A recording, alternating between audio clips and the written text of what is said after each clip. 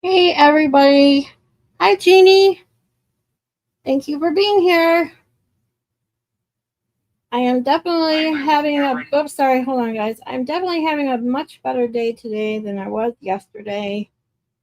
I got my Buy Me a Coffee website working. So now if you don't have PayPal and you'd like to donate, I have the website and the ticker, and it should be on my page. I think I put it there. Hold on, let me double check. I was going to, and I think actually I forgot. Yeah, I did. Let me put it on in my bio right now. Hold on, guys. Edit. How do I edit? Oh, edit. Description. I'm putting the link to my Buy Me a Coffee website. Thank God I spent 1.5 hours on the phone this morning dealing with this. But it works now, so I digress.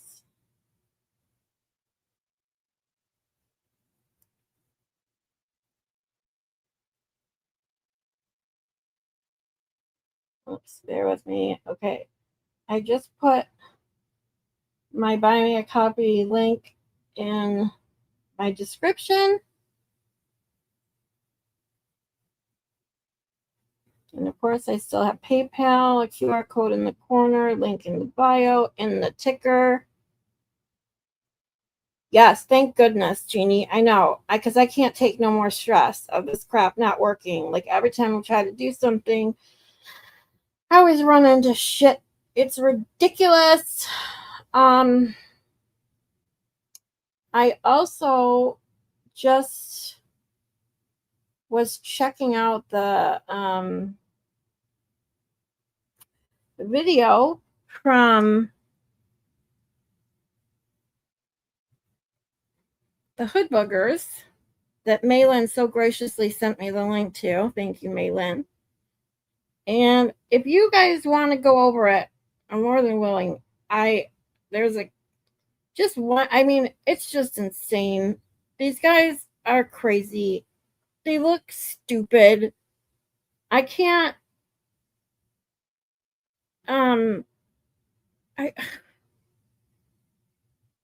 I just don't understand why they think this is a good thing to do. They don't care about Kelsey Fitzsimmons, which is why they should have been at the courthouse this morning. This only goes to prove that they are there to create drama for clicks and money. And I mean, it's just sickening. I can't stand it, which is kind of why, like, if we go over it, we go over it. If we don't, we don't. I don't really care. You guys want to see it? I'm going to play bits and pieces. If you guys want to see something specific, let me know. But right away, this is Jabril and his camera waiting for Aiden to show up. And then lo and behold, he shows up. And this is what we get. Let's talk to this guy. What's up, dude? What's up, dude? Hey. What's up, bro? What's up, bro? You know, come and ask some questions, bro. You ready to answer some questions? Let's dude? go. Let's go. You ready to answer some questions? Hey, buddy. What's up, dude? We're here for justice. You haven't seen it, Gene? You're the most corrupted one, bro. I barely can watch it. Let's put it that way. Is it cool to say that you rather have cancer beat a 60-year-old lady, bro? Is it cool? I mean, right away. What's a hood book? So you'd rather have cancer beat a 60-year-old lady, right? Dude, that's not my type of humor, but it was a joke, okay? And these guys have said way worse shit than that.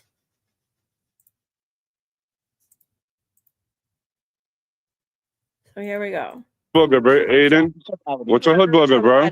I email you all the time. We are email friends. Thank you very much. I thought it's a conflict of interest, Aiden. Why are you here? Isn't it a conflict of interest? You couldn't cover Jigga, but you're here? What's up, dude? Answer some questions, Aiden.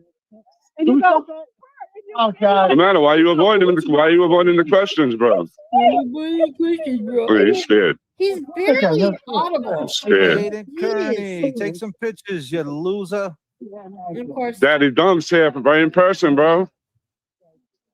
Why don't you ask him Right about away, you loser. Why don't you get out of my ear with is he that? gonna call Kelsey to see you next Tuesday too? Are you gonna call Kelsey a cunt when she don't like you? Why would I do that? What's with That's your what you eyes? do, bro. That's what you do, bro. What are you on right now? I ain't on shit, bro. yo, he's on something. It's and called he's lack of really sleep because I've been waiting to come to Are investigate. you okay? Are you okay? Just in your ass, bro. Yeah, I'm always sharp. Look at you. You're a rat or a rat. You're right. Yeah. Okay, I'll do that. Would Brado better like how you rather wish death upon the cancer patient? Huh? Are you not sure? What time? Fucking clown. I'll be there Monday. Fucking clown. You don't want to answer no questions, but he wants to ask questions, right? You want to intimidate women? And so all you can do is intimidate women? To this awful case that you are. What's the matter, Aiden? You can't intimidate a man, you can intimidate women? You like threatening women, bro? That's not a nice thing to say. You like threatening women? That's not a nice thing to say. You like threatening women? I'm a kid who's You like not a threatening women? okay? You know, Chris Albert. You not a like woman. threatening women? You know any other word? Definitely not a woman. Any other question? Be nice to them. Just gonna Come on, dude. keep getting the same old shit. I don't think they. Why are you here, bro? I thought it's a conflict of interest. I thought it's a conflict of interest. So why am I here? It's a great question. Isn't it a conflict of interest? You couldn't cover Jigga because your attorney's his attorney, right? Because Kelsey Fitzsimmons deserves to be reunited with the Yeah. He very. definitely does. Really? But you're not the one to help her. No, Are you no gonna lawyer. Because you're gonna call her a cunt after she doesn't. Because you're about the money. You're all about the money. That's the only reason why you're here is about the money. No, he's about the. This is called projection. We are going to talk about projection on this week's psych lesson, everyone, because projection is thrown around so much in this freaking anti-Turtle Boy, anti-Karen Reed movement so bad. It is insane. When people constantly accuse other people of being something or doing something, the prime example is most cheaters accuse their partner of cheating because they have a guilty conscience, and so they want to turn it around and make it the other party's fault. He just said, you're here to make money. You're just doing this to make money. No, that is what the hood boogers do. Sorry.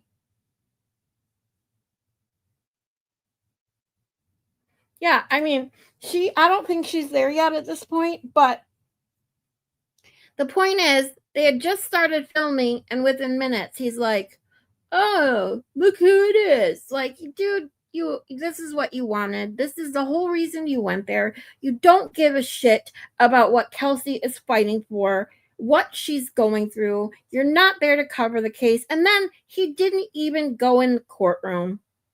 Like, he did all of this just to confront Aiden. And that's for clicks and views and money. Exactly. Projection. It is disgusting behavior. I cannot stand it. Yeah.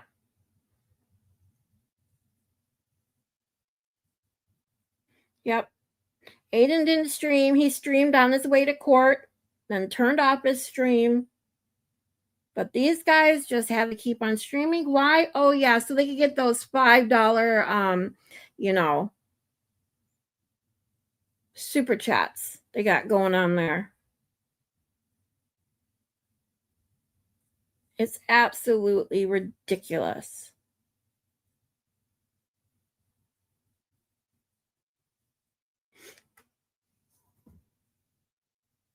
Oh, it makes me sick. The money. He don't work. I work. I took a day off on my job to go. I'm a tow truck driver, bro. He does work. Because I'm here to question. I'm so sick of people saying he doesn't work. Hi, Annie. Thanks for coming. Hey, Scott. Super chat. Every time I read. Oh my God, that's so funny. But I am so sick and tired of them telling Aiden or saying Aiden doesn't work. And he's a journalist. He writes articles. He takes the time to do research. And I'm telling you, just making a YouTube page is work. What I do is work too, but I'm not even a journalist. I'm a content creator. I totally admit that right now. But Aiden does so much more. Not to mention, he's fighting his own legal battles right now. I was watching this on Erica's. He didn't see. Oh, you didn't see this part? Oh, yeah. It's. Ugh. Oh, Annie, we're just starting. Kelsey Fitzsimmons had her hearing today. Excellent news. She gets to move out on her own. She's getting some freedoms, which is just, it's great. It's going to be great for her. It's the first step. It's not enough, but it's at least it's a step in the right direction. Yes, he's damn good at it. I'm going to be totally honest. I support Turtle Boy. I actually enjoy a lot of his content. Some of his content I don't enjoy. And when it's something I don't enjoy, I just don't watch it. I mean, it's not that hard of a concept to just not watch or participate in something that you don't enjoy instead of doing all this shit. Oh, Jeannie, you guys are so sweet. I love you guys. Oh, you watched it with Melanie? Okay, awesome. I watched it with Baker, some of it anyway. I didn't get to see it all, but that's Aiden right on the right. On the left is JFK streaming. That's his avatar. And then Jay Brill is behind the camera. I mean, he's so obnoxious. I mean, just watch. In your ass. Look at you. These are Look very at you. productive questions. You look at you. All right, should we do a video off? Look at you. Okay. Look at you, bro. The bus. I don't give a fuck if the bus is real. Look at you. I told you, Daddy Dunks will be up in your face, bro. I'm here. I'm here in your face. Get that fucking camera out of my face, bro. Do not push me. Not okay. It is okay. You're not gonna put. I didn't touch his hand. I touched his phone. Get your hand out of. Get your fucking phone out of my face. I didn't touch my face, bro. Do not push me. Not okay. It is okay. You're not gonna put. I didn't touch his hand. I touched his phone, bro. I'm here. I'm here in your face. Get that fucking camera out of my face, bro. He Do just not. assaulted Turtle Boy. And then after pushing his hand, which he says, oh, I pushed his phone. Well, no, he pushed his hand. You can see it plain as day. He then pushes this lady's sign. Not push me. Not okay. It is okay. You're not gonna put. I didn't touch his hand. I touched his phone. Get your hand out of. Get your fucking phone. Absolutely ridiculous. I'm gonna play it for just a couple minutes. I have some macaroni in the oven, some homemade macaroni, and I gotta go take it out. So hold on, watch, and I'll be Out right of my back. face that close, bro. Disrespectful. Who are you? I know you. Who are you? Who are you? Who are you? Yeah, it is me. It is me. You like that? You like that, Giorgio? You like that? I love it. You like that, right? You're a clown, bro. So where were you You're the right. first time? You're right. It doesn't matter where I was. I wasn't part of this. I wasn't part of this. I wasn't part of this. Yeah. Yep. I'm the man who invented everything. I'm the man who invented everything. Yep, I am. Yep. You're a fucking clown. I am. I'm here now. It doesn't matter where the fuck I've been. I'm here now, bro. That's all that matters. Yeah.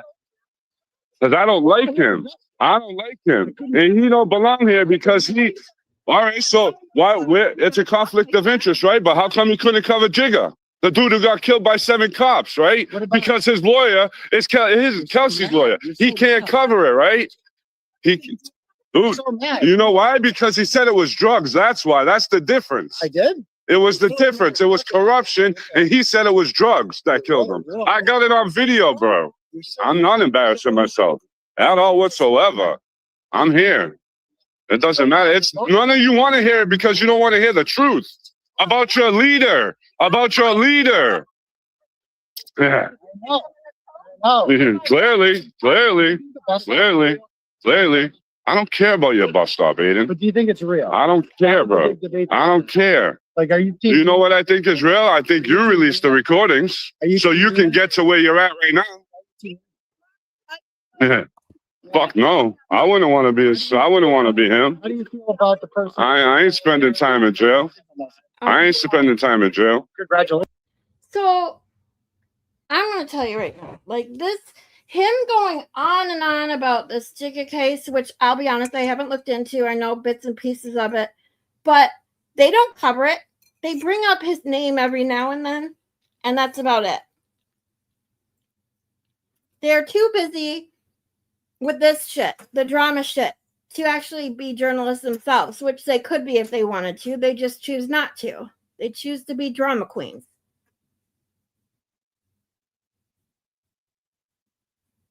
Yeah, it's JFK in his ear. Yeah, exactly. I know, right? He is just, it's sickening. I don't know how they even have as many followers as they do. I don't understand the attraction to this bullshit.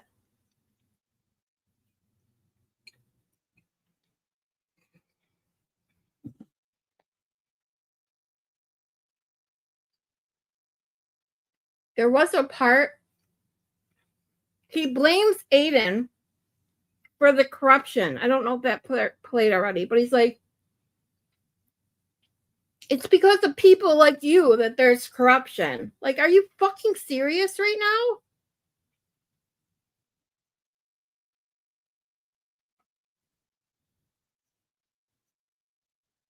It's insane. Congratulations. Yes. I'm surprised they didn't come after you. In the state, I have nothing to do. They can come at me all they want. I have nothing for them to come at me for. They're a clown, dude. You look like you're well groomed today. Yeah. I don't care. I'm not here to impress people, bro. I don't need to impress anybody. I take showers every day, twice a day, bro. Before and after work. Nice try. Anyway, so You're a clown, bro. Yeah.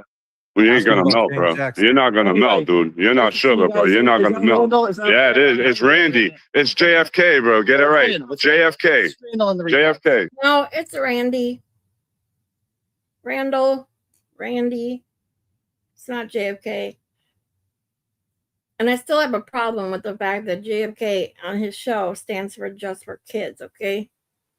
That's a problem. Especially since we were just talking about projection, and they're always the one accusing people of being PDF files.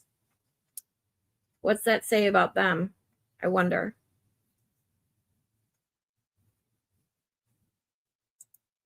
Like, this is just, Hey, it's yeah. nonstop. Retard. Dude, you see, that's your problem. We can say hi. We can talk. He goes on and on with people there. No, we had some people. Then the back and forth. Then they play the hearing.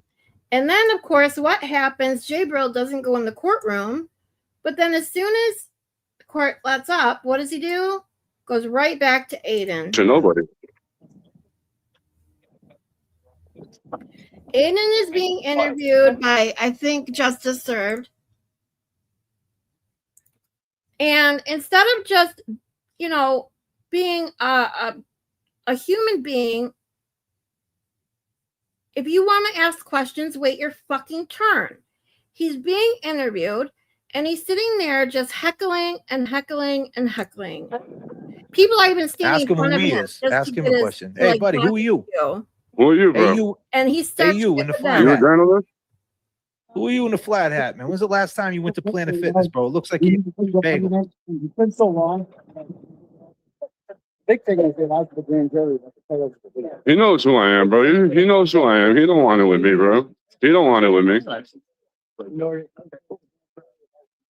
TB. Aiden Kearney. The biggest witness intimidator right there. I mean, you would think so. Look at Why did The hood book is one of the Smile. question. on JFK's face. mean, you would think so. Why did The hood book is one to ask you a question. Videos, it's not a big deal. Right?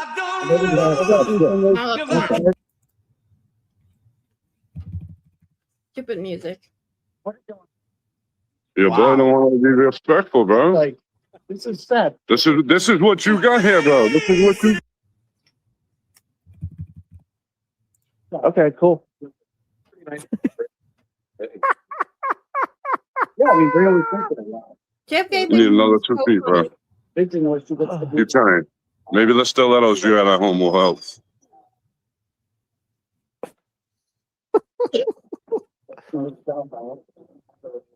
Oh, Jesus. Why is this funny? That's gonna be my first, you know, I mean, this trials, it's just gonna be. Wow. Working with it. I just, it's disgusting. Yeah, I think so. Jeannie, I don't know, but I think so. That's who I thought it was.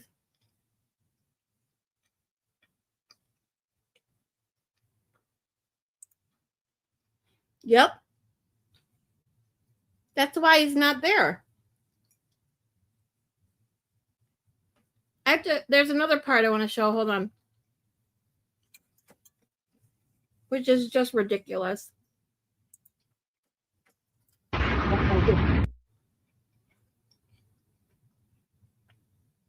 So they're making fun of Aiden, who pulls out his camera to record J-Bro. Makes fun of him. Why are you shaking? Because his arm's shaking. Well, it's because he's holding his camera up like that. Anybody's arm would shake trying to hold it up like that. Get out of my face. If you Look.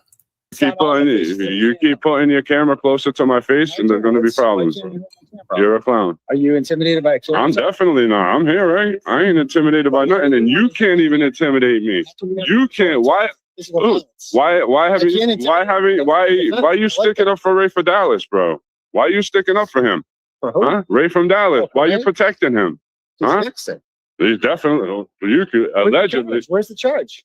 soon to come, but that's Where's besides the charge? point. Where's the charge? Why haven't you spoke on the polygraph?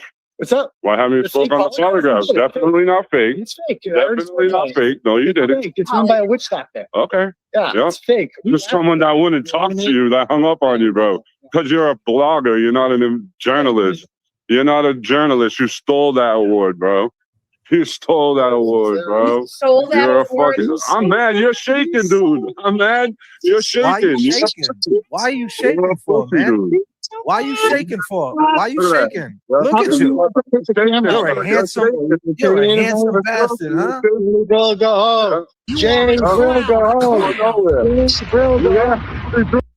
Why is he shaking? You hold your phone up like that for that long and tell me your arm don't shake.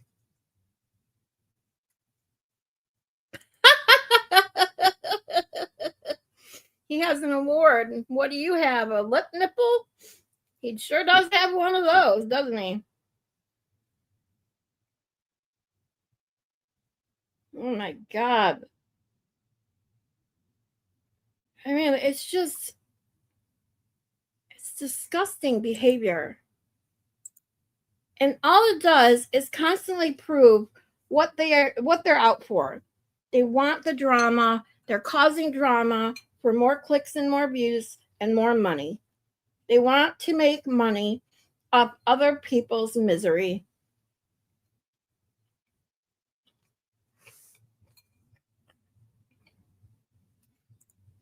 You're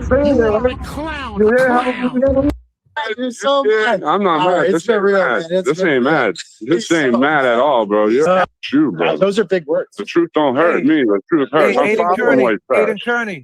Aiden Kearney. I'm far from trash. Aiden I'm not Kearney. trash. And look at him. He's literally screaming Aiden's name, saying it wrong, even though Aiden can't hear him. Like it's gonna so stupid. I'm being a journalist.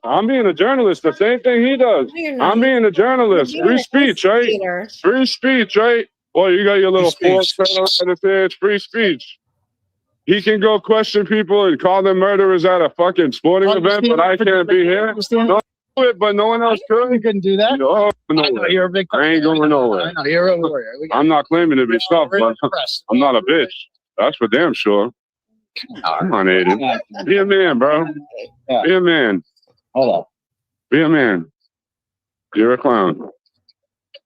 Why don't you answer the question? When are you going to apologize to James Jackson? I spoke with James Jackson. He's my friend. Yeah, he is. He is. But you still talk shit about him. Okay, cool. But you still talk shit about him. James, no, it's my homie. You're a clown, bro. Oh, You're a it's my clown. job. You're a clown. Dude. I let him talk on like. You're a Randall. clown. Yeah. Talk. It's You call JFK. James Jackson? It's JFK. It's Randy. Randy. Randall. We're gonna call him. Randy. Yeah. He hates that. Huh? Nah. Good to know. You hate your video of you crying on the floor. You got trapped in a house. Come on, dude. You know what you did. You know everything you Crying did. like a little girl. Make the play by design, bro. And this right here is absolutely disgusting.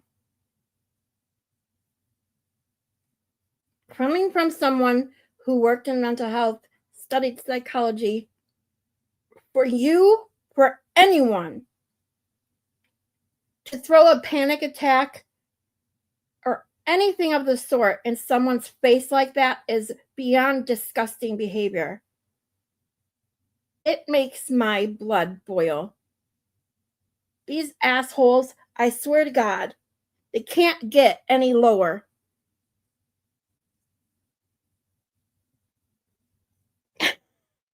Jeannie. I'm telling you, it is just. Ooh, You're trying to make it. When she comes That's out, I'll when he goes- respect that. When she comes out, I'll respect that. Who, you? Oh, when You? comes Like, out, I embarrassed? respect it. He's not respecting shit by doing this by doing this at all. Using Kelsey Fitzsimmons' hearing where she had just won, finally got some reprieve on all the shit she's going through, and this is what he's doing outside. Hey, Hey, This was what? For doing what he does, being a journalist? I'm not talking to you, I'm talking to him. sure. Don't matter. I'm an independent journalist, just like anyone else could be, right? I have a part-time. Yeah. Yeah, and I take the day out of work to do my second job. Thank you very much. Yeah. Because I could do that. Ratchet. This is the only ratchet one of you turtle riders. That's the only ratchet here. I'm far from jealous. I'm far. I don't... Making money off of begging for money, dude? Like begging for money? Talking shit about people to make money? Come on, I can... Yep. That's exactly what you do, Jay Brill, or your master does. You do all the work for him to make all the money. You're just too blind to see it, dumbass. do that all day. I could do it all day if I wanted to. But I don't do that. I spit facts. That's why I'm Jason Brill. Facts. Fact finder. Thank you. Yep. People like you is why there's all this corruption around. See? Yeah, like you hear is that? why. Listen. Thank you. Yep. People like you is why there's all this corruption around. He literally just blames people like Aiden for corruption. And look at the smirk on JFK's face.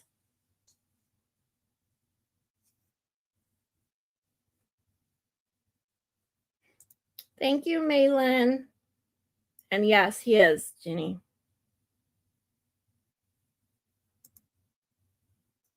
Yep. Exactly, Maylin.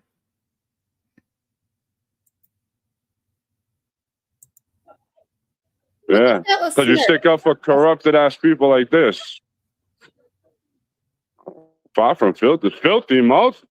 Do you hear me calling women see you next Tuesdays? Come on, dude. Come on. Enough with that. No, but I've heard you. I personally haven't heard him call anyone that, but I've heard you threaten to hit one. I've heard you threaten to do more than hit one, which is worse than calling them a name. Fucking moron. Enough with that. It doesn't matter where I smoke cigarettes. he's getting You put a protected. girl a little bit too, girl. You ain't about that life. Protect the You turtle. don't like the cameras in his face. It's a whole different story when it's on him. Ask him if he goes to prison, he's gonna be scared of the hood boogers. When you go to prison, are you going to be scared of the hood boogers in there? Because you're going to be surrounded by them, boy. Oh my God. He walked Why that you thin line, bro. You got All nine. these You got 9 people- cases open. You got 9 cases on you, bro. Well, I hope you Yeah? do. For your case, I hope you do. But the law-wise, I highly doubt it. I highly doubt it, bro. You know, the problem they don't seem to realize is that, not that I believe in any way Aiden's going to prison, because he's not, but in their eyes, they think he's going to go to prison and what? You're going to lose content, assholes. This is your content. What are you going to do then?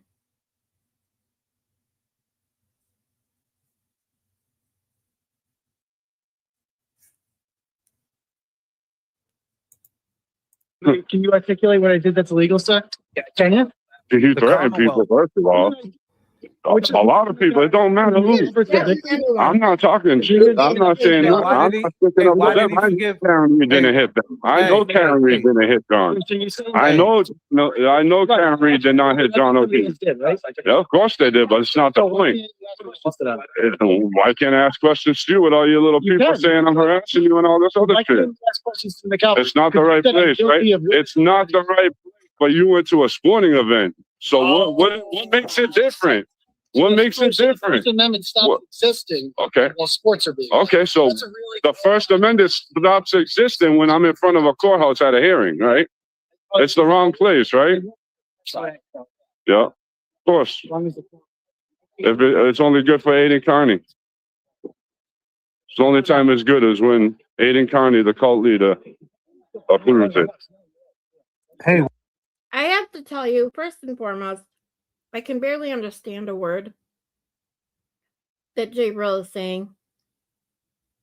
For someone who myself gets criticized by the way I talk, at least I know most people can understand what I'm saying. I'm not to the point where I sound like I'm on something.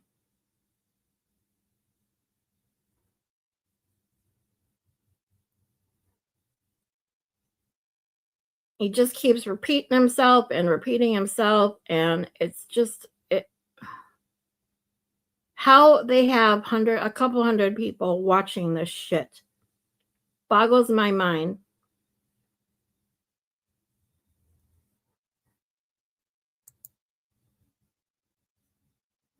And I mean watching it for content, not to make fun of it. why did he forgive a girl that accused him of rape and put him in jail? Oh, come on, dude. She put you in jail. I didn't. Someone did, and he forgave that. Where's he been?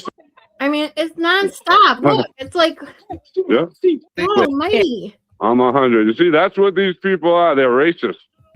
Come Oh, on. Last week I got called the racist. N-word. This week I get called the wigger. Come on. Come on. Come on. Come on. Ask him if he Yeah, I got a life. There it is. I got a life. I got a life. It's a very good one, too. Don't get it twisted, girl. Hey. Ask him What? if he cure rates racist traits in You his chat. feel racist? I Oh, was blessed. my God. And then I school. If I was your teacher, you'd have an. Bro, a girl beat you for your job, bro. It's like A girl beat you for your job because you suck at coaching. I called the boss.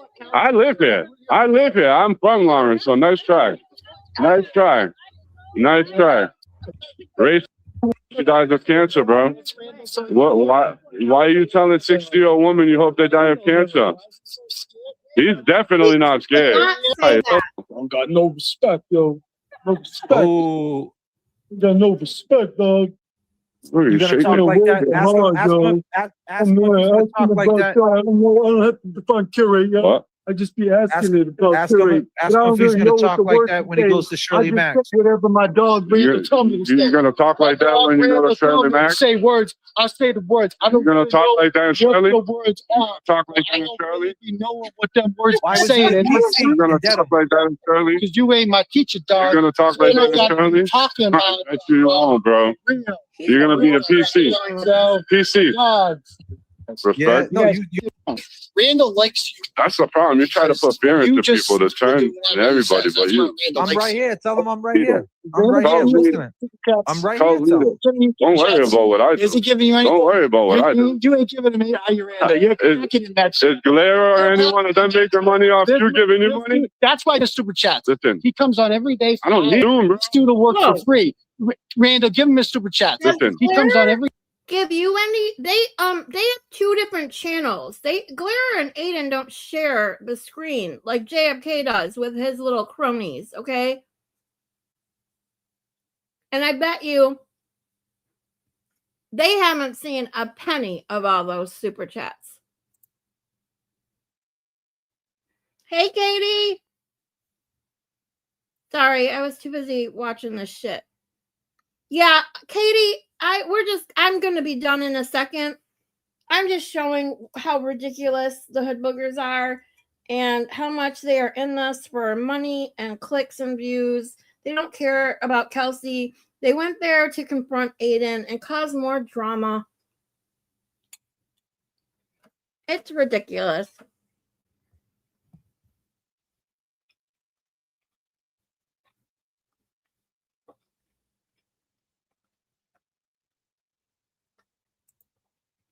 Yes, Katie, exactly. I don't need money for this. Sits there, he This is agrees. what I like doing, bro. I don't need How money come for you're this. not paying? Hey, J, bro. I get paid. How I much get you pay? paid. I get What paid. percent you give I you? work What for my percent you give you? paycheck, and I don't need to get paid for this. You give But I love doing it, bro.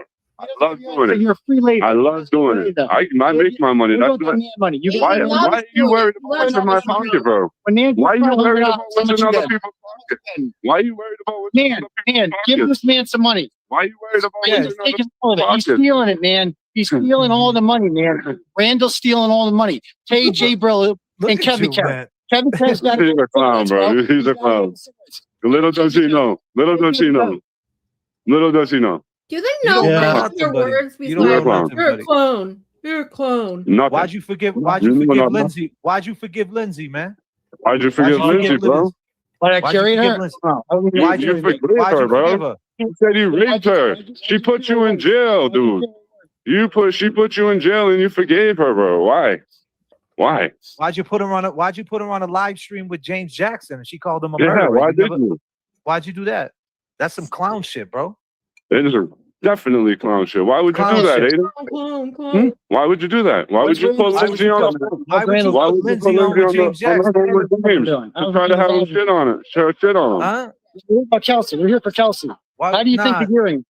How do you feel Why? the hearing went? I think the hearing went the well. hearing What was about good. Brian Higgins But now we're Cross? not, we're I'm not talking to you answering your now, though, questions. buddy. They're my questions. Yeah, I'm here to we're talking question to doesn't you. even go in the I'm here to What about question the you. hearing? When you get up to Shirley Let me- Max, right? Okay, so we're Are you out gonna here be with all right? When you get How do you to feel when the you hearing get to today? Shirley How Max, do you feel the are you hearing gonna went today? talk like that? How do you feel the Are you hearing went gonna today? talk like How do you that? feel the hearing went today? Do you think it went well for Kelsey? What was your you favorite and part of PC? the hearing today? What did you find most You're interesting? gonna enjoy PC? What did you find most You're gonna interesting enjoy- I'm about here it? to question What you. did you find most interesting? You're not Well, how come you questioning me. didn't come inside the courthouse? You're not questioning me. So I watched the whole hearing. I watched the whole We're hearing. just trying to curate the I answers. watched the whole hearing.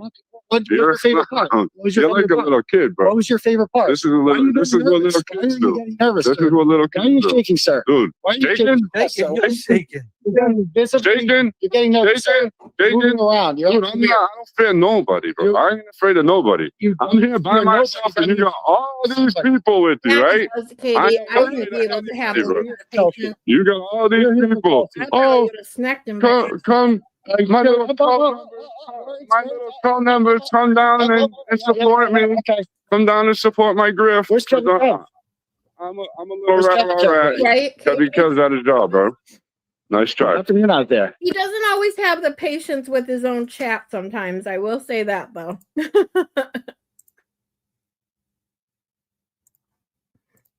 Because I came here to choose.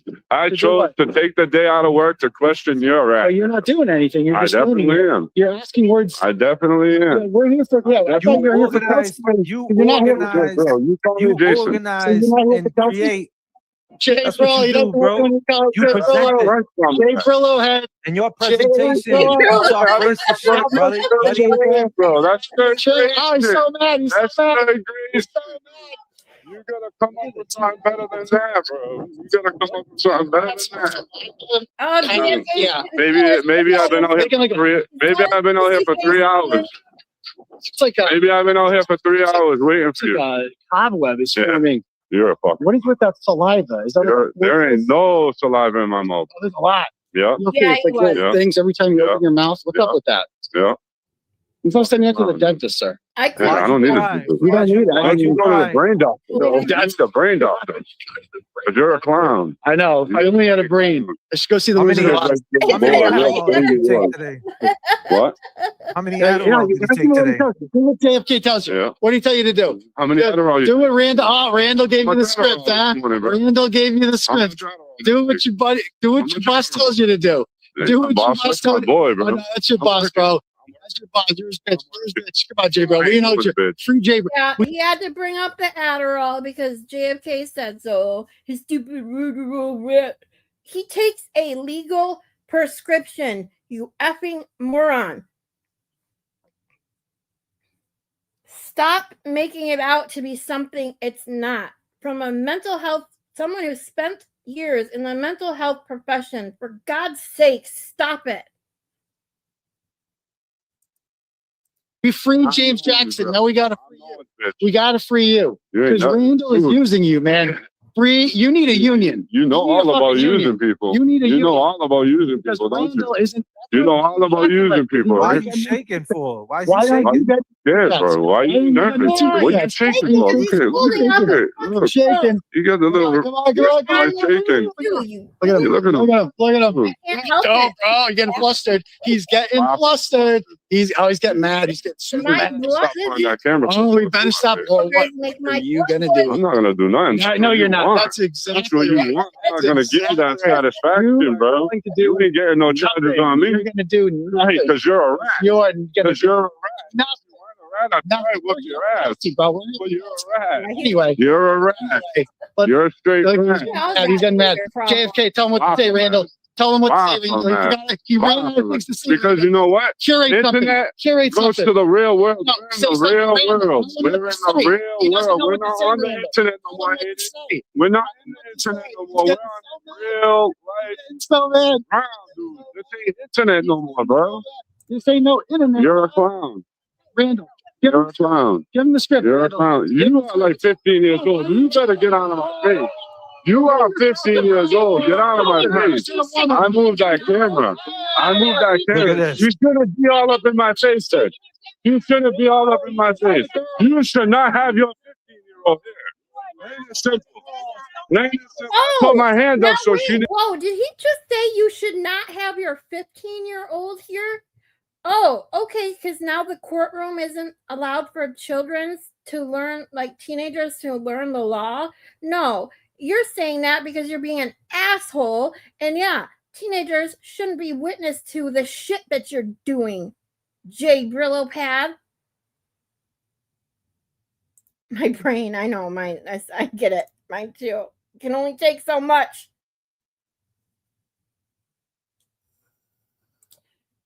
Oh, the cops right here. Your boy Oh, just the hit cops right here. girl. Oh, the cops. That girl. You like Wait, it? what did he I didn't hit no one. Call the cops. If I hit her, call the cops. Call the cops. If I hit her, call the cops. Call the cops right here. Your boy Oh, just look at the comment on JFK's page. The longer you let this keep going, the dumber it looks.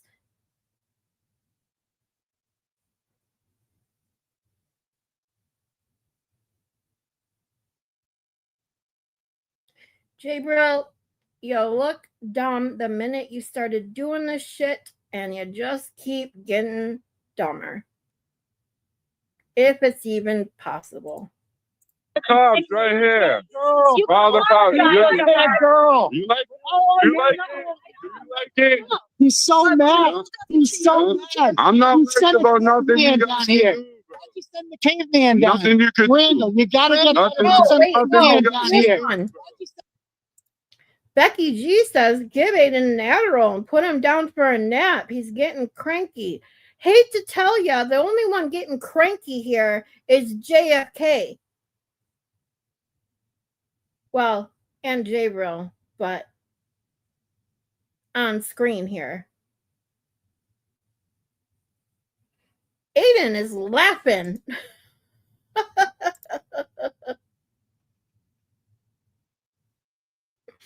Oh, is that who that is? I didn't know.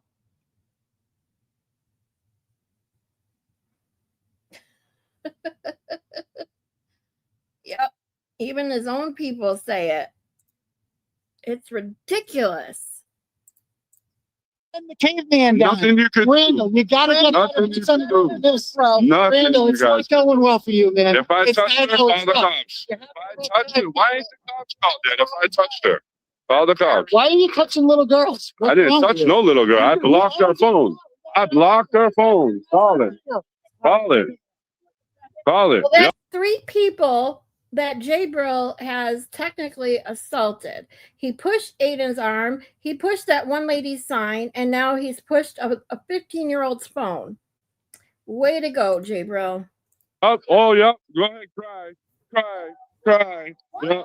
Cry. I put my hand up so her phone didn't come close to me. Did he just do that? He seriously just said cry, cry, cry. Are you okay? I don't know if I'm going to be totally honest. I don't know if I can watch much more of this. My heart rate is probably over 100 right now. My blood pressure is probably like 250 over 100. I am freaking. This is.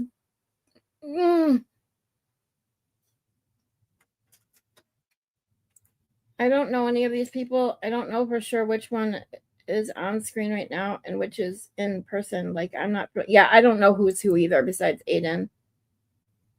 I know them all as JFK show. Yeah, so JFK, Randy/Randall is the one in the hat and glasses. Aiden is on the right with his phone, and then everyone else in the background of Aiden, I have no clue. And of course, Jabril is the one talking shit behind the camera. Right? Yep. I'm trying. Buddy. Thug down here to hit I him. didn't know. Yep. Until she comes out, I'm a do for work. You're sitting here doing. Yeah. That I got. Sailor mask. I was there. Oh, I got an interview. And I shook Kelsey's hand. Where was he? Wait, Just did you so see that here comment? doing nothing, making a. This comment says, hold on. JFK will have content for a week now. Great job. Which goes to show you they did this for content. They did this for money. They did this for clicks and views. Period.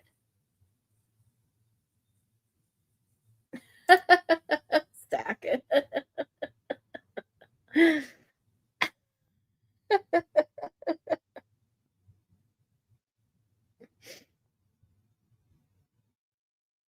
Yeah, I just noticed that too. Zach, you changed your pick again. Do you change it like every day?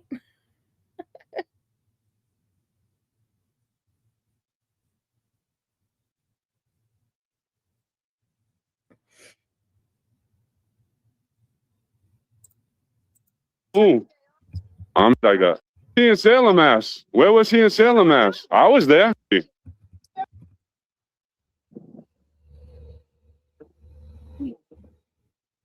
Fucking clowns. It happens, bro. Anyway, Oh, look I at ain't worried that. about nothing.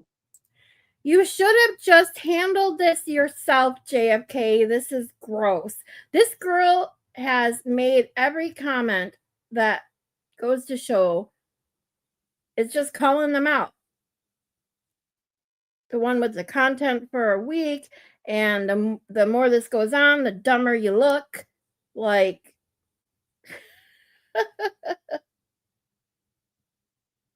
next witness, hey, thanks for coming. Jay Brell says he shook Kelsey's hand. What? Are you kidding me?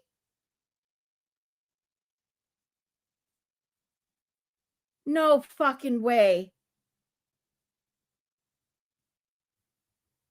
You gotta be shitting me. This asshole went there to create drama for content for JFK, his master, and then has the nerve to shake Kelsey's hand. Disgusting. Oh, okay, I'll rewind a tiny bit. Gotcha. Hold on. That's not Aiden. Mm. Fucking clown. Take it easy, bro. Take it easy. Oh, he even tells Take me it to take it easy. easy. I'm good. Listen to your master. Yeah. Yeah, it's a little That's bit- not Aiden. That's not Aiden. Oh, what is? There's only one master. That's the cult master right there. Wait, is he delusional now? He just said that's not Aiden. What? He's delusional.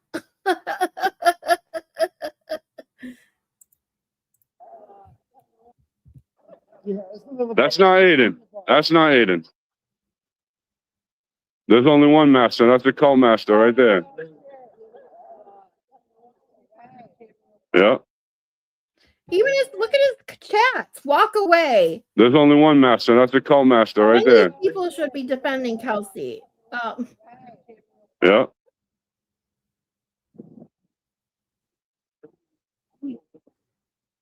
Fucking clowns. This shit's funny. Shit happens, bro. I ain't worried about it. I ain't worried about nothing. I ain't worried about nothing. Hold on.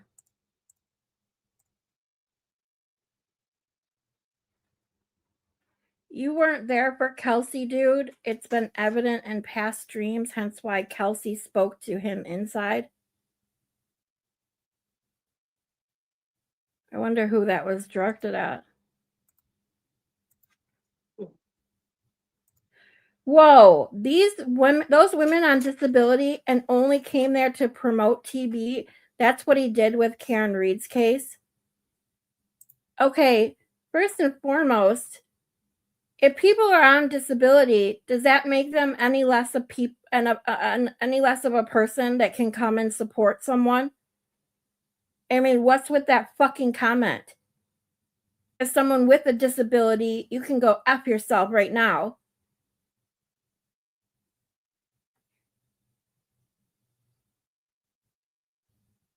Kristen asked what my Longhorns always look like. I got you, Zach. Oh, God. Yeah, I saw that. At our last hearing, he did and chased them down because JFK wanted to talk to her and Bradley made himself look like a freaking fool.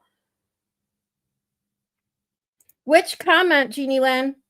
Even as viewers saying, oh, yeah, his stop. Yep. Yeah. Well, February and March always have the same days and dates unless it's leap year. Silly.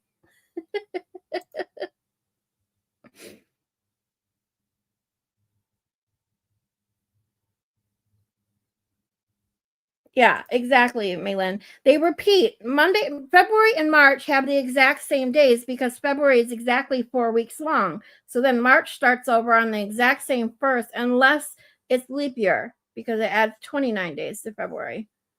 Yeah, it's definitely, they're just disgusting. Next witness, if you're still here, did I miss it? Did I still need to rewind more to hear that part where he says he shook Kelsey's hand? Yes, except for leap year, exactly.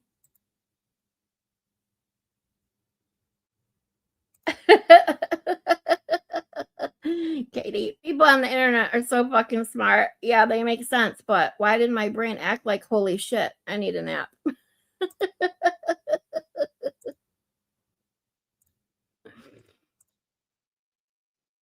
Those women are on disability and only came there to promote TB. That's what he did with Karen Reese. Exactly. Same What? shit. I'm sorry. Excuse you. What is wrong with women having a disability and coming down and supporting people? I swear to God. He only gets brave if his cult is there. JFK smiling ear to ear the whole time. In the words of JFK himself, this is what you curated, clown. Now, here we go. The old Pats is dead. Man, this is what you curated. Old Pats is dead. JFK smiling ear to ear the whole time. In the words of JFK himself, this is what you curated, clown. Clown. Now, here we go. The old Pats is dead. She Man, wanna- you she guys are wanna taking try- you guys are she's taking that trying- shit too she's trying serious. to hurt her feelings. She wants to put her phone in someone's face and she's crying. Yeah, but you know, she's a young girl, man. You know. He's not She shouldn't be hiding here, then. behind anyone. She shouldn't be here. Yeah, but still. My she's kids are with her to be here, then. Whoa. Yeah, but you know, she's a young girl, man. You know. She shouldn't be here. Disability grifters? Barely Brunette says. Disability grifters. Get out of here, bitch. You wouldn't know what to do if you had a disability. You'd probably whine like a little 2-year-old. I work and have a disability, and I still do this. And I would be there if I lived in Massachusetts. We do a lot. Just because we have a disability doesn't mean shit. It was the first thing I heard when I popped in your chat. Oh, okay, gotcha. I don't know how far back that was. I'm at work listening. Oh, gotcha, sweetie. Thank you for being here. You're so awesome. I love your videos. You do amazing work.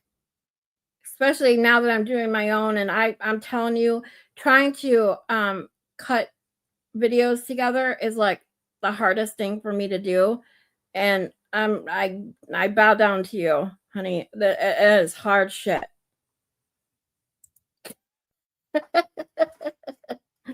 Like, how do you call out women with disabilities? Like, I'm sure that's not even the case. I know women who took off work to go to these things. But even if it was the case, what's it to you if they have a disability? That means they're not sitting at home. They're actually getting out and trying to do something. What's wrong with that? All this shit pisses me off. Here, then. She shouldn't be here. Yeah, but still. My she's kids are where they're supposed to be. Not here. Not here. And my kids are older. They're not here. Why am I going to put my kids out here? Why am I going to put my kids out here with you vile ass people? So you could dox my kids too? Get the fuck out of here. Dirty pants, dirty jacket. I don't look dirty, girl. Sorry. Do I look dirty? Dirty pants, dirty jacket. Dirty pants, dirty jacket. You look like a creeper. Yeah. Sorry. Dirty pants, You look $200 shoes. What do you got? that lip nipple you got going on. I don't give a fuck what you got. But you don't. Look at those sneakers. Look at those sneakers.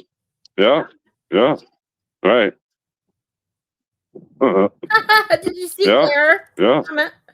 Claire commented, Jabril assaulted a kid just now. Go, Claire.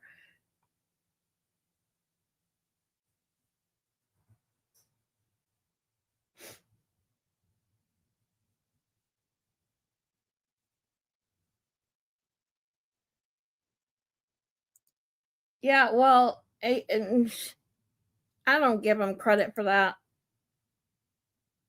He's not doing anything about it. Doing God's work while others have to work. Exactly.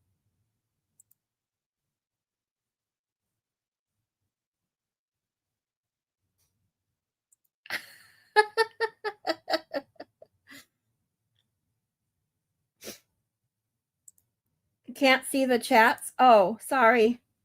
My stupid thing is in the way, isn't it? Sorry, guys. Hold on. Oh, not that one. This one? There we go. That's all the credit. Oh, that's all I will give him credit for. He still signed off on it. Yeah. I get you, Maylin. I get where you're going with that, though. Like, it's just, this is all ridiculous shit. Right. They're clowns. People are funny, bro. No, they don't like when you ask them questions. They're the They ones that don't. get They all don't like crazy. questions being asked, but they want to ask questions. Same shit. I'm asking questions. I'm here. Mm-hmm. Yeah, well, this isn't the place to do that. You want to ask questions, you want to be a journalist, learn how to ask questions at the appropriate time and not repeating the same fucking question over and over and over in between insults. It is what it is, you know. It Yes, is what it sir. Walk away. You can't, Javid. Come on, man. Come on, man. You're better than this, Miss Jen. I mean, Yeah, no, you're not. No, he's not, Miss Jen. I hope you learned a valuable lesson watching this shit. This is who they are. This is who they have always been and will always be. That's it. They're gonna lose. They're gonna keep losing viewers because they're gonna keep showing their true fucking selves, and people are gonna get sick of it. better than what? He's asking questions out there, and he got attacked by a bunch of people. You know what I'm saying? So it is what it is. What are you gonna do? Ray from Dallas, sexually assaulted 10-year-old Well, boy. I'm not I playing I that didn't game. see And what then happened. turn on the kids. What happened? What allegedly happened? No, she called my name and I looked over. She has a camera in my face, so I put my hand like that to block her camera. Oh, you hit her! You hit her! Come on, dude. I didn't hit nobody. I put my hand up so she won't be all up in my fucking ear with her phone. It's not the law girls or whatever it is. Yeah. I mean, they shouldn't. You know, you can ask any question you want. You know, I could ask any question I want, but and that's try the to tell point. me.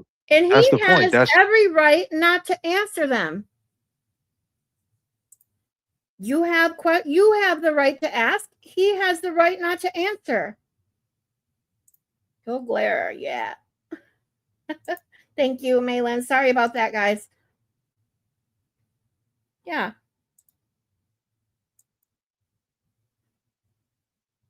They will lose viewers because we choose to watch their shenanigans with other streamers. Yep, watching them. Exactly. I wouldn't watch this shit unless I was doing this or watching the glare, making fun of them, or Kazi G, because this shit is not content. Making fun of them is content. now that's what he did, right? He went to a game and asked questions, right? And it was no Right, problem. and then they right? try to So what's- flip it like if I stuck up so for what's John the McCain. problem? What's the problem that you asking him questions? It's Because him. this is not, this is a case of a woman dealing with some horrible ass shit, and you are using that case and her name to do this shit.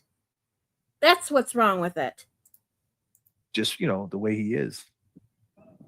I mean, look at the name.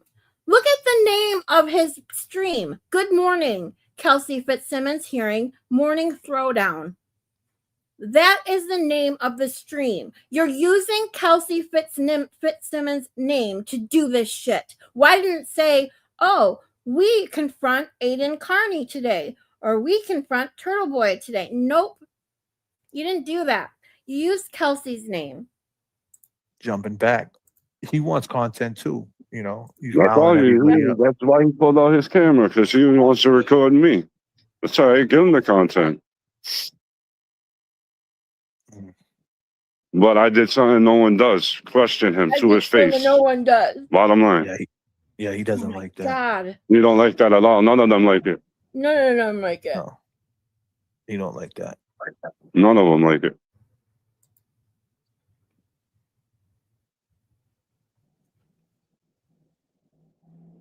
Where'd he go? I think he left. I think he ran off. He didn't Yeah, he run off. probably He probably disappeared. just don't want to deal with your shit Or he anymore. ran away.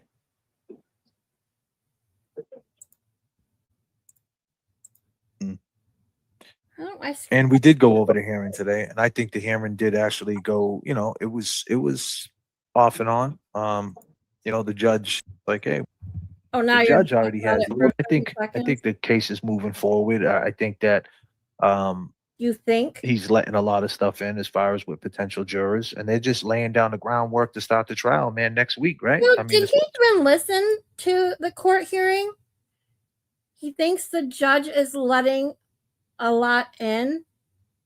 No, he didn't let in what was most important,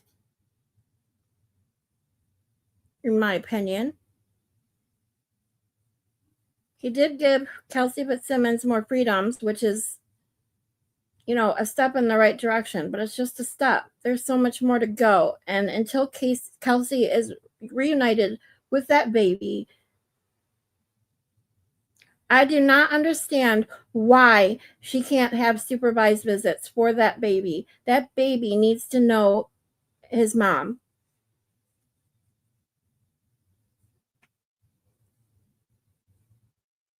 Being ripped from a breastfeeding mother, a baby being ripped from a breastfeeding mother is one of the worst things you could ever do. Attachment disorders form quickly when you lose the bond with your mother.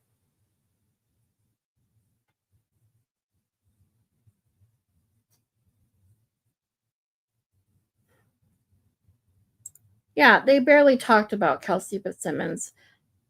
All they did was confront TB and cause drama. Then they played the hearing and then caused more drama. I mean, it's just ridiculous.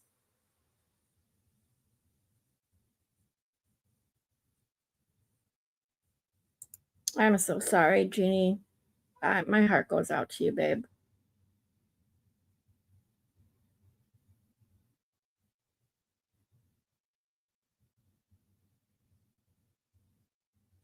Justin a lying is what I call him, because he's a lying sack of shit.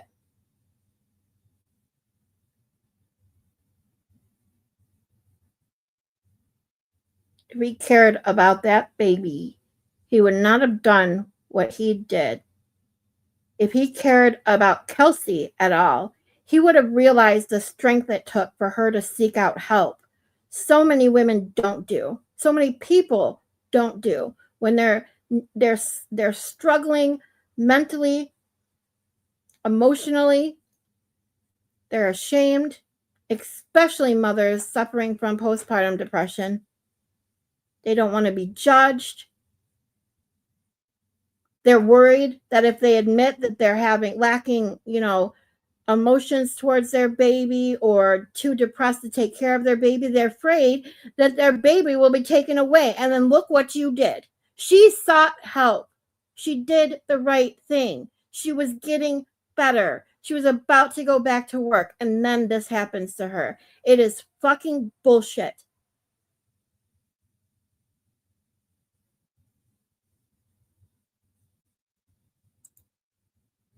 This judge didn't have the jurisdiction to give her visits with her kiddo. He did the first step in the process. He took off the criminal restraining order. Now she can apply for supervised. Thank you, Annie. Thank you.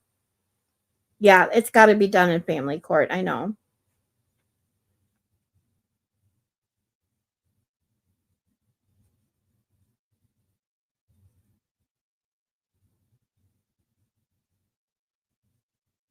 But from what I understand, the judge isn't allowing the Justin stuff in that they wanted.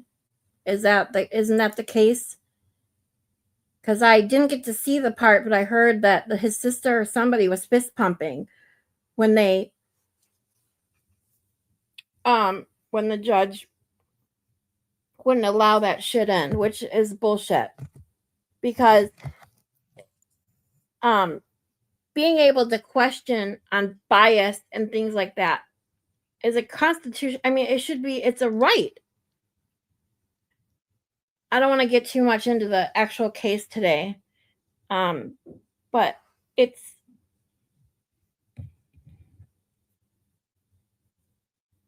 I guess I'll just leave it at that. There's a long way to go.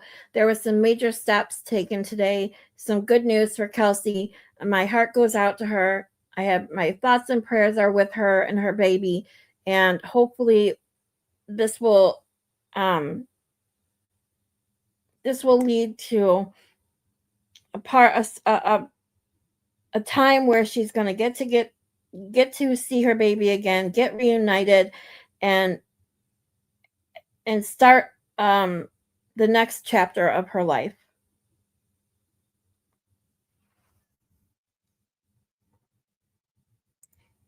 Huge win for her, especially now that she can live on her own. Exactly. He didn't deny that motion. He just said he'd have to wait and see what was said on direct. I gotcha. Thank you, Annie. Like I said, I didn't get to see it. I only heard reactions to it because I was busy getting myself ready for my presentation today. So I had to stop the live. I was watching Baker show the live court hearing.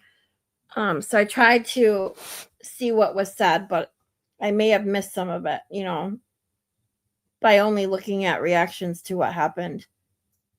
Tim Bradle has to approach the bench before he asks questions. Okay. Thank you. Okay, that's good to know. All right. I think this is Weeks away. enough of the crap. It's all right. This whole buildings, and they're gonna see how she high. I'm done with the hood boogers today. Let's get Higgy with it. We're getting back into Brian Higgins' testimony today. We are halfway through the cross examination by Alan Jackson. This is where we left off yesterday. So let's get into it.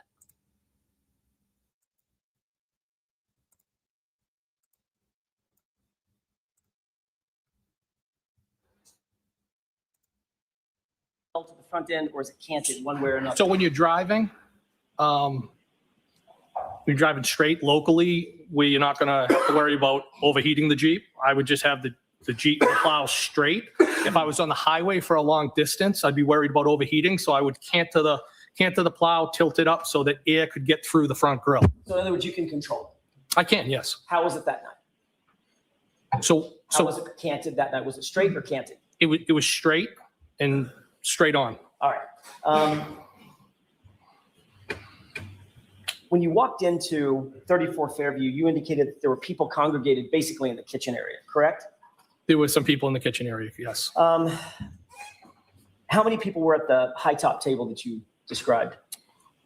Initially, when I walked in, I believe there was Brian Jr., and he was flanked by one, possibly two females. And you indicated that basically you were positioned in that area with your back to the door for most of the evening, correct? I was like I would describe it as diagonally across from him and had my back to the door that I had come in, which would be the breezeway door. But at some point, you had moved out of that kitchen area with Brian Albert, correct?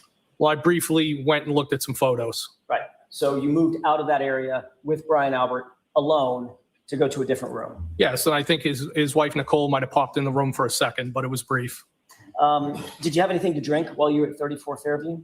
Well, when I got there, they didn't have any whiskey. I believe they might have put a beer or something else in front of me. And, I knew it was going to be a short night there because I just wasn't going to, I'm not a beer drinker. Because he likes Jameson and Gin Joss. You've indicated in a prior testimony that you've never been upstairs in Brian's house, correct? When you say upstairs, like you're talking like second floor? Correct. Yes. No. Okay. You testified to that in a prior hearing. Is that right? Yes. In May of 2023. Yes. And you said specifically, quote, "I've never been upstairs." Is that Yes. right? All right. You understood when you gave that statement that you were under oath. Yes. You were telling the truth. Yes. Same oath that you took here today, correct? Yes. You indicated that the photos that you saw were on the first floor living room area. Is that right? I believe that's where they were. Yes. So the only floor downstairs from the first floor would be what? The basement. And the only floor upstairs from the Okay, basement Jeannie. would be what? The first floor. So if someone were to describe going upstairs to look at the photos that you've described on the first floor, where would they have to be to go upstairs to look at those photos? Are you saying on the first floor? Correct. If the photos are on the first floor, Yeah. and someone said, we went upstairs to look at those photos, where would they have to be? I guess upstairs. The people would have to be upstairs? Well, the photos would be upstairs. Is that what you're saying? Where are the people? Where would the people have to be to go upstairs to the living room to look at the photos? I'm not understanding the question. If the photos are on the first floor, Mr. Higgins, Yes. the only floor beneath it is the basement, Okay. and someone says, we went upstairs to look at the photos, where would they have to be? Well, who said they went upstairs? All right, I'm so asking Mr. you- Jackson, you can save this for argument. Next question, please. If Brian Albert said you went upstairs to look at the photos, where would you have to be? Objection. Sustain. Oh, Jesus. Now, Brian Albert had a weight room someplace in the house, right? Yes. And a gym. I guess he called it a home gym Where was that? in the basement. Had you ever been down to that basement before? Yes, one time. When was that? That was during the twins' graduation party. Summertime. Summertime before Summertime before. Yes. summer of 2021? Maybe. So if Brian Albert testified Or that could you've it- never been in the basement, that would not be accurate. Objection. Sustained. Now, you do recall giving testimony at another proceeding on June 1st, 2023, correct? Yes. And of course, the same thing applied. You were under oath. Is that right? Yes. You knew that it was a crime to lie under oath Yes. in that proceeding. During the course of that proceeding, you were asked who was in the house and who you saw come into the house, correct? Yes. And during the course of that testimony, you admitted that you observed a tall, dark-haired male enter the Albert house that night, correct? I believe that was in reference Okay. to ask to somebody's I got you, brother in a honey. pickup. Be careful driving. I don't know if that was during. All I'm asking you, Mr. Higgins, is did you say that? Did you say a tall, dark-haired male entered the house while you were there? I said they might have. Did you say they might have? Yes. And that was in reference to Let me somebody's have just a moment, brother. Your Honor. Yes. Isn't it true that you indicated that a male showed up who may have been Julie Nagel's brother, correct? I said might have, yes. Right. But there was no question in your mind that a male did in fact show up, and you described him as tall and dark-haired, right? Yes. You were asked, a male showed up where? And you answered, quote, showed up at the house that I didn't know. I think he was there very briefly. I was half paying attention to it. Question, did that male come inside the house? Answer, I believe he did. Do you remember that? Yes. So a male did come in the house that night, correct? No, I said I believe he did. I wasn't sure. Well, when you testified at the prior hearing, you were asked, so you saw someone else come? Question. Answer, somebody else. Yes. End quote. That's what you testified to under oath, wasn't it? Is that in Oh. reference to that? What page are you on, Mr. Jackson? Page 485, 486, I believe. Yes. If I may, can I approach? Yes. So is Alan Jackson kind of saying that Thank you. maybe Brian Higgins Top saw part of it. John O'Keefe go in the house? Mr. Higgins, do you have that in mind? I do. May I approach? Yes. You were asked the question, quote, did that male come inside the house? You answered, I believe he did. Question, so you saw someone else come? Answer, somebody else. Yes, correct? Yes, but I also said that I wasn't paying Mr. Higgins, attention. I realize that you want to explain your answer. I've asked you a very simple question. Was that your testimony in front of another proceeding? Yes, it was. At another proceeding, which you were under oath? Yes, it was. Okay. You also said that you only remember seeing that person come in briefly. And it looked like he was having a conversation with the two girls briefly, correct? Yes. You were asked how long was the person in there roughly, and you said it was quick. Less than a couple of minutes. I mean, it was quick, correct? Yes. And then you were asked what he looked like, and you said, I feel like they were a little bit taller. They had dark hair, correct? Yes. So you testified that a tall, dark-haired male came into the house at least briefly in your testimony, correct? Yes. Approximately when in the timeline of events did that unidentified male enter the residence? I don't know the time frame. It would have been while I was there. When you Well, obviously. gave your statement to the Massachusetts State Police, you didn't tell them about a tall, dark-haired male coming into the residence at 34 Fairview, did you, on February 3rd? I don't recall. You were specifically asked by Don't ADA recall. Lally when you testified before the state court grand jury on April 28th, 2022, who else was present, correct? Yes. And you never mentioned a tall, dark-haired male coming into the house, did you? No. However, on June 1st, 2023, at this other proceeding, you were specifically instructed at the start of your testimony that it was a crime to give materially false statements in that proceeding, correct? Yes. And that's the proceeding in which you admitted that there was a tall, dark-haired male who came in the house. I Yes said or I- no? Yes or no? It was Can- that proceeding. Can you answer that, yes or no? No, I can't, Your Honor. Next question, Yes, Mr. you Jackson. can. Auntie Bob, stop The interrupting. quotations the quotes that I just read you and that you just looked at, Yes. that was from the June 1, 2023 hearing, wasn't it? I don't know.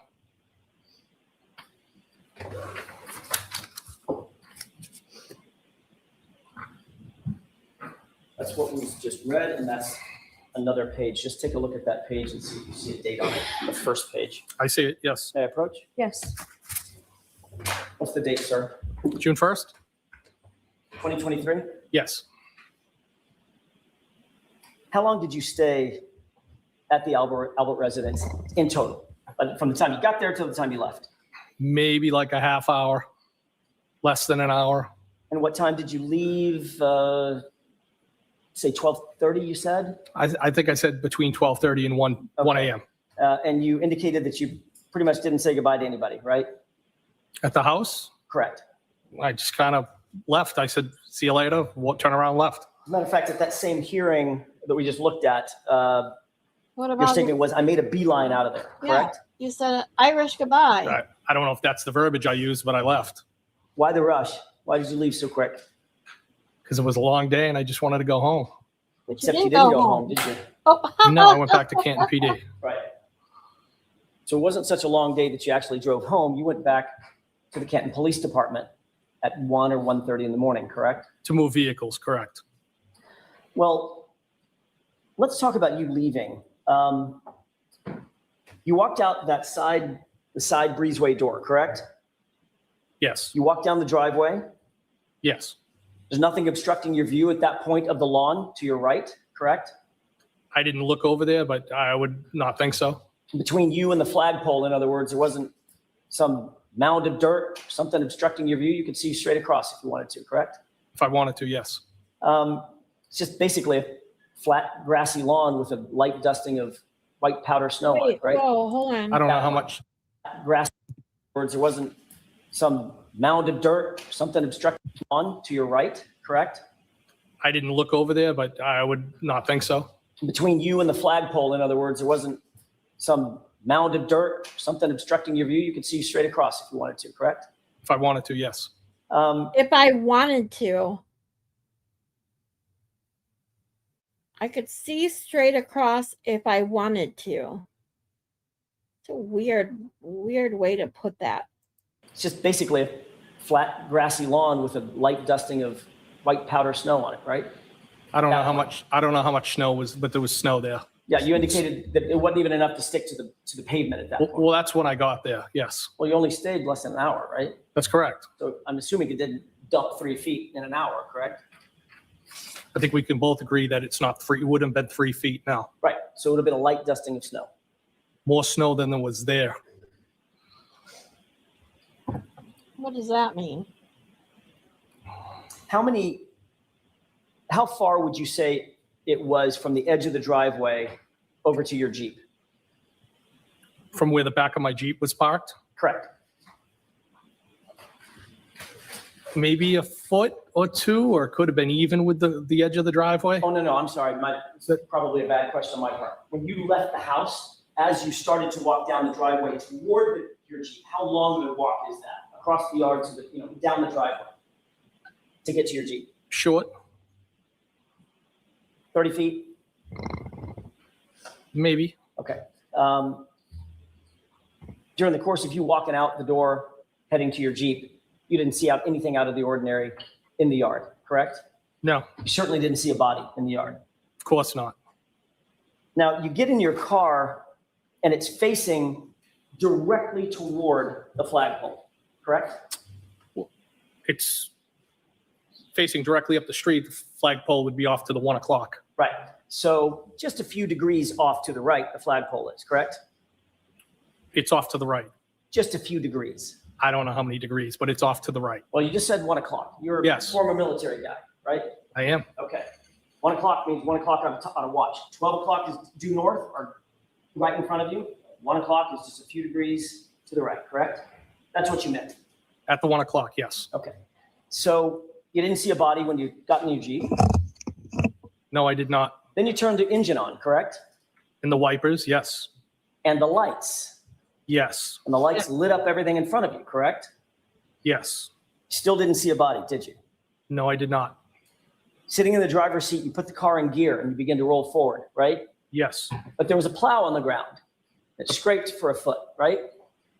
Yes. So you picked it back up, Yes. looked out the windshield to make sure the plow was situated, and continued to roll forward, correct? I knew it was up when I continued to drive. And as you continue to drive, you're looking ahead of you and probably to your left to make sure that there's no oncoming cars, right? Well, I knew there was no oncoming cars. I was just driving forward. Right. So your focus is directly in front of you. On the road, yes. And everything in your peripheral vision is right in front of you as well, correct? Yes. Nothing obstructing your view. I mean, other than snow on the car. Nothing obstructing your view outside. You Toward didn't the lawn. clean off your car? Wasn't another car parked there. No, I didn't. There was no vehicles in front of me. No, It was the roadway was relatively empty. there was no cars. And you didn't see a body then either, did you? I did not. And as you drive past that flagpole with everything lit up and everything in your peripheral vision, you still didn't see a body on that lawn, did you? I did not. You're a former firefighter, is that right? Yes. Did that put you in a position of being a first responder? Yes. And you're currently a law enforcement officer. Yes. That puts you in the position of being a first responder, correct? I'm also a tactical medic. Yes. Which means that you have training to be an observer. You're a trained observer, more than the average person, correct? Yes. You look for things out of the ordinary. You look for things that don't belong. As an investigator, former firefighter, first responder, correct? Yes. And you did not see a 217-pound man bleeding out on the side of the road, in the lawn, or in the yard, just to your right by that flagpole, correct? If I did, I didn't I ask would you have if done you something did. to help him. I asked you if you saw one. Yeah. No, I did not. And that's because there was no body there, correct? I didn't see anything. Because Exactly. if there was a body there, you certainly would have seen that. Objection. Ugh. Where exactly did you go when you left 34 Fairview? I went back to the Canton Police Station. When you were asked that on direct examination, you said you weren't sure where you went when you left 34 Fairview, either home or to Canton PD. No, that's not what I testified to. Did something jog your memory That about is- where you went? That is not what I testified to. That was in relation to where did I go after I left 34 Fairview the next morning. Yes. That is true, actually. I do remember. Why did you that. go to Canton Police Department that night, that morning? What's the question? Why did you go to the Canton Police Department that morning? The morning when I left 34 Fairview, the Friday into Saturday, Correct. to move 2 vehicles. There's been quite an evolution of that story over the years, has there not? I don't understand the question. All right, let's talk about that for a second. You had an initial interview with Massachusetts State Police on February 3rd, 2022, Yes. correct? And you indicated during the course of that interview, which was just a couple of days, 5 days after the events in question, that you left Brian Albert's house, went to Canton PD to, quote, fulfill some administrative obligations, end quote, correct? You later said, when you testified in front of the grand jury on April 28th, that you went to Canton PD to do, quote, Hey, Malin, if you're, thank you for doing an awesome job. You always do. Thank you, thank you, thank you. Is there something that I missed on the Hoodbuggers live stream? Are they still going? I just keep seeing comments about it, and I just wonder if there's something that we should see. As much as I hate watching them, if there is, let me know.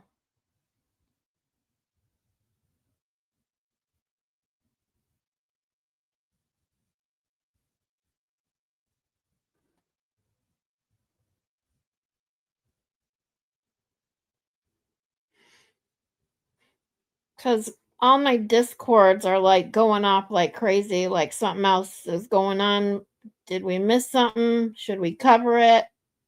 Since we covered the other shit at this point, might as well make sure I get my opinion out on it all. Thanks, Maylin. You're a sweetheart. administrative work, correct? Yes. You never mentioned, I said administrative things. you said administrative work was your testimony in your transcript. I believe it was things, but okay. Okay. Can we agree, Mr. Higgins, that you didn't mention anything about moving cars around, correct? Well, that would be administrative. So when you say I went to Canton PD to do administrative work or administrative obligations, you meant moving your car, your personal vehicle? Yes. Okay. Although you didn't say that you were going there to move your personal vehicle, right? No, I said I didn't move my personal vehicle. I moved work vehicles. Or either one. You just traded off vehicles, moved them out of the way, right? I moved Right, the but purpose for you also going said back you there was left to your move 2 key work for someone vehicles. else And to the do it. reality So is why you had did gotten go there, back being you'd gotten to drunk Canton and PD, so tired? Earlier in the afternoon and actually moved some other vehicles, traded vehicles, didn't you? I swapped vehicles out. That's correct. Right. And you left the vehicles that you now claim you had to go move exactly where they were, even though you knew a blizzard was coming, correct? That is correct. Yes. So you didn't move the cars a few hours earlier, knowing that you just have to come back and move those cars a few hours later, I was right? more concerned to go eat and have a drink because it had been a long day. So wouldn't you want to move those cars Right, and then early you on said you so wanted to wouldn't go have home all the because way it had back been to a long Canton day. to That play, makes no sense. parking lot with these cars in the middle of the night? Not really. Mr. Higgins, you weren't actually at Canton PD to do administrative work at 1:30 in the morning, were you? I was moving the vehicles. I'm sure it's on video. But you don't And have. we'll talk about the video in just a second. Yeah. Oh Um, my God. you entered the Canton Police Station through which door? I believe it was the door to the right of the Sally Port as you come in the main entrance. And you made note of who was on duty that night, correct? I didn't make note. I walked by, I Thanks, saw somebody Maylin. sitting in the control room and then just went about my business. So you immediately knew that your friend, Officer Good, was working dispatch, right? So do you need to hear something or? All right, Mr. Jackson. Thank you. Mr. Higgins, if you went back to Canton PD at 1 o'clock, 1:30 in the morning, you would certainly be in a position to monitor anything that was happening at Canton PD at the time that at least you were there, correct? No. I mean, you would be inside the building, correct? Yes. With access to dispatch and anything else that was happening around that floor, that area, correct? I did not go into dispatch. You would have access to the interior of the police station at that time. If you That's okay, went back to Maitland, Canton thanks. PD at 1:30 in the morning, correct? I'd have access. You could see if there was any activity going on, any calls, call outs, things of that nature. I just don't know where I everybody wasn't- went. I didn't have to. access to know that, and I G's wasn't looking for it. Not that you You were gotta looking go for it, first, Mr. Higgins. My where'd question is everybody more else simple than go? that. If you were there, you'd know what was going on Yes, inside you the wanted building. the drama No. instead, huh? So if you walked in, you would just be completely oblivious to anything that was happening. For instance, if troopers started amassing to go out to a call, you wouldn't see that. Objection. The objection sustained. Ask it differently. If you were able to monitor, you'd be in a position to monitor what was happening at the station around 1:30 in the morning when you were over there, correct? No. So how long did it take you to get home from Canton PD? A little longer Sorry, I can only from take so much about after I moved the vehicles. Correct. I don't know. I mean, it could have been 15 minutes. It could have been 20 minutes. You live alone? I do. Thanks, Annie. You did then? Yes. What did you do when you got home? I think I had something to eat, maybe a couple more drinks. Back to work tomorrow. Oh yeah, you're on your work weekend And you right went to now. bed? Was either on the couch or in the bed watching the news. In any of the prior testimony that you've given in this case, have you ever indicated, ever, that you slept on the couch that night? I don't know. Well, you reviewed your testimony before you Well, testified. those would be the two options. Okay. I didn't ask you about your options. I asked you if you reviewed your testimony before you testified today. Yes. When you reviewed your testimony previous to coming in here today, See how easy it is? did you Just ever a yes or testify no. that you slept on the couch that You night? can do it. No, I slept in my bed, but I could have started somewhere else. Did you ever testify in the previous hearing that you started somewhere else? Not that I know. Did you ever mention a couch in any of your description about what you did when you went home that night? Not that I recall. As a matter of fact, what you did mention under questioning in a different hearing was that you may have gotten something to eat. You then went to bed, put your stuff on the nightstand next to your bed, correct? That would be the routine, yes.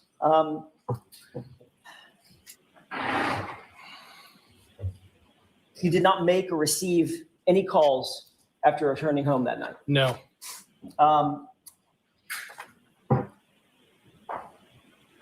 You were clear when you went to sleep in your prior testimony that you put both your work and your personal phone. You had two at the time, correct? Yes. A personal and a work cell phone, right? Yes. You put them both on your bedside table because that's what you do every night. Is that right? Most often, yes. As a matter of fact, you were asked whether or not you have a charging station, and you said, yeah, it's right on my bedside. I don't know that I don't have a charging station. Right, you said no, bedside. In other words, you keep your phone by your bedside, on your bedside table. Usually. You also testified that you did not use your phone that night to go on social media, correct? That's correct. You indicated that you don't go on, you didn't go on social media because you don't have social media. You don't use it that much. I don't.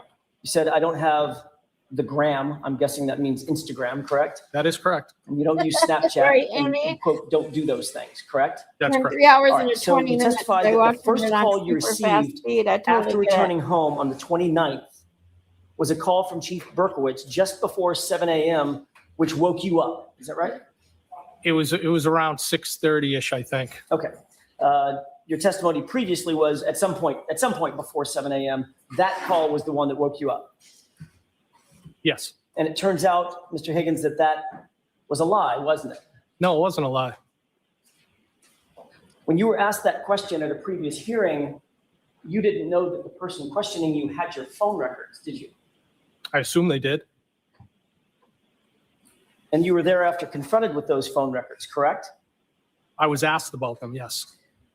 And those phone records established that you and Brian Albert actually exchanged not one, but two phone calls at 2:22 a.m. that morning at a time when you claimed you were in bed asleep, correct?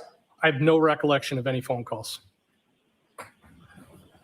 May I approach you? Oh, Yes.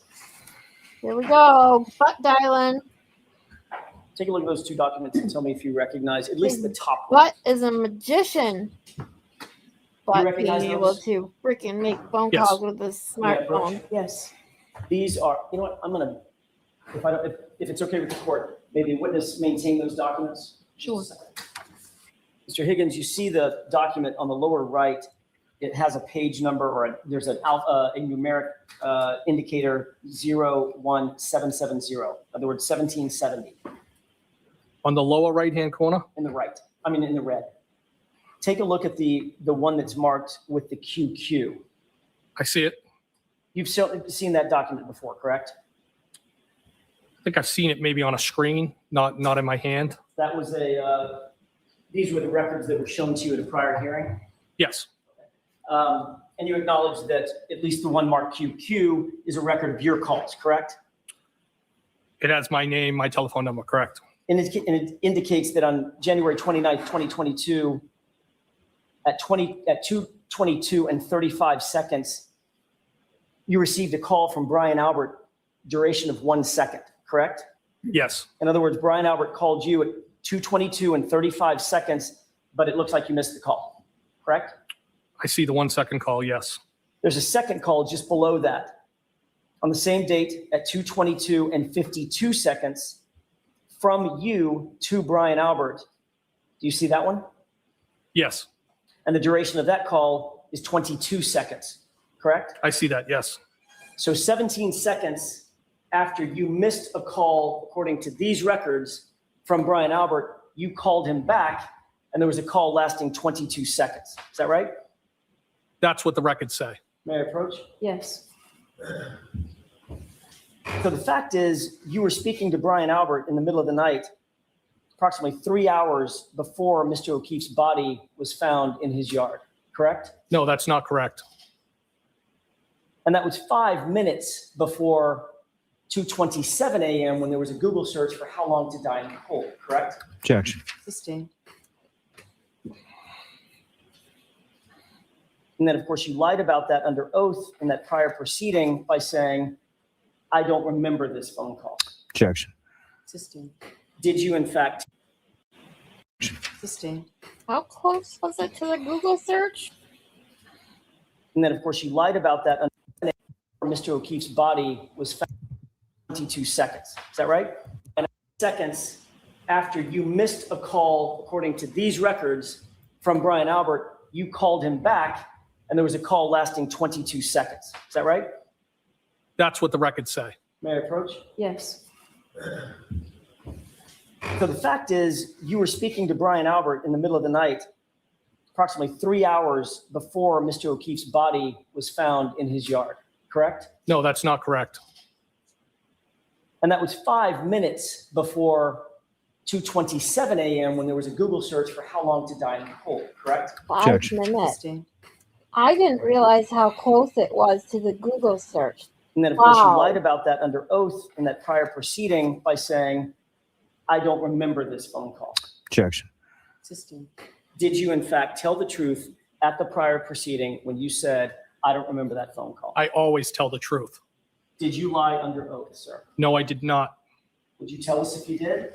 Objection, Your Honor. Sustained.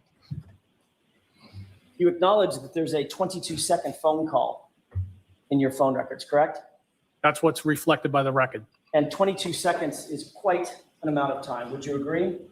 It's 22 seconds. As a matter of fact, it's about this long, with the court's permission. The court does not give permission. That's argument, Mr. Jackson. If we were to count off 22 seconds, that's an uncomfortably long time, is it not? No, It's long enough to have a conversation, isn't it? I didn't have a conversation. Is 22 That's not seconds what he long enough to asked. have a conversation? No, A That's human what being I- can't have a conversation in 22 seconds? sure they could. I don't think it's anything of substance. Okay, so that's my question. Is it 22 seconds long enough to have a conversation? I don't agree with it. No. Now, when you were asked about this and you were shown these records, that prior hearing, you had an explanation for what that 22-second call may have been and what the prior call may have been, correct? Yes. What was your explanation? Well, I used a phrase that people commonly used as a butt dial. Yeah, exactly. Why do you bring an attorney? So you think it's possible that you may have butt dialed Brian Albert for a 22-second call that you're not aware of? I think it's possible that he could have been inadvertently called back, but I have no recollection of that, nor did I have any conversation with anybody. But you admitted that you lived alone, correct, Mr. Higgins? That's correct. You have an iPhone at the time. Yes. Matter of fact, that number for the reflecting those records is in fact, or was in fact, an iPhone. Is that right? Yes. You already indicated under oath that you don't sleep with your iPhone. You keep it on your bedside table. Is that right? Most often, yes. There's nobody else in your room. Is that right?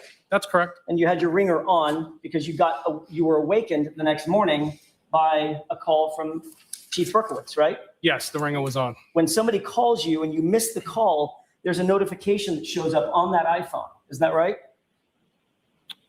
I don't know how mine's set up at the time. I don't know. And if you open up your phone app and you go to recents, it shows all the missed calls, correct? I think you can get to them, yes. And you know that the iPhone does not automatically call people back. That is not a thing, right? You miss a call from someone, it's not just going to automatically re-ring them. Yes, I think we both know that, yes. So to call somebody back, you have to go on your iPhone, open it up from a locked position, Yes, exactly. navigate to a phone application, then navigate to a contact, and then make a call, correct? Objection. Sustained. You can break it down. Sure. In order to call somebody back, if you've missed a call, you first have to unlock your iPhone. You would have to, yes. You can do that either through Face ID or through a 4 or 6 digit passcode, right? Yes. Don't tell me the code, but did you have a 4 or a 6 digit passcode locking your iPhone at the time? I don't know if it was a digit code or Face ID. Well, if you have a Face ID, you have to have a digit code Yeah, as well, you right? need both. I guess so. Okay. Did you open your phone with your Face ID or a multi-digit code? I have no recollection of answering the phone or calling anybody back. You also have to navigate, once the phone is unlocked, you have to navigate to the phone app, correct? Yep. I don't know necessarily if you unlocked it with your face, if it would be right there. I've never thought about it. Once you unlock that phone app, you have to manipulate the phone on the screen with your finger in order to make a call, correct? You would have to hit at least one button, I guess. At least one, You right? guess? Yes. So that's 3 or 4 Well, interactions you have to hit with the several phone buttons to make that a have to call. be physically undertaken to just make one call, right? But I didn't make any calls. So how'd you butt dial? I didn't make any calls. I have no recollection of any calls. Well, Nor did I not speak with having anybody. recollection does not mean you didn't do it. After you were Yes. shown these phone records at that prior hearing, You were drunk. in that hearing at least, So, you finally admitted either that you you're did lying in fact call Brian or you Albert don't back. remember. This time you claimed the two of you just sort of sat in silence. Isn't that right? Objection. So I'm going to sustain it in that form. You can ask it appropriately, Mr. Jackson. Did you ever previously testify that you did in fact make the call, but you did not have a conversation during the course of the call? What I think I testified was something must have happened, but I didn't have any phone call. Do you remember being asked, quote, did you call him back, end quote, and you answered yes? And then there was a question. There was a series of questions there. That's only a fragment of what I said. I'm not done yet, Mr. Higgins. Can you answer my question? Yes. To the question, did you call him back? Your answer was yes, correct? I think it was kind of I must have. Then you were asked, well, the answer was yes. And then there was a colloquy back and forth where you spoke over each other's words, right? It was dialogue back and forth about this whole thing, yes. May I approach? Yes. You see the pink highlighted question and the pink highlighted answer. Yes. What's the question? Please read it for me. Did you call him back? What's the answer? Yes. Thank you. May I approach? Yes. You then said a little bit further in that same conversation, I did not have a conversation, correct? I did not have a conversation with anybody. And the question following that was, you just listened to the phone, what someone was telling you? Answer, it's possible that the phone picked up on the other end and nobody said anything. And then I terminated the call, end quote. That's what you said at the other hearing under oath, correct? Wow. Yes or no? Can I see it? Sure. Thank you. The bottom portion in pink. If you could read Oh, that. he is answer to changing yourself. his testimony completely. Does that refresh your recollection about how you answered that question? Yes. And your answer was, it's possible that the phone picked up on the other end and nobody said anything. And then I terminated the So call. do you notice That's how the- when they that's the can only- be truly charged with perjury by the Phoebes, they change their story, and then back in state court or whatever you want to call it, they change their story again when they know they're not going to be charged with perjury. Hey, James. Thanks for coming, you guys. anything. Meaning it's possible it could have happened. It's possible it could have happened that you had a 22-second call with Brian Albert, I correct? did not have a 22-second Yes, call with oh Brian my Albert. There was God. no conversation. You've had some time to think about this 2:22 a.m. call, correct? Since that last testimony. Some time to think about it? Yeah. I haven't really thought about it, no. Bullshit. So for over a year, you haven't even considered the fact that you were caught with a phone record lying about not having a conversation with Brian Albert at 2:22 in the morning. Objection.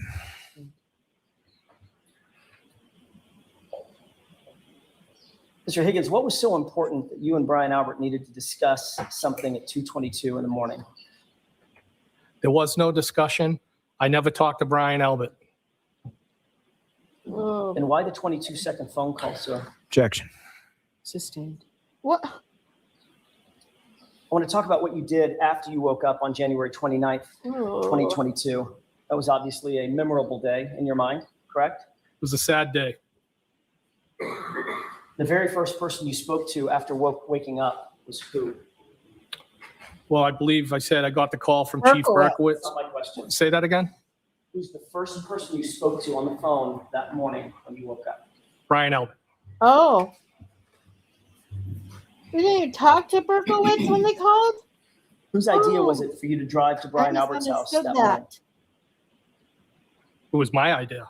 Was it important to you Yeah, to speak with Brian Albert in person that's what I rather said than over yesterday. text or phone call? No, it was But you- important to support the people that were Unless you there. set your ass as So your of course you face, drove over to his house, you had an opportunity not to speak butt to him dial. in person. And even without then, any your law butt has to enforcement be able to hit presence, the phone icon. I was there with and- everybody, not just Brian Albert. And Brian Albert was in the house and you were in the house, right? That's correct. So you had access to him and others without any law enforcement there. Is that right? That's correct.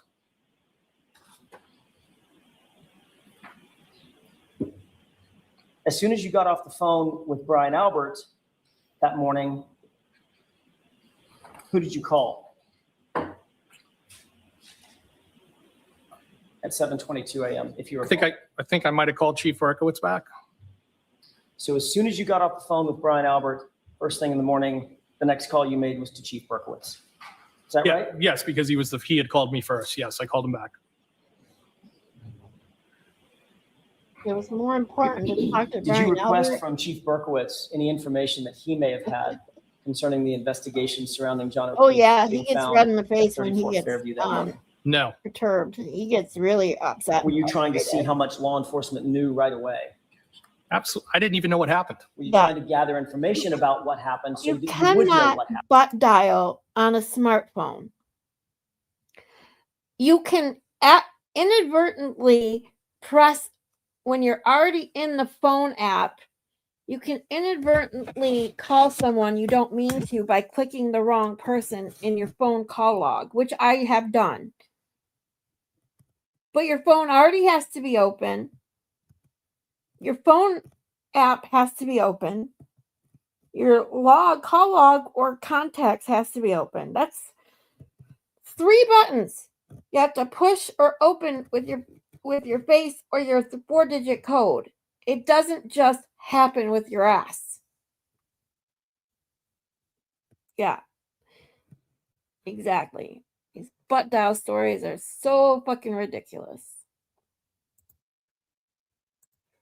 Objection. I'll allow it. No. What you were trying to do? No, Your Honor. No, Your Honor. What did Chief Berkowitz tell you about his knowledge of John O'Keefe's body being found just after 6 a.m.? Objection. Sustained. Did you tell Chief Berkowitz that you had been with John O'Keefe and you were at the crime scene the night before? Objection. Sustained. You can ask that differently. Did you inform Chief Berkowitz that you had been with John O'Keefe the night before? Objection. I'll allow it.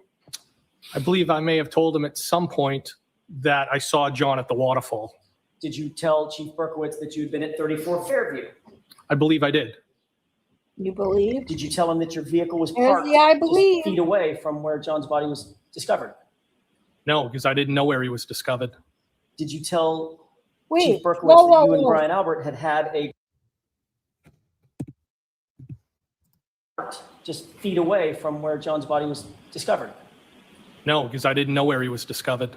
Did you tell Chief Berkowitz that you and Brian Albert I need to find out what time he talked to Berkowitz, because according to this is what bothered me about those phone calls.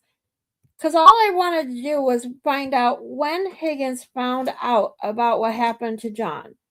He said yesterday that he was woken up or called by Berkowitz at 6:30 in the morning before John was even taken to the hospital. And then by Brian Albert, and made it to the Albert's house by just after 7. So he hauled ass over there. So when did he actually talk to Berkowitz? On his way to driving to the Albert's house? I need to find that out, if anyone knows. had a call at 2:22 in the morning? Objection. Sustained. Did you tell Chief Berkowitz that you had been flirting with John O'Keefe's girlfriend in the weeks prior to his death? No, Right?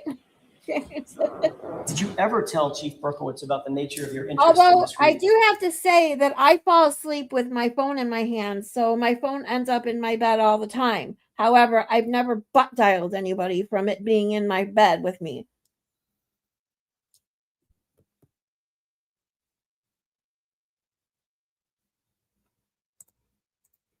no, I don't believe so.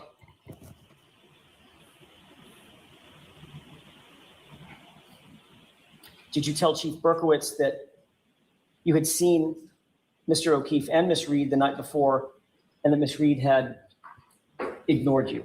Objection. Sustained.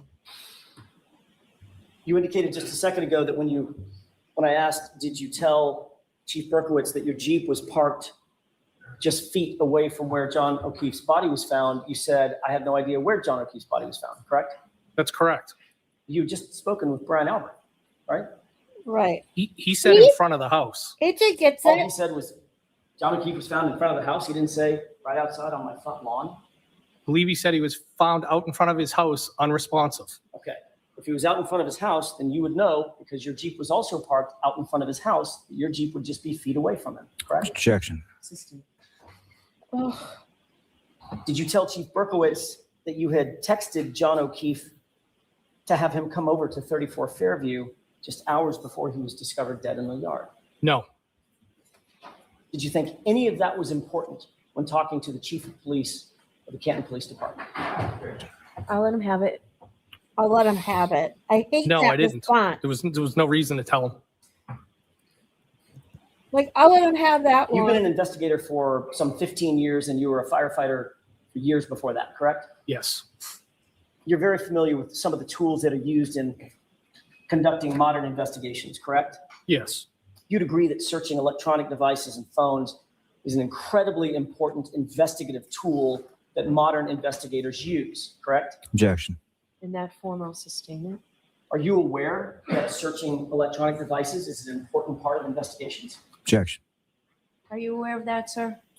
Do you agree with that?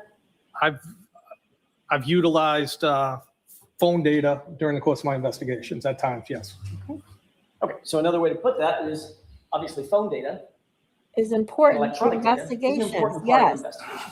Objection. Sustained. Oh my God. What time do you believe you got to Brian Albert's house that morning after you received the phone calls and woke up? What time did you make your way back over to Brian Albert's house? maybe around 7:15 in that area. Was there any law enforcement presence there when you arrived? I can't recall specifically. There could have been one police car. I'm not positive. Did any officer ever ask you to take a look at your vehicle? At what time? That time? But actually at any time? No, not to my knowledge, nobody from law enforcement associated with the investigation had ever asked to take a look at my vehicle. So they certainly didn't ask that day, correct?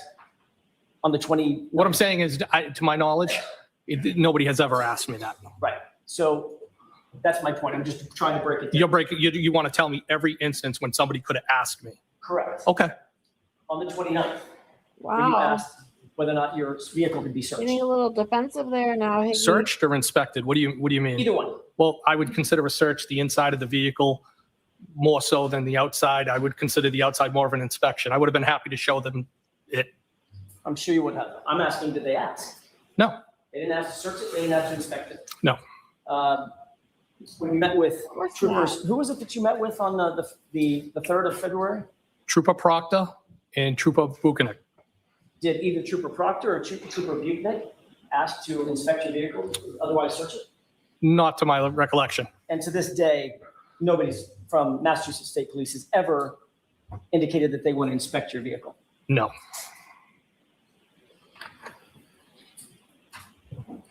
When you entered the house that morning, Brian Albert was there, Nicole Albert, Jen McCabe, Matt McCabe, Brian Albert Jr., and Julie Albert were all there. I'm sorry, had Julie Albert gotten there yet? She came after me. Okay, so at some point, all the people that I just ticked off, they were all inside the house. Brian right? Albert Jr., Nicole, Brian, Matt, and Jen. Exactly, You all James. discussed. I went over this yesterday as well.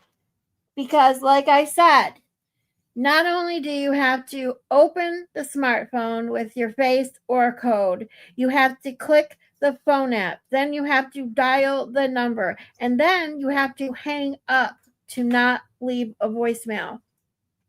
And your ass cannot do all of that.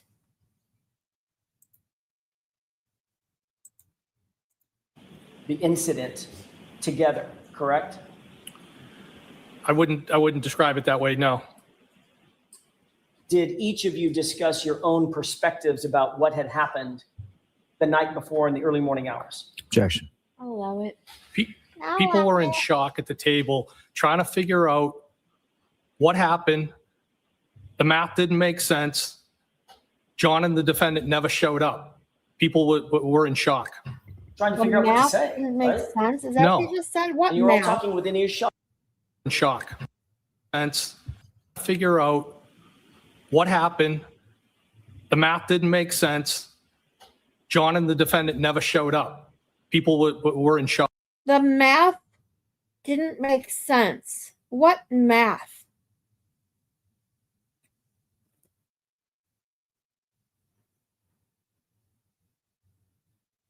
Was that a tell there, Higgy? Math?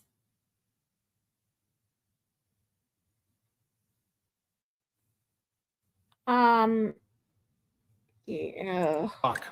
Trying to figure out what to say, right? No. And you were all talking within earshot of each other, right? We were all there in the kitchen talking together. At this meeting, and these were friends and family, correct? Excuse me? These were friends and family amongst themselves, and you being a friend. These are friends and family inside that house discussing this incident, correct? Yes. So at this meeting, you actually instructed Jennifer McCabe to call Canton PD and ask someone to come back. Objection. Sustained as to that form, you can ask it differently. At some point, did an officer come back to re-interview Jen McCabe? Yes. Jen McCabe had told you that she had information about something that Ms. Reed had said, correct? Yep. Objection. I'll allow it. Did she tell you that morning? She didn't specifically tell me anything. She made a statement at the table to the group of people and she clearly seemed like she was in shock. She was upset.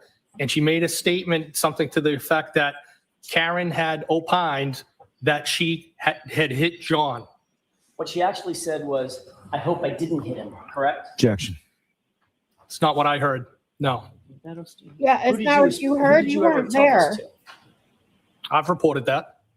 That she said, I hit him? Yes, I've reported it. what you reported was she said, Karen said, I hope I didn't hit him. And you said, oh, you need to tell Canton PD that. Isn't that right? No, I don't think that's what I said. No. You're as sure about that as you are about that 222 call, right? Objection. Oh, your stories are changing Mr. Higgins, what time again did you there, leave Brian Higgy. Albert's house? It would have been, I believe, when Sergeant Lank arrived, and I think Lieutenant Gallagher might have been with him. You weren't scheduled to work that Saturday, correct? No, Matter of fact, you weren't on duty at all. no, I wasn't. But you didn't go home and get some sleep or run errands. You went directly to Canton PD from 34 Fairview yet again, didn't you? Who could sleep after somebody just was discovered like that? Did you go home or did you? I don't believe I did, no. I believe there might have been a stop at Canton PD before I went home. As a matter of fact, you didn't just Yeah, stop. I at wondered PD. that too myself, spent you the guys. entire Because day what- at Canton PD on the 29th. What he was didn't you? doing I don't- at that police station, I can only make suppositions. I can only guess, but him carrying that duffel bag and him stating that he left that key so that someone else could move those vehicles because he didn't plan on being back in time.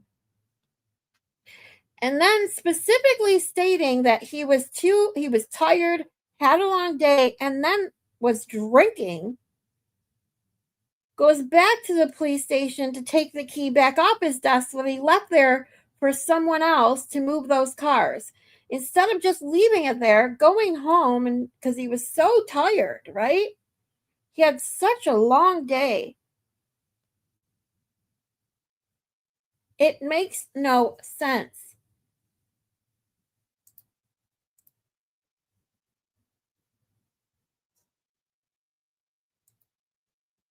$100% money. Yep. Jeannie, 100% all of you.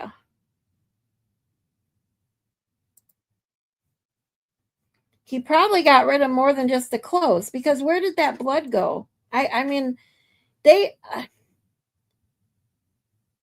not going in that house was the biggest mistake ever.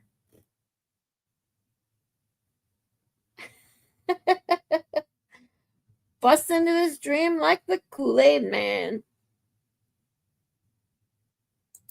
Yeah, because why else go there? Exactly. He had to go somewhere because he wasn't going to take that shit home.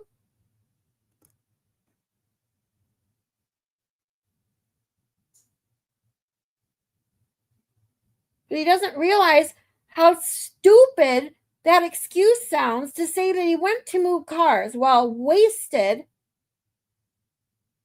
And after admitting he left the key there so someone else could do that. It makes no sense, zero sense. It defies logic. Damn typos. I do that all the time. Oh my God. Me and my stupid fat fingers plus autocorrect hates me. Yep. Forgot to tell you, if you ever watch when Higgy goes, I go to that police station, there is one clip where it looked like blood on his shoe.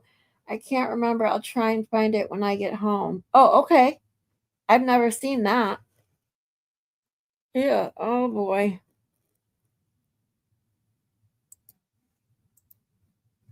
Oh, and Jeannie knows this. For those of you into the drama, I called it 2 weeks ago. I said, just watch. The comment I made, I said, just watch. The next GoFundMe page will be for $51.50. And sure enough, she's got a fucking GiveSendGo page or GoFundMe page. I don't know, one or the other. And I called that shit weeks ago. I knew it. It's a bunch of bullshit. And anybody who sends that woman money, they got problems. She put herself in this mess. She's the one that did this to herself. She deserves punishment for what she did. She does not deserve money to be handed to her.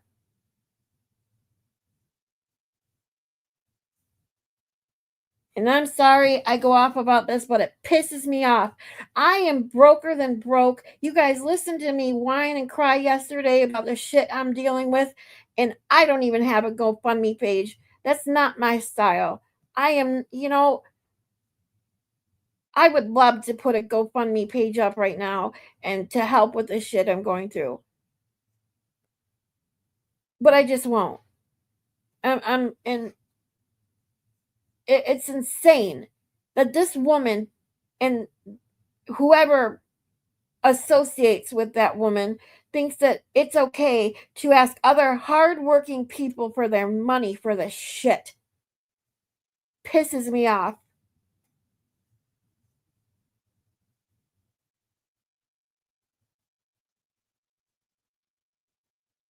Sorry.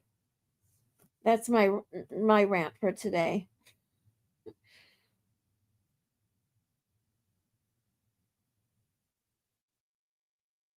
I mentioned it before. Some guy told me and I can't find it. Okay. Well, let's stick around. We can see if we can find it.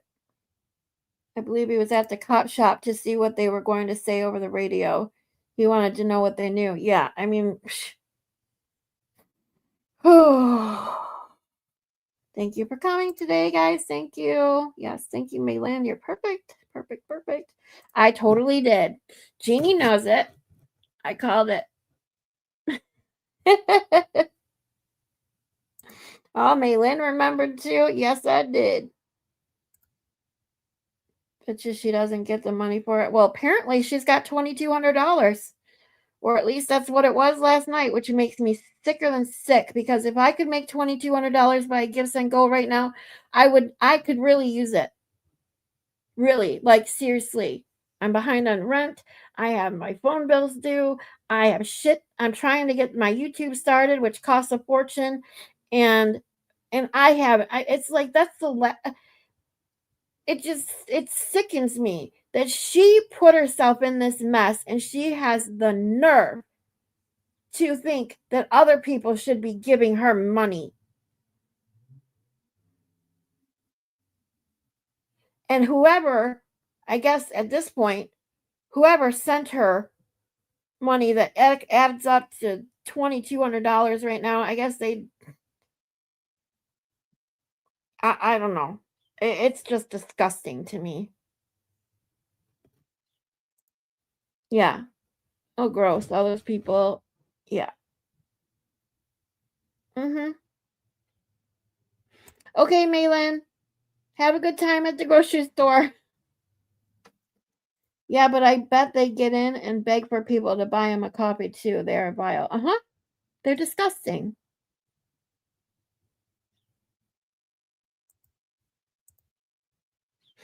I still need to go grocery shopping. I still am waiting for my money to return so I can go grocery shopping. Stupid mobile company. All right. That's my rant for today. Let's get back to Higgy. My second rant for the day, I guess. Know that I spent the entire day there. No. Well, you've got a key card, right? I do have a key card. And that key card logs swipes. That's correct. So it logs where you go, access to, and access inside the Yes. Kenton PD, correct? Yes. When you got to Kenton PD, and you're telling this jury you don't know how long you spent there. I don't know how long I spent there. I don't know if I left and I came back. I don't recall. Oh yeah, I guess I should mention since I just talked about that.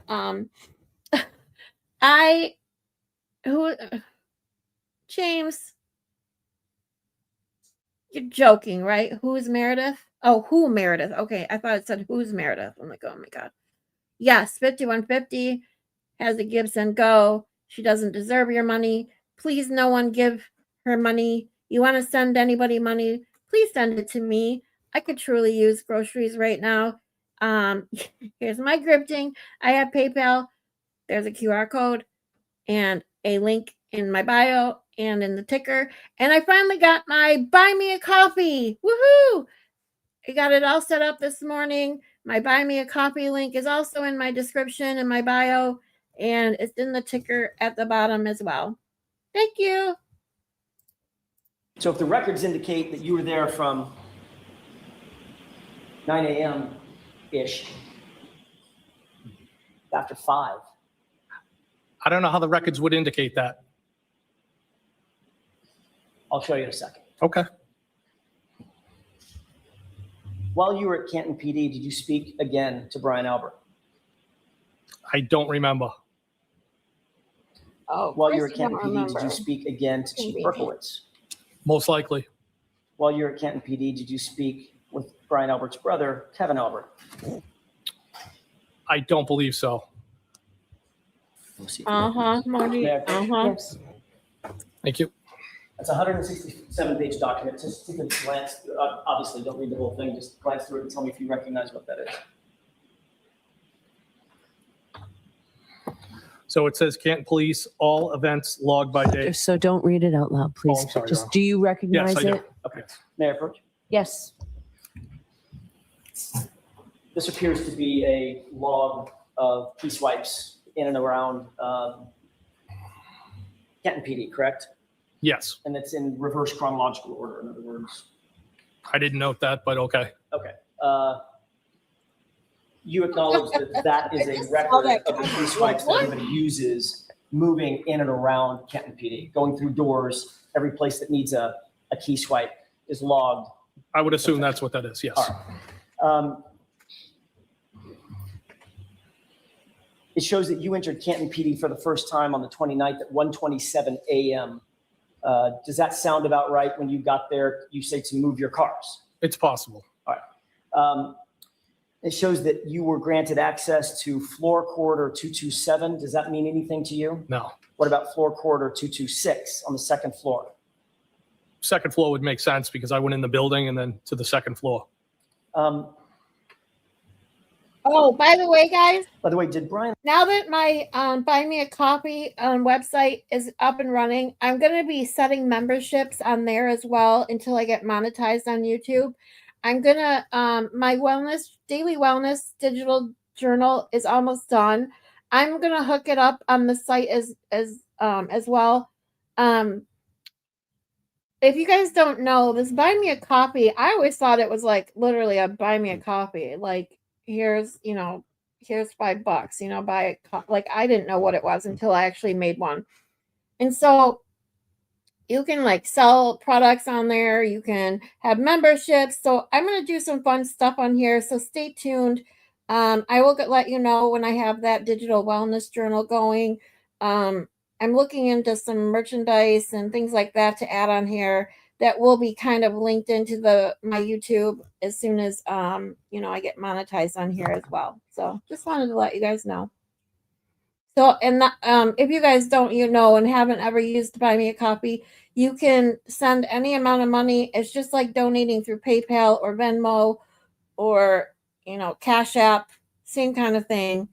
And everything that I use or get through the Buy Me a Coffee will be used for my YouTube, my Canva, and all those subscriptions, my StreamYard subscriptions, things like that. So appreciate any and all donations, of course, not necessary, but truly appreciated.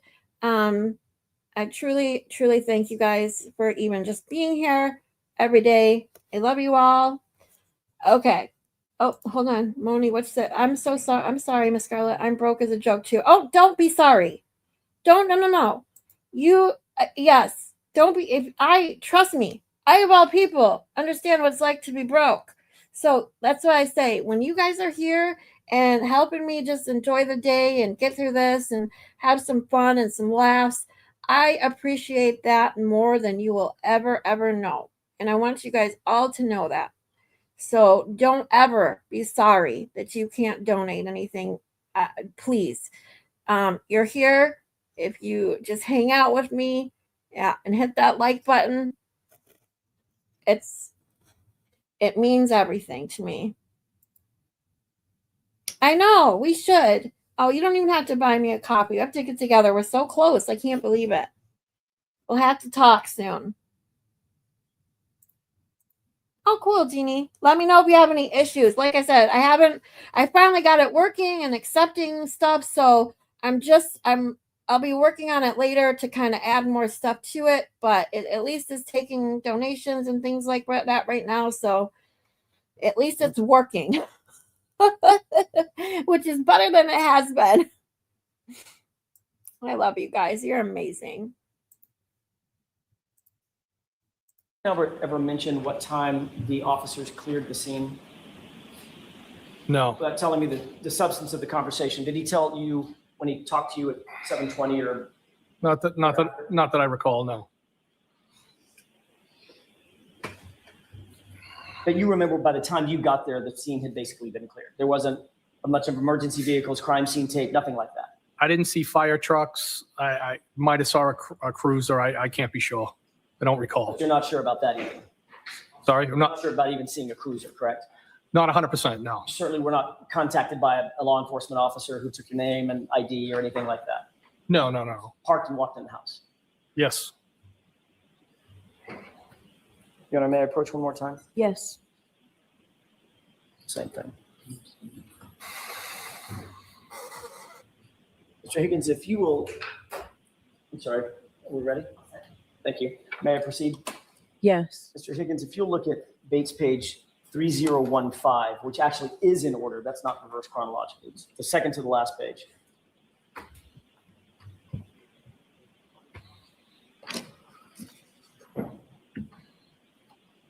Can you take a look at the 8th entry from the bottom?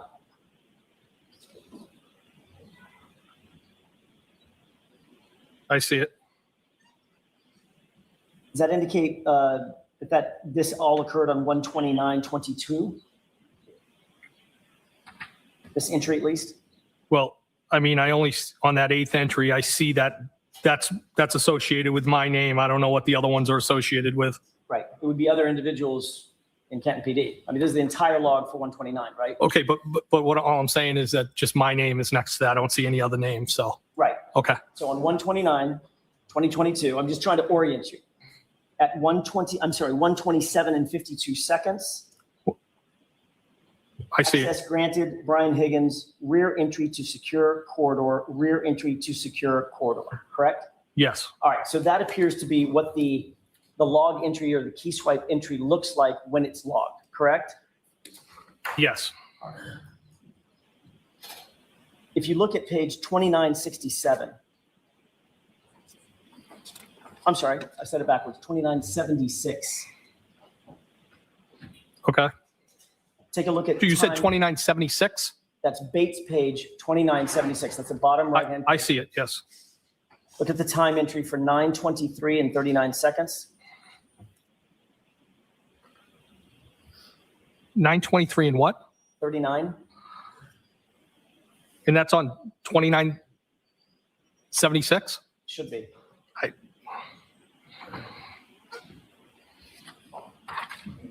You can't see it. Give me the time or again, what? please. Why don't we do it this way? May I approach? Yes. This is an exact copy. Yeah, this time's all over the place. My apologies.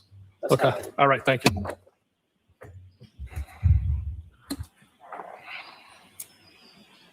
At 9:23:39, I'm sorry, if you got that in mind. I do. I see it. It's highlighted. At 9:23:39, that shows that you were granted access to the Sally Port to front exit, front entry to Sally Port, correct? Yes. There's only one Sally Port at Canton PD, correct? Yes. And there's a door on each side of the Sally Port. Yes. 2 bay doors, right? 2 bay doors on each side. And Yes. then there's a Pass through. personal pass-through door as well. Yes. May I approach, Your Honor? Yes. I want to try to speed this up just a bit because it's small print, reverse chronological order.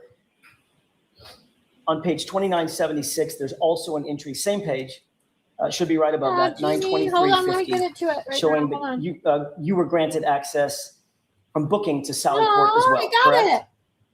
it. Jeannie says, oh, it just says, someone out there believes in your work that's worth sharing. I just got my first support on Buy Me a Copy. Aw. I'm going to share it on my YouTube post. Thank you, sweetheart. Jeannie Lynn. Love ya. I love you all. Higgy, Moni says, Higgy's crazy if he thinks his homies wouldn't throw him under a bus if it would help them. He's not family, he's convenient. Exactly. Just like they did to Proctor. Yeah, you guys are amazing. I appreciate you being here with me every day. That means more to me than I can't say it enough. I want you guys to know how important it is. Just that you guys hang out with me, go through this trial with me. I love you guys to death. And support me doing what I do. Yeah, me too. I know, right? It took long enough. Oh man. Okay, 2976. And what was the time? Page. Yes. It's about maybe 6 entries above. 6 entries up. You'll look for time 9:23 and 50 seconds.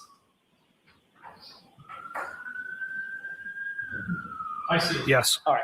And that shows that you were granted access to the Sally Port and then from Sally Port to booking, correct?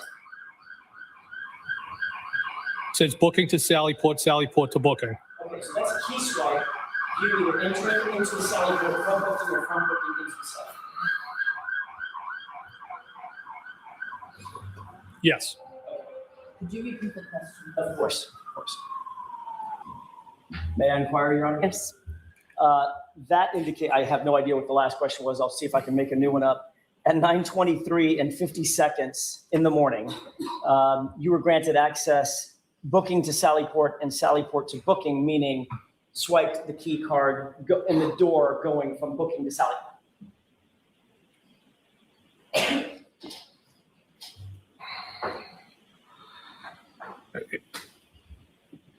Yes. Okay. I don't want to belabor this because we could get bogged down into it all day long. Would you have any quarrel if those logs indicated that you were moving in and around Canton PD at 9:28, 9:53, 9:53, 9:54, 9:54, 11:40, etc.? We can look at every one of them if you want to. Holy Well, That moly. doesn't refresh your recollection. It would not be uncommon for me to move around Canton PD at various times or dates. Right. Middle of the night, during the day. But just because I swiped in somewhere and then you have a swipe at the end of the day doesn't mean I was there the whole day. I could have left, I could have come back, and I truly don't have a recollection, but I'm pretty sure I wasn't there all day. Fair enough. If we moved from 11:40 to 11:44, 11:45, 11:47, 11:51, 11:52, and then jump to 2:05, would that be an explanation where you might have gone out for lunch, 11:52? Could have. Okay, come back. If Yes. there's a 2:05 and 56 entry, then obviously you're there, right? If the card was swiped, I was there. I mean, you're not giving that card to anybody else. No, I'm not. No way, right? Yeah, I don't think it's like freezing out, but it's definitely not warm enough to go hiking because I have my windows cracked.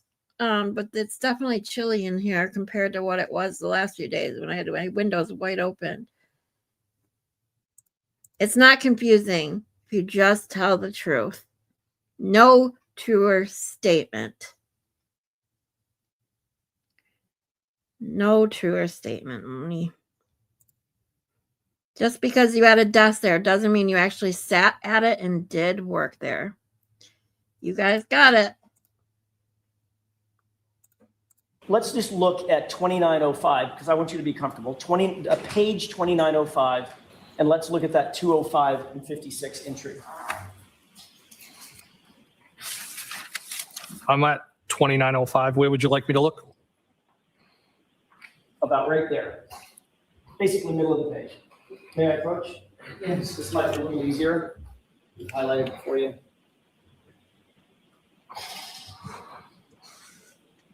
I see it. Okay. So that would indicate that you were back at Canton PD at least 2:05:56, and you were granted access Sally Port to front door, correct? That's what it says, yes. Okay.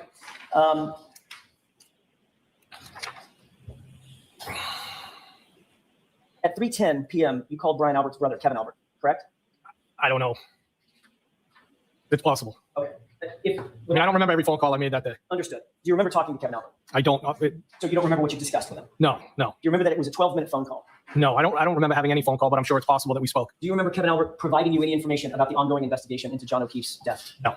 Did you ask him about additional information concerning John O'Keefe's death? No. Now Are he you doesn't providing even details remember talking to Back to Kevin Brian Albert. that you were receiving Wow. while at Canton PD. Absolutely not. No. Aw. Do you Thanks. recall that 2 minutes after you cleared the call with Alliance Kevin Albert, you then 90 called Brian and Albert? me, Miss. It's possible. Well, I hope you're having a relaxing day inside, away from the chilliness. Higgy is a social beast. He can't be chained to a desk. Yep. The question was, do you remember? Do you remember that? Your Honor, there was a lot of phone calls made that day. It was an upsetting day. I spoke to multiple people at multiple times. I don't have a recollection. I'm sorry. I'm sorry. Yes. Sorry. Thank you. Just to close this loop, that appears to be your phone record, correct? Yes. And it appears that you made a call at 3:10 for 12 minutes with Kevin Albert, correct? Yes. 3:10 plus 12 was 3:22, correct? Yes. You had cleared the call about 3:22, is that right? Yes. And then it shows a 3:24 phone call to Brian. Brian Albert then calls you at 3:24, correct? Yes. And you two speak for 6 minutes, is that right? 6 minutes, 5 seconds. Yes. May I approach? Yes. Does that refresh your recollection that you made those calls? I'm based on the record. Yes. Okay, Was that just a Steven. coincidence that you were talking to Brian Albert and Kevin Albert within? Steven has to go do errands, but he says, but how much you want to bet Higgy still has a cootie catcher in his desk that he uses to answer questions about girls. It might have a different name for others. I gotcha. Ugh. He should be in shock, seeing as how he just took out a good friend, yeah, in quotations, good friend, with all his other good friends, in quotations. I guess all of his specialized crisis training kicked in, right? Jeez. Look at his face. Like, he looks like a deer in the headlights, man. Fuck, what did I get myself into, man? Minutes of one another? Yeah. I mean, there was a lot going on that day. People were upset. And I don't remember the phone calls. I don't deny making the phone calls. I just don't remember them. Do you remember You denied providing making- information you that you said were you learning from butt Kevin dialed Albert to those. Brian Albert? Absolutely not. If you look just below those phone calls to Kevin Albert and Brian Albert, there's 2 additional phone calls that you had with Chief Berkowitz and then Brian Albert again, correct? Yes. Mr. Higgins, it looks an awful lot like you're gleaning information from Canton PD. Were you doing that? Objection. So I sustain the objection in that form. You can ask one part of that question. Sure. Were you getting any information from Canton PD? No, I wasn't. Did you provide any information to Brian Albert No, I did not. based on any conversations or Don't believe a conduct word you at just Canton said. PD? No. May I approach? Yes. But you were, in fact, on the phone with all of those interested parties throughout the day, you'll agree. I was. Oh, Answer look at that. it. Okay. He's- Yes, No Your Honor. objection. You He's looking this. I made a short on this part right here. He is waiting for that objection and sustain that he never gets. He does not want to answer this. Watch. Look at his face even before it's finished being asked. And then watch him look at Auntie Beb for help. With all of those interested parties throughout the day, you'll agree. I was. answer Like- that. Okay. There's Yes, Your no Honor. objection. You can answer it. Yes, Where- they're friends, and I was on the phone with them. Where's Yes. And sir, you were not on duty that day, correct? No, You are not a Canton police officer, correct? that's correct. You were not assigned to this investigation in any formal capacity, were you? I was not. As a matter of fact, you're a witness in a homicide investigation. Yeah, you mean the paper football? Both thumbs on and index fingers. Wait. Yeah. We used to call it paper football and flick it in between our finger at goalposts. If we would have just taken the bull by the horns and asked Karen Reed out and quit being a pussy, he and Karen could be shacking up right now. And John could be raising those kids without a babysitter with benefits. So true. Yeah. It's a cooties catcher. Gotta love autocorrect, I tell you. That's your only role in this, correct? That's correct, but they're still my friends, And yes. yet you're still having conversations with Kevin Albert at Canton PD. They're while not you're at really Canton your PD, friends, correct? Higgy. Not about this. And you're having conversations with Chief Berkowitz of Canton PD while you're at Canton PD, correct? I had conversations with them, but not about this, And no. you're consistently Watch. through the day Watch. calling Brian Albert, aren't you? Okay, this is I had important because this is part of my short too. If you guys haven't seen it, it's very important to listen to this. Listen to what he says. He swears, I didn't talk to them about this. No, I didn't. What? And you're having conversations with Chief Berkowitz of Canton PD while you're at Canton PD, correct? I had conversations with them, but not about this, And no. you're Not about this, right? That's what he says. I had conversations with them, but not about this. Now watch what he says in a minute. consistently through the day calling Brian Albert, aren't you? I had conversations with Brian Albert. John was found on his lawn. Yes, of course I had phone conversations with him. Oh, but wait.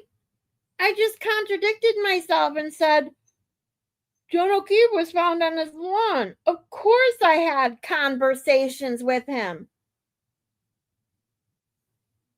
This is the shit they do all the time. They contradict themselves completely within minutes.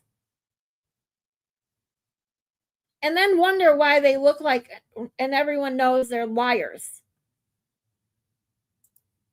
I want to take you back for a second to a couple of other entries, including Right? one at 357,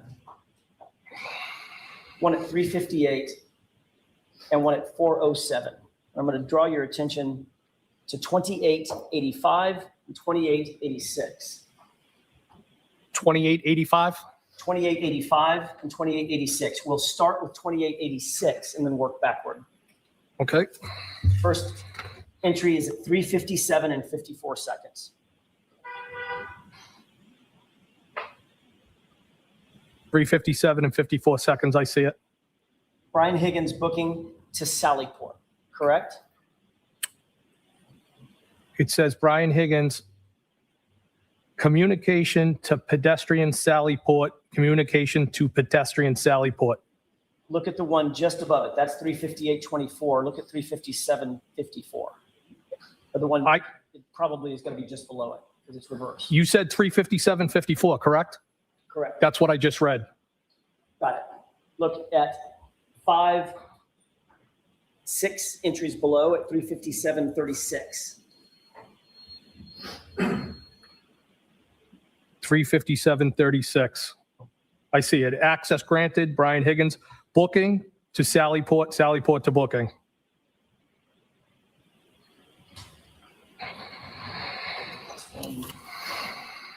Then there's one more on page 2885.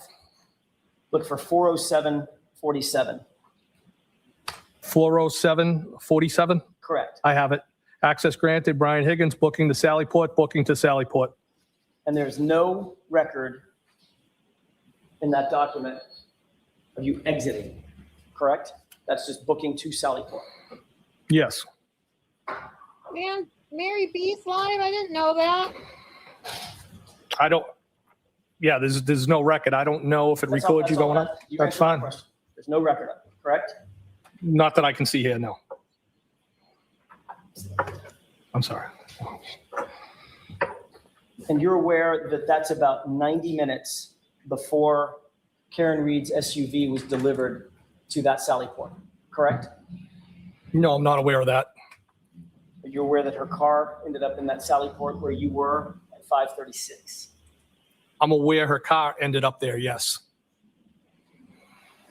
Are you aware that there was other evidence that was also being held in the Sally Port? Objection. Sustained.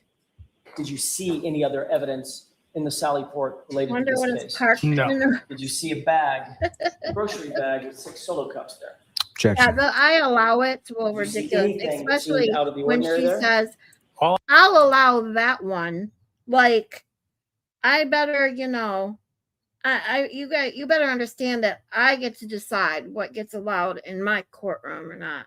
But I got to give them one now and then, so I'll allow that one. So I obnoxious. would do is use that as a cut through. I did not see anything.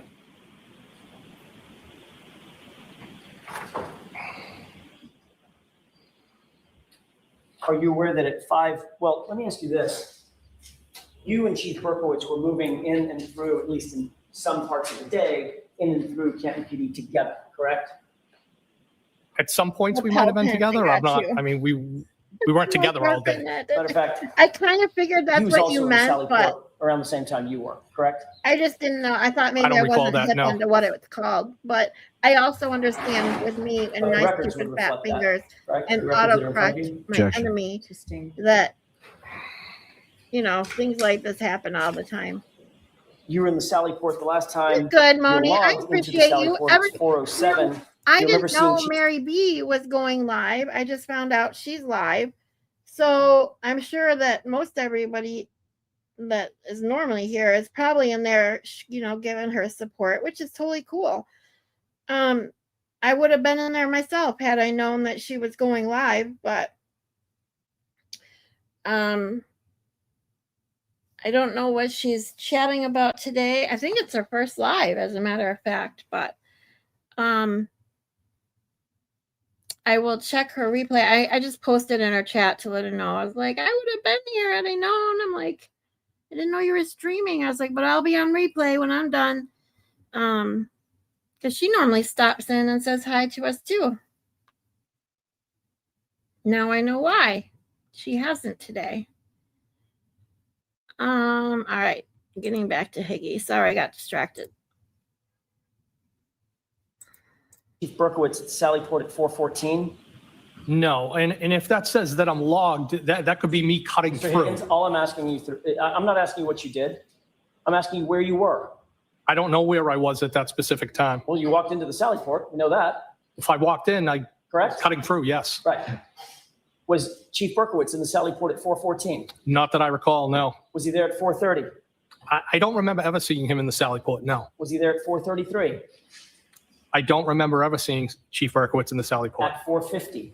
Objection. Sustained. Let's move through this, please. Finally, was he there at 5:36 and 37 seconds at the same time Karen Reed's vehicle was delivered? I don't remember. You don't remember. Of course Do you not. remember Chief Berkowitz, or were you with Chief Berkowitz when he made a call to the front desk?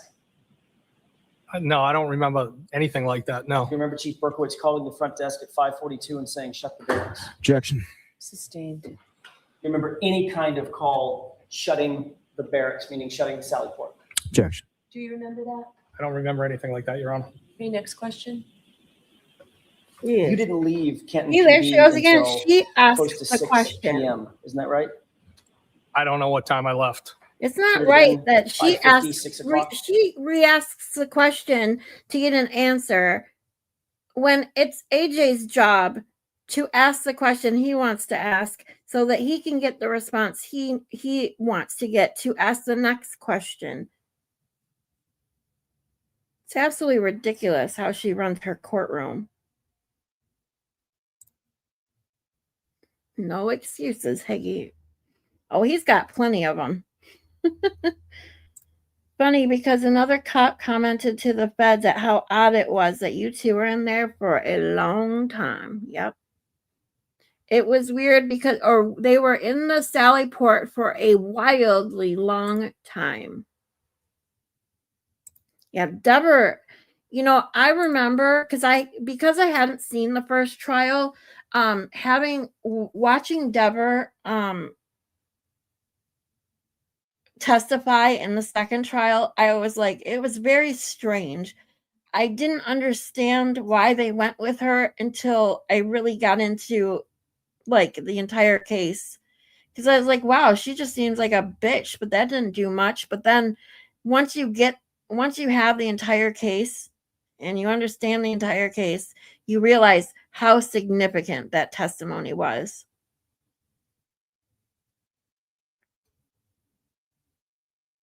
It's crazy. I don't recall what time I left. You're aware that there's video surveillance feeds in the Sallyport garage, correct? That's correct, yes. Around the building. Were you in the Sallyport at 5:36 when the car was delivered? I don't have any recollection of that, no. It's one thing to say I don't remember. It's another thing to say, no, I was not there. I don't remember being there, no. Is it possible that you could have been there when that car was delivered? I don't believe I was, no. You don't believe You you don't were? I don't believe believe I or you was, no. weren't? You're aware that the video surveillance feed from the Sallyport garage at or around 5:36, the precise time when the car was delivered, it's just missing, right? Objection. Sustained. Did you receive a flurry of phone calls from Brian Albert and Chief Berkowitz indicating that some taillight pieces or a taillight piece had been recovered at 34 Fairview later that evening? Objection. Sustained. Did you receive a call at all, without telling me what the conversation consisted of, around 6:12 p.m. from Brian Albert? I don't know what day you're referring to. The 29th. No, I don't remember any phone calls like that. Do you remember 3 minutes later getting another call from Chief Berkowitz at 6:16 p.m. that lasted about 5 minutes and 15 seconds? No. You look at the entries for 6:12, 6:16. See if that refreshes your recollection.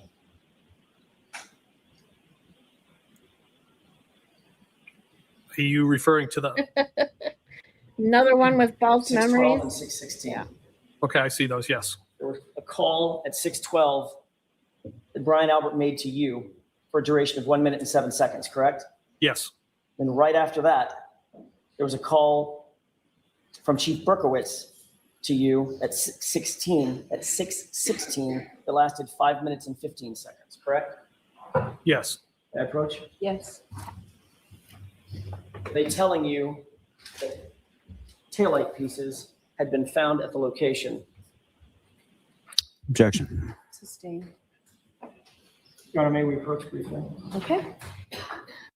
So may I inquire? Yes. Your testimony is that you don't recall the substance of those conversations at 6:12 and 6:16. I don't, no. Isn't it true that you were asked about those phone calls at another hearing? I might have been, I don't recall. And did you testify at the other hearing that, in fact, what was discussed was the substance of the taillights being found at the location? No, that's not what that was in reference to. Were you being provided information from your friend, Chief Berkowitz, about the progress of the investigation? No, Were you providing your friend, Brian Albert, information about the progress of the investigation or what you perceived it to be? no, I didn't have any information on the investigation.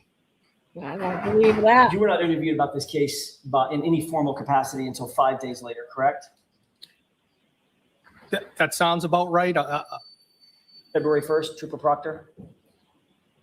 I'm not exactly sure the date, but it was several days after, yes. I'm sorry, I said February 1st, maybe it's I don't- February 3rd. I don't know the date, but we were into February. Where did that interview take place? Sharon, Mass. I'm sorry? Sharon, Mass. At what location? I'm sorry? What location? Objection. I'll see counsel very quickly at sidebar. May I? Yes. Okay, the interview was not at the police station. It was not, no.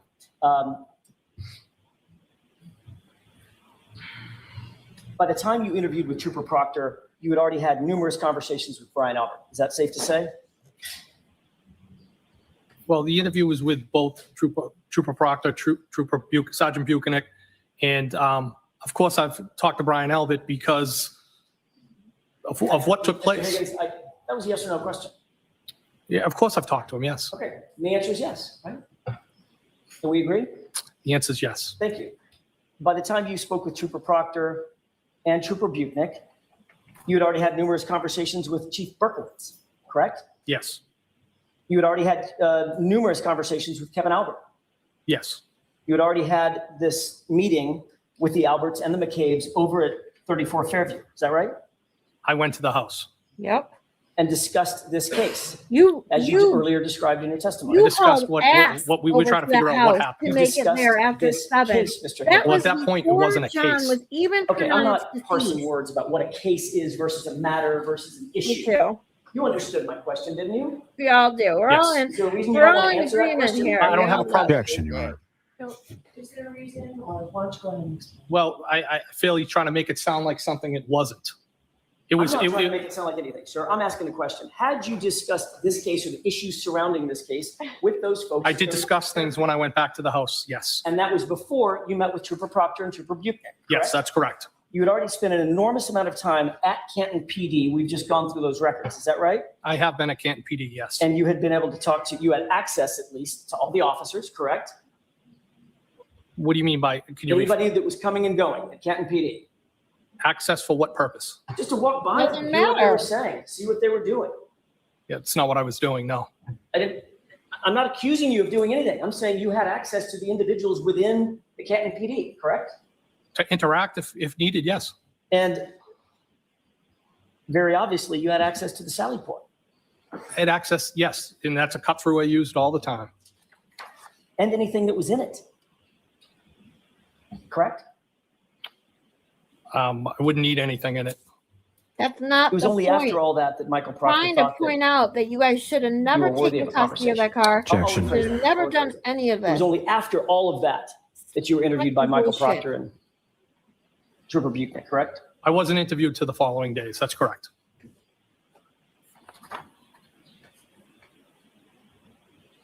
At some point on February 4th, Chief Berkowitz called you to personally inform you that he had personally found taillight at 34 Fairview. Is that right? He did tell me that, yes. And to be clear, that's the same Ken Berkowitz that you were with in the Sally Port. I don't recall being in the Sally Port with him, no. What did you do with that information when you learned from Chief Berkowitz that he personally saw a taillight piece as he drove by?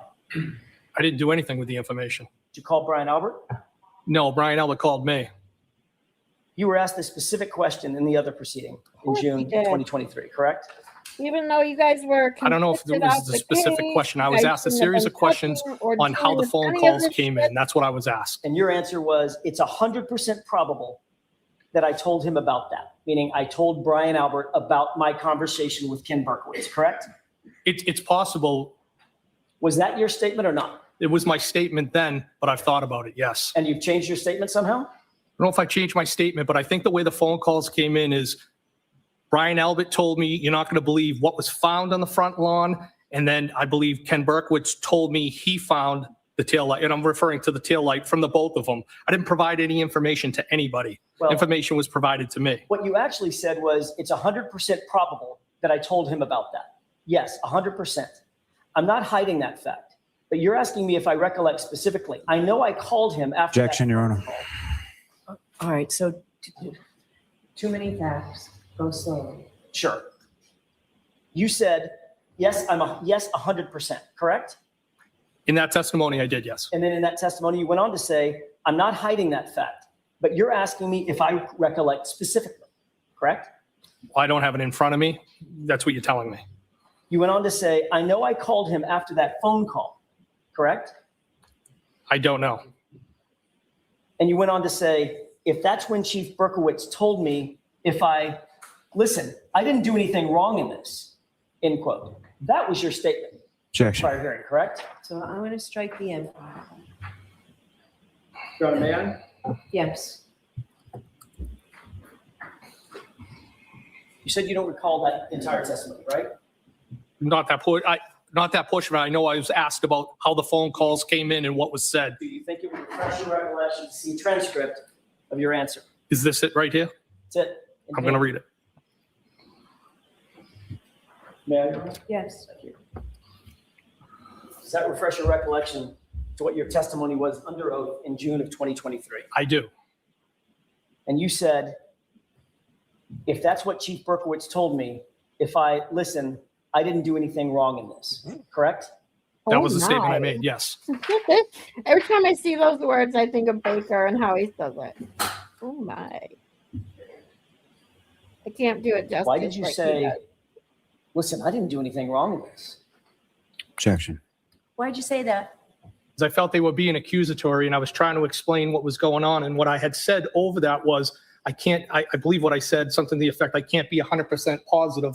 And then when I went on to say, it's probable. It's But I felt like probable. they were being accusatory and I was trying to explain how the phone calls came in. I've had time to reflect about it after that, since that testimony. And both that information about the taillight that was found was provided by each person. I didn't provide any information to anybody. Next question. Thank you. You said, look, I didn't do anything wrong in this because it looks like you and Ken Berkowitz were colluding to provide information to Brian Albert, correct? Objection. Is that correct? Absolutely not correct. That's And you wrong. knew that was going to look like collusion, which is why you said, look, I didn't do anything wrong in this. Objection. Objection sustained. Oh, Jesus. Mr. Higgins, if you wanted to get rid of, and you've dealt with cell phones and electronic devices in your career many, many times, correct? Over my career, yes. You've probably even written search warrants for them, things of that nature, right? Yes. If you wanted to destroy evidence on your cell phone, what kind of steps might you take to do that? Objection.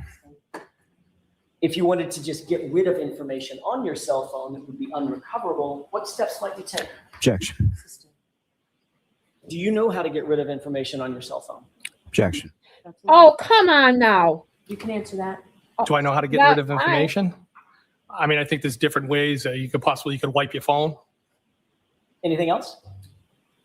You could wipe your phone. You can ditch it. Factory on a military reset. base, break Factory your reset SIM might be card. one, wiping your phone, taking the SIM card out. I don't know that the SIM card's going to take information that's on the phone out. So that might be one avenue. You could break the SIM card in half or It snap it. It correct? could, yes. You know, the SIM card stores an enormous amount of data. The phone's just a brick. No, I don't know that. Okay. You could also, if you take the Yes, you SIM card out, do. just get rid of the phone somehow, right? Just destroy it. Yes. Might even consult with some kind of an expert to help learn how to permanently erase things from a phone, like a forensics expert, for instance. Objection.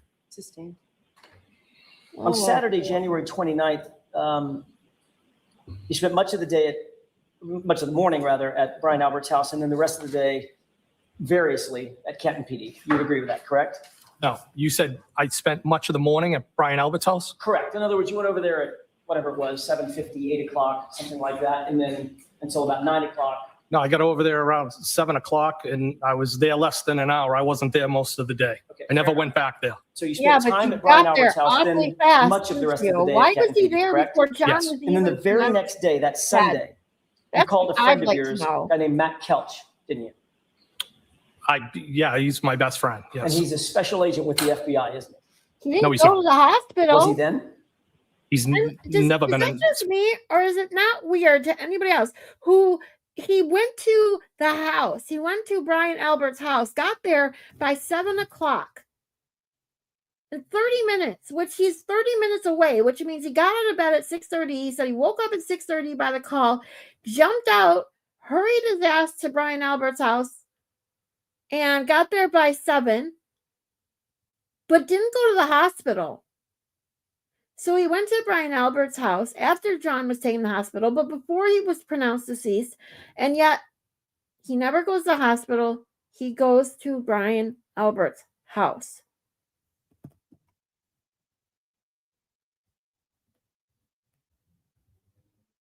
Hey, Katie, welcome back. You're good. Yeah, I know. Everyone likes the drama instead. It's cool. Yeah, I was in Baker, someone.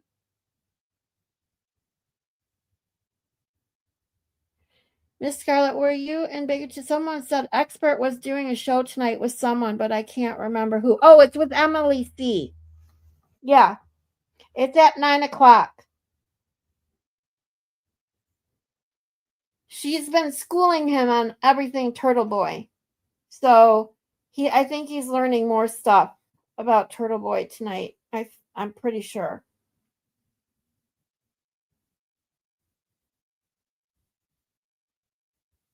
And if I remember correctly, it's at 9 o'clock. I was trying to pull it up, but my phone's being a POS.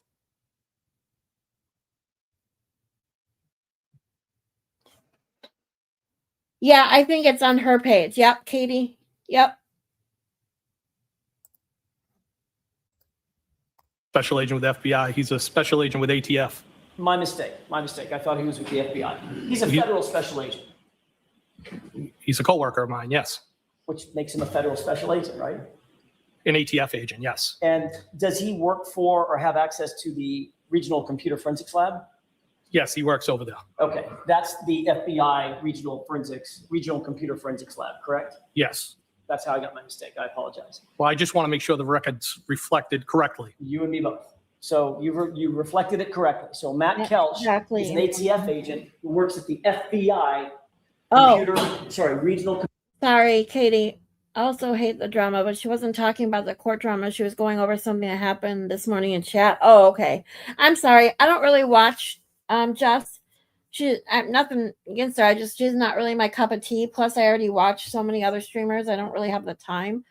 But someone had mentioned to me that she was going over the stuff that that happened in front of the courtroom. So I thought that's what they were still doing.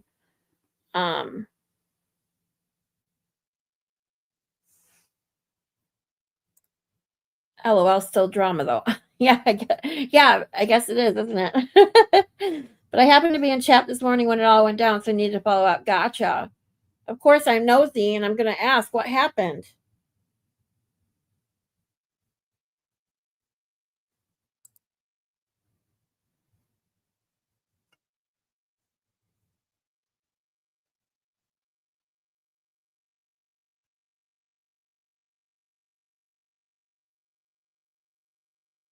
Hold on 1 second. I got to text someone back.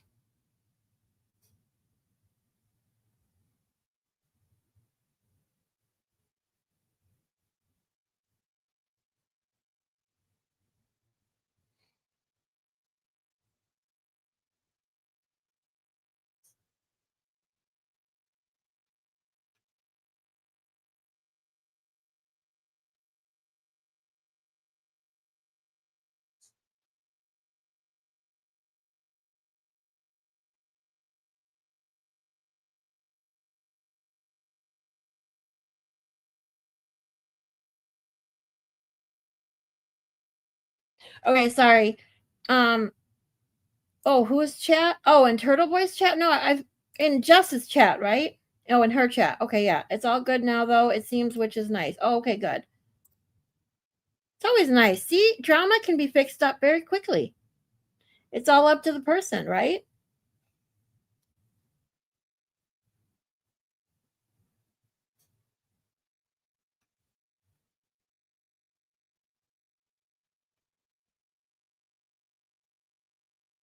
Hold on, sorry.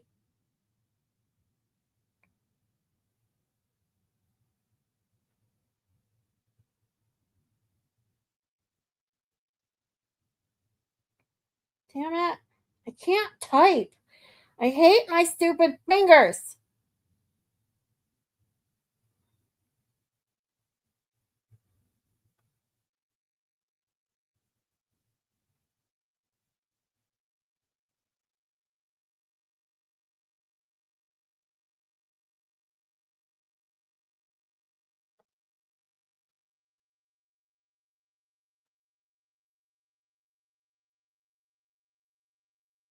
Okay, sorry.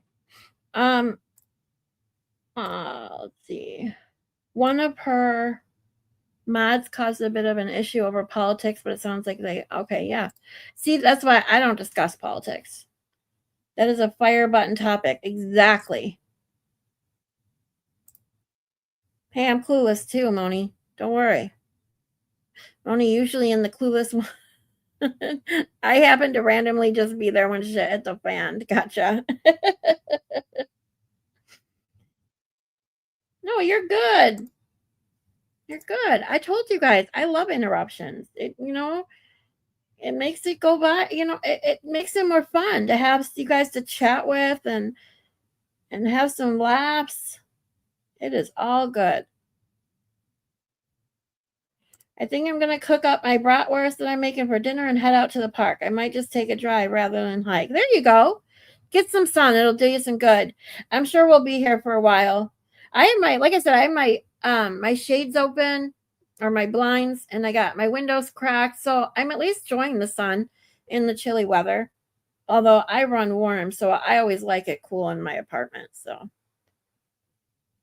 But if you make it back and we're still listening to, testimony, feel free to stop back in. Enjoy your drive. Enjoy the sunlight. It's always good for you to get out and get some vitamin D. All right. Back to Higgy. Computer forensics lab, correct? Yes. And he's an expert in digital forensics, is he not? He has a level of expertise more than myself, And yes. he's one of your best friends. He is my best friend. You spoke to him about the death of John O'Keefe, did you not? Yes. And you asked him for a personal favor, sort of off the books, correct? Objection. In that form, I'll sustain it. Did you ask him for a personal favor? No.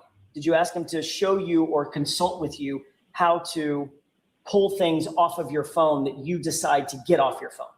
I asked him how I could pull text strings off Oh. my cellular telephone. I'm listening. You For the can't purpose get of rid of me providing that them to quick. law I don't want to enforcement. get rid of you, This Moni. was not in connection with any case that he was working, correct? That's correct. It was not in connection with any case you were working, correct? Objection. It's the opposite. I want you guys here Objection every single sustained, day. but Got you it? already answered. I'll strike that answer.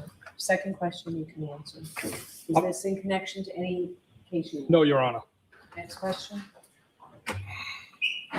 But you asked your friend to utilize his resources to teach you how to extract certain information off your phone? Is that what you did?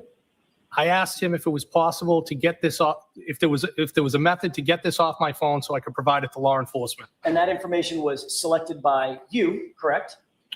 Two particular text threads, yes. Right. In other words, there was nobody else that was picking and choosing what to get off your phone. That was just you. It was me, yes. And the reason you did that, Mr. Higgins, is that you wanted to control and limit the amount of information that was pulled off your phone, right? Objection. Is that why you did it? No, I did it because I wanted to provide it to law enforcement, Your Honor. Okay, next question. But you could have just provided your phone to law enforcement and let them image the entire thing, correct?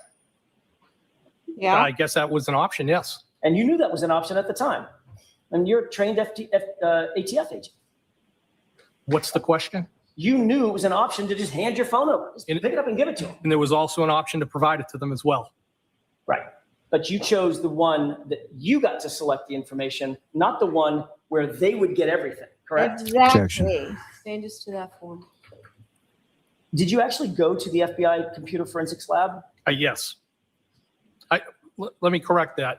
I didn't go to the lab itself. I went to a kiosk, what they refer to as a kiosk on the first floor over at FBI. Okay. And all local PDs, law enforcement have access to that. And that's obviously, It's an unrestricted area. You can be in there, as I understand it, unaccompanied if you're local law enforcement. It's on the I first mean, floor. if That they is have a nothing to federal facility. hide, why do Yes, it is. all this did you shady utilize shit? any computer or Why data? do the sorry, extraction of the phone Any yourself where you data can't guarantee extraction- that you extracted everything that you needed, that was needed, machinery. or if that you was will. actually on your a phone? computer or something And to then extract destroy this your data? SIM card. Well, it was a your machine. I don't phone. know what it's And called. throw it Okay, away in a fair enough. I'll military use the word base. machine. I don't I know mean, what it's called. geez, oh Pete. So you hooked that phone up to a machine, correct? Yes. And that machine belonged to the FBI. It didn't belong to you. Is that right?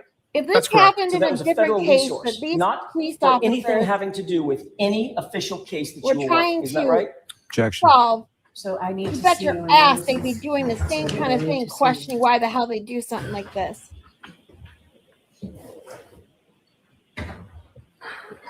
While we're doing that, counsel, come on back. Yes. Hi. Counsel, why don't you come on over, please? Mr. Conley?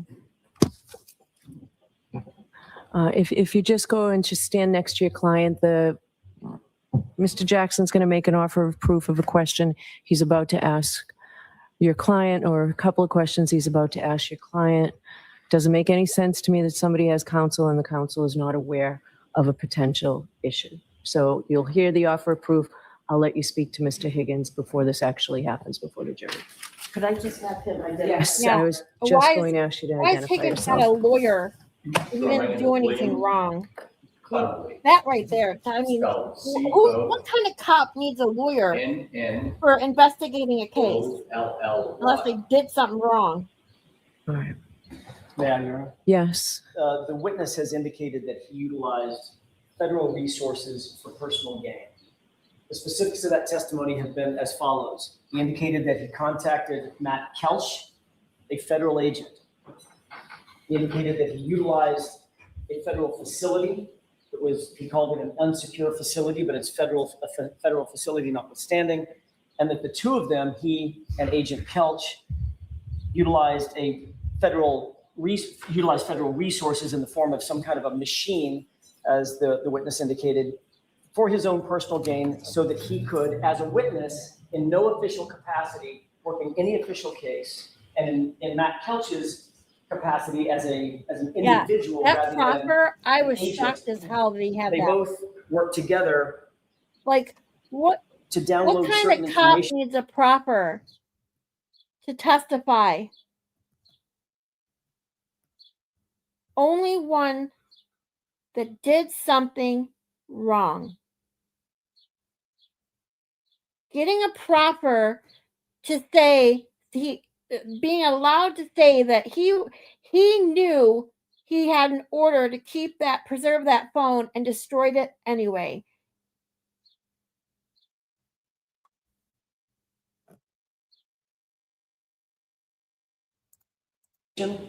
From the witness's phone in anticipation of turning that highly selected, highly curated information over to law enforcement so that he could later ultimately destroy his phone, which this witness in fact did. Okay, so it's not entire. I disagree with you. I don't think it's reached that level. His testimony was that he went to a kiosk on the first floor where all local police departments can go. It's unrestricted. It's on the first floor. And we just got to the part about a machine in the kiosk when you mentioned an FBI resource. So what is your question? What questions do you intend to ask this witness now? Whether he is aware that under 5 CFR 2635.702, it is a federal offense to use his to use any public office for his own private gain or for the gain of persons or organizations with which you are associated personally. In other words, an FBI agent or an ATF agent cannot use federal resources for personal gain. The fact that he contacted an ATF agent, the fact that he utilized a facility that is owned by the federal government, run by the federal government, paid for by taxpayer dollars, and the fact that he used a machine that is owned by the federal government to download certain information for his own personal gain, that personal gain being, these are the curated texts that I'm going to turn over to law enforcement, that's a federal offense. All right, so those questions are going to be asked. I don't know, there's been an objection to them. I'm not sure I'm going to let them in, but I wanted to give you the opportunity to speak privately with your client in the back room there. Can you do it in short order? Or do you need more time? I can do it in about 10 seconds. Okay. Sure. All right. If you feel the need. So why don't you go back and talk to him? I'll stop bringing the jury or getting the jury lined up to come back. Thank you, Okay. Your Honor. Thank you, Your Honor. All right. So we're ready to proceed. I am, Your Honor, thank you. So let's bring the jurors in, please.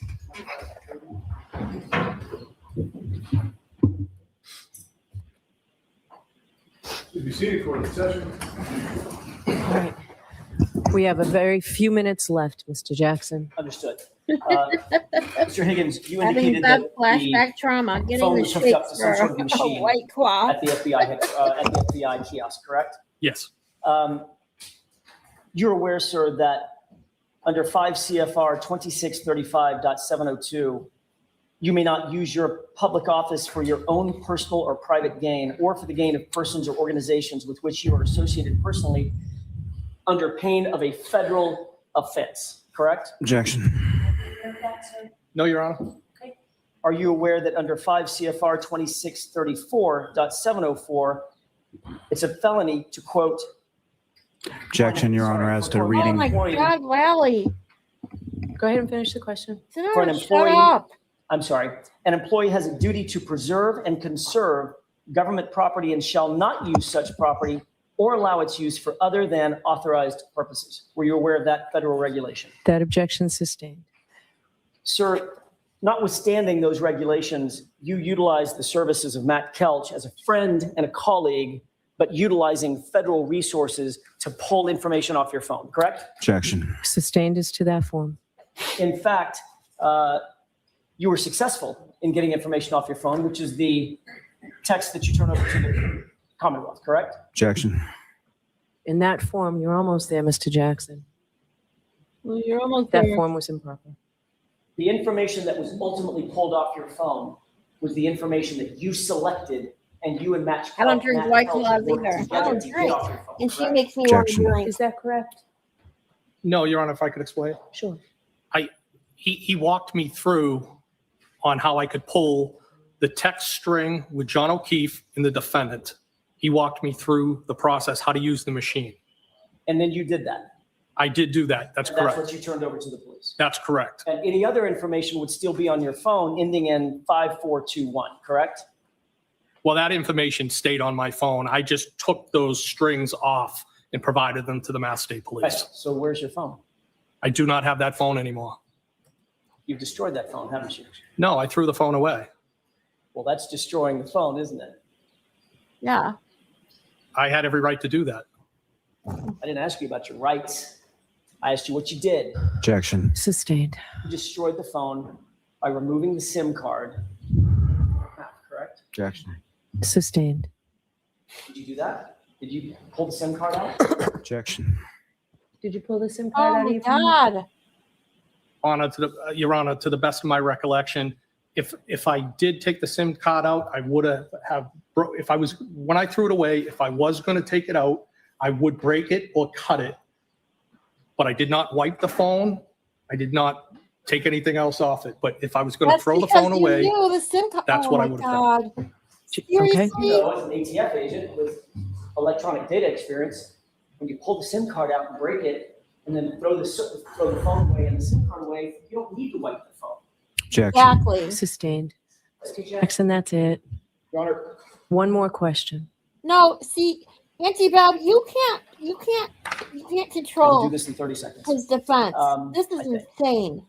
You were aware that He is There was a allowed court order to ask the that you not questions. alter, delete, or destroy, or in any way manipulate your phone or the electronic data associated with it, correct? Objection. As to what date? As of September 30th, 2022. Objection. Okay. I don't believe that's what the court order was. God, Lally. I think it's Your been, Honor, I can make a quick offer of proof. That's exactly what it was that he was notified. Were you aware of that? Was that your understanding? What's the question exactly, Your Honor? I'm sorry. That's the question again. Sure.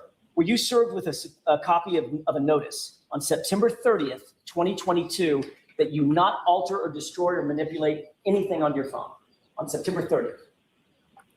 I was served an order. Yes, that's correct. And isn't it true, in another hearing, you explained that on September 29th, the day before you claim you got that notice, you changed phone carriers and changed phone numbers And I maintained the phone. until you didn't, when you destroyed it a month later by pulling the SIM card out and throwing it away, correct? objection. Sustained. Did you do that in October? Did you destroy that phone? Objection. Sustained. Did you pull the SIM card out of your phone, Mr. Higgins? Did you? It's Oh, possible he's that I did. I waiting. believe that's how I've testified. He Yes. doesn't want You to testified answer It's the possible questions. that if I took it out, that it was either cut or broken. It's not just possible. So that, And that would have been after the date the order was already denied. Mr. Higgins, I have one question Jackson. left. One question. Did you, Mr. Mr. Lally already standing. I haven't even started. Have a seat, Mr. Lally. Go Oh, ahead. Last Jesus. question, Mr. Jackson. Quiet, please, quiet. Mr. Higgins, very simply, and then Oh we're my done. God. Did you remove the SIM card for that phone, drive onto a military base, throw the SIM card in one dumpster and the phone in a different dumpster? That is not correct. Did you testify that? That was your one question, Mr. Jackson. You cannot do this, Auntie. Oh my God, my God. Yes. Sir, you provided to investigators what you claim were the complete text exchanges between yourself and Karen Reed and yourself and John O'Keefe, correct? What I provided was the complete, I let them know that there was a complete exchange between myself and the defendant. And I said that I may have had other text strings at other times with Mr. O'Keefe.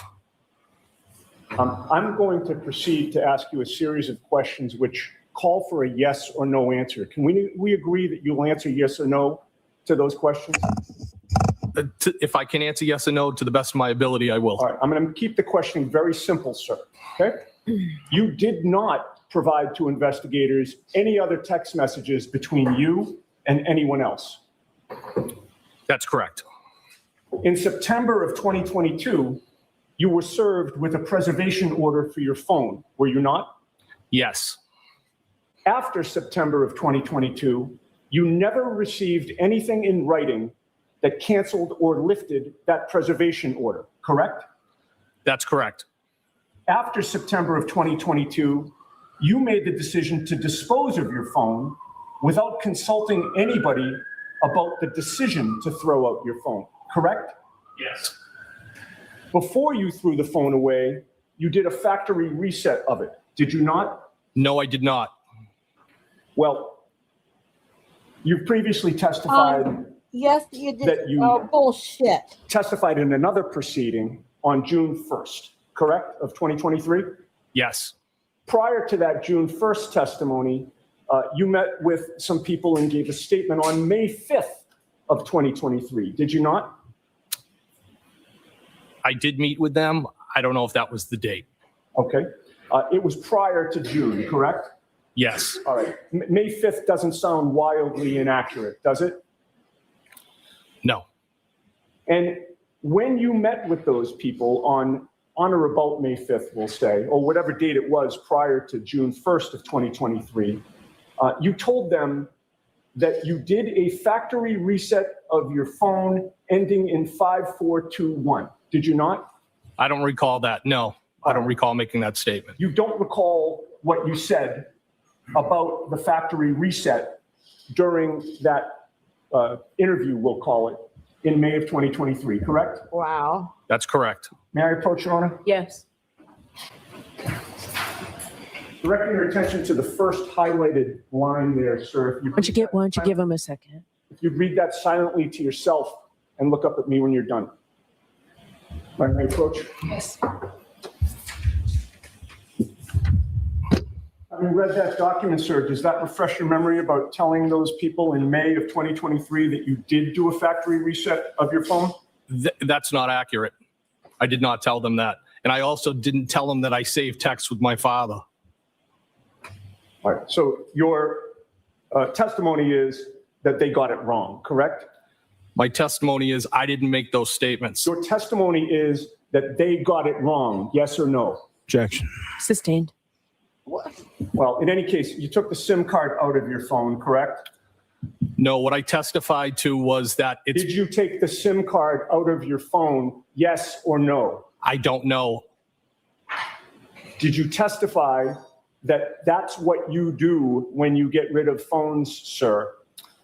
What I said was that might have been the extent of it if I was to have done that. And you either cut up the SIM card or ripped it up, correct? I believe what I testified to was I'm I not would have, asking you what you testified to. I'm asking you today, did you either cut up the SIM card or rip it up? cut it up or broke it. And you will agree with me that cutting up or breaking the SIM card destroys the SIM card, does it not? The card itself, yes. Yes. That would have been the purpose in terms of cutting it up or ripping it up, to destroy it, correct? Well, so nobody else could use the phone. Well, that was my next question. But In another but phone. But the purpose of cutting up or ripping up or the SIM card is to destroy the SIM card, is it not? Yes, And you wanted to make sure that somebody couldn't put that SIM card in their phone and potentially access your data, correct? no, that wouldn't be the reason why. Okay. Yeah, it is. Well, So nobody could get your information. we No already one. talked about the fact that you testified That's under why oath you on reset June your phone. 1st of 2023, correct? Yes, And get And rid of SIM you cards. were under oath when you were testifying on June 1st of 2023, correct? yes, You swore to tell the truth. yes, You raised your right hand. that's correct. And June of 2023, June 1st of 2023 was about a year ago, correct? Yes, It was about a year closer to your throwing your phone away, correct? yes, And in that testimony that you gave in June 1st of 2023, did you say the following, quote, "I made sure that somebody couldn't put it in their phone"? yes, I did say that. In fact, by either cutting up or ripping up your SIM card, you also knew that that SIM card couldn't be put back in your phone either, correct? Yeah, I believe that would be correct. And you'll agree with me that you took that destroyed SIM card and put it in a trash bag, did you not? I believe it went in a trash bag, yes. Well, you used the passive voice. It went in a trash bag. Did it fly out of your hand unexpectedly into a trash bag, sir? No, sir, it would have been disposed of with the phone. No, I understand, but are you reluctant to say that you put it in a trash bag, sir? Objection. Can you answer that? Are you reluctant to say that? No, Your Honor, I put it in a trash bag. There you go. You said it. Or with my And then trash. you also took your phone, now without the SIM card, and you put that in the trash bag too, did you not? Yes, sir. Then you drove to a military base and you threw both the destroyed SIM card and the phone into a dumpster, did you not? Well, I was cutting through the base, and I believe how I testified Did you drive to a was military base, sir? I was cutting through a base, yes. Did you drive to it? Yes, sir. And then you put both the destroyed SIM card and the phone itself, which were in a trash bag, into a dumpster on that military base, did you not? I believe that's what I did, yes. And as you were driving away, you knew that that destroyed SIM card and the phone would be gone forever, correct? Yes, I threw it away. And before you drove away, you did not transfer anything from your old phone to the new phone, correct? That's correct. You lost all of your photos on that phone, did you not? Whatever photos I had on there, I did, yes. You lost all your videos on that phone, did you not? To the extent if I had any. You lost all of your other text messages Yeah. And you besides don't the do ones that. that you had with Karen Reed and John Unless O'Keefe, it's correct? really important That's correct. to And get you knew rid that of you that did phone. have text messages on That that old data. phone with Kevin Albert. He's a friend, most likely. You also had text messages on your phone with Nicole I mean, Albert. all those. Most likely, pictures yes. are And you had the text dreams messages that on you your sent to phone with John. Brian Albert. Yes. Come on now. It was important to you that no one see those text exchanges that you had with those three members of the Albert family. Objection. I'll let him have it. I'll let him No, have- sir, that's There's not the- true. I'll let him have You the took phone. no steps to preserve those text messages, did you? That's correct. You did not ask your friend Matt Kelch, the agent, to help you extract those text messages, did you? That's correct. And when you went to that machine, you did not extract them yourself, did you? He walked me through it. I did do the extraction. You did not extract the 3 strands of text messages with Nicole Albert, Kevin Albert, and Brian Albert to preserve from that machine, did you not? No, I did not extract those. So the only place you knew they existed was on your old phone, correct? Yes, that's correct. the same phone that you put into a dumpster on a military base with a SIM card removed from the phone and destroyed, correct? Well, I did throw the SIM card and the phone on the military base. Right, and the SIM card was destroyed. You've already testified to that. I said to the extent of if I did that, I would have done that. And we're talking about the actual phone that would have had your text messages, again, with Brian, Nicole, and Kelvin Albert, correct? Yes, because the motion was denied. Well, you've already testified, sir, earlier that you never received anything in writing that either canceled or lifted the initial preservation order, correct? That is correct. You knew when you were throwing that phone and the destroyed SIM card in the dumpster that from that day forward, no one would ever be able to access the content of what you and Brian Albert had discussed by text messages on your old phone, correct? Anybody. I have nothing further. Exactly. Mr. Lally? Morning, sir. Good morning, sir. If I could take you back just for a moment to January 29th, early in the morning, you're pulling away from the Albert home, correct? Yes. You got a plow down the front of your Jeep Wrangler, is that correct? Initially, it was still on the ground, yes. And about how long distance again was that on the ground before you pulled that up? Maybe a foot. And with relation to the curb, specifically in front of the area with the flagpole and the fire hydrant, how close to the curb were you when you were pulling away from the Albert house? I believe I looked both ways. There was no vehicles coming in either direction. I pulled out into traffic, and because that's a one-lane road, if there's no other vehicles, I'd be more to the center of that road. Now, maybe a silly question, but with reference to the front of your Jeep Wrangler, that didn't have any red plastic pieces or anything like that on the front of it, correct? At what time? At what point? At any time. No. And that's the same Jeep Wrangler that you then drove to the Canton Police Station immediately after? Directly from there, yes. And then you drove that same Jeep Wrangler back to your home in West Roxbury? Yes. And then you drove that same Jeep Wrangler back to Fairview Road later on that morning? Yes. And then you drove that same Jeep Wrangler from Fairview Road to the Canton Police Station again later that morning, correct? Yes. Now, the text communications between yourself and Ms. Reed, again, who initiated those? The defendant did. And that was on January 12th, 2022, correct? About 8:23 in the evening, I believe. Now, with reference to that, what she claimed happened in Aruba, that was something that she mentioned to you via text, correct? The incident itself, I believe, was through text, but I believe the actual location was when she had stopped by my place in West Roxbury. So that's to my point. So, sir, with regard to the incident itself, she referenced that both via text and in person to you as well. Yes, that's correct. And the kiss that she planted on you in the garage at Mr. O'Keefe's house, that was again something that she mentioned both in text and verbally in person. Is that correct? Yes, that's correct. Now, as far as the ghosting that you were asked questions about last Friday, there were some text messages between you and the defendant on January 19th, correct? What was the date? I'm sorry. January 19th. 19th? Yes. Yes. And do you recall if there were any text messages between you going either way, between yourself and the defendant, between January 19th and January 23rd? I think there were, not 100%. Madam, may I approach? Yes. Direct your attention to the back there, specifically the back page, but a little bit to that.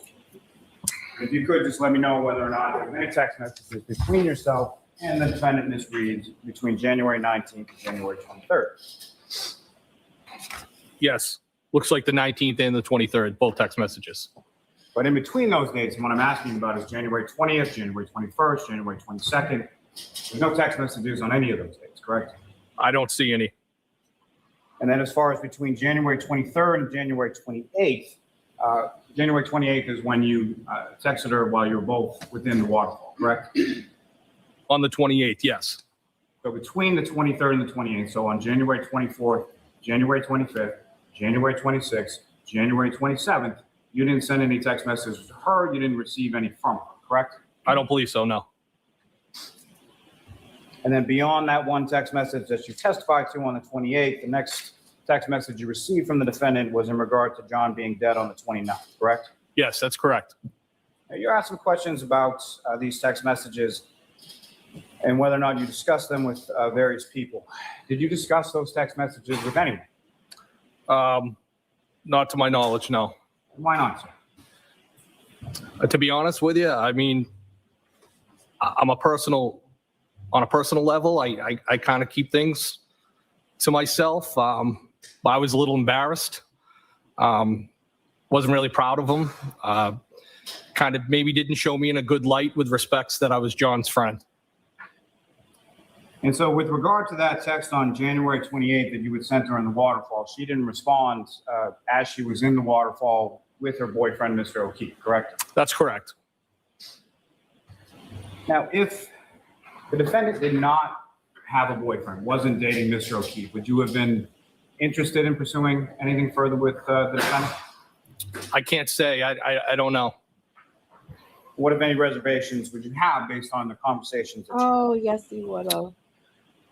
Just everything was so out of left field.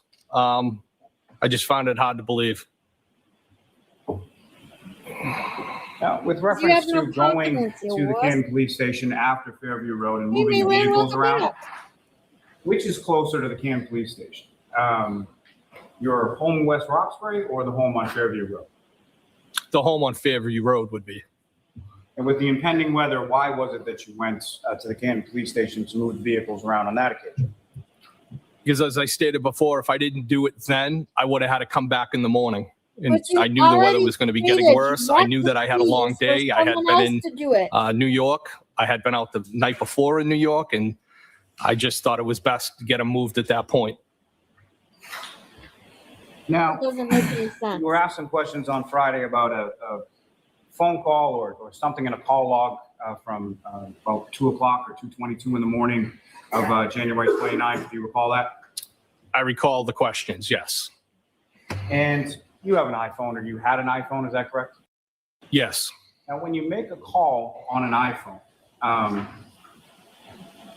as you sort of place that call, you hit the button, there's sort of a timer that comes up and it starts counting off seconds as the call is being connected, correct? I believe so. I'll allow it. And so seconds are ticking off while the call is being connected, correct? You had to think about that. I believe so. Uh-oh. And if a call is connected, then it starts ringing, and unless someone picks up immediately, there are further seconds that are ticking off on an iPhone while that call is ringing through, correct? I believe so. The objection sustained is to the form.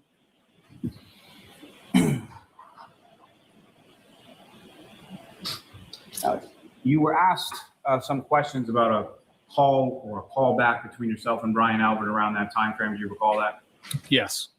And you were trying to explain sort of what your answers were in that prior proceeding in reference to that, correct? Yes. What, if anything else, did you want to explain to the jury in regard to that? Objection. In that form, I'll sustain it. You were asked some specific points as far as your testimony in the prior proceeding, correct? Yes. What, if anything else, did you say in reference to that in the prior proceeding? Objection. Sustained is to the form, Mr. Vaughn. Oh, Did you that ever speak with Brian Albert at 2:22 in the morning on January 29th? No, I did not.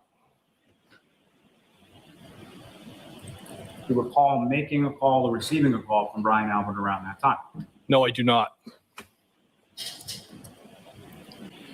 You were asked some questions on Friday regarding key card access within the Canton Police Station, correct? Yes. Now, as far as that door that you utilized, you would testify on Friday that you would sort of park down towards the back and then come in through the Sallyport area. Is that correct? So I believe I was referring to one of the two Sallyport doors. And that was sort of your cut through in order to get to your office. Yes. Now, with reference to that particular area, as far as going in and out from the parking lot of the Sallyport, does the key card, you have to swipe a key card in order to go in and to go out? So sometimes if you're close to the door, maybe having a conversation with somebody, it could activate the key card itself. But physically, if I'm going into the door, I would take it out and I would swipe it. I would hold it to the card reader. Some are more sensitive than others, is what I'm trying to say. And similar to when you're going in, when you're going out, does that require sort of swiping or using the key card in order to go outside? So there are some doors that you need to swipe out of, and I believe the booking room and the Sally Port itself are doors such as those. May I approach? Yes. I'll show you a document to place one for you now. If you could just take a look at that and look up when you're finished.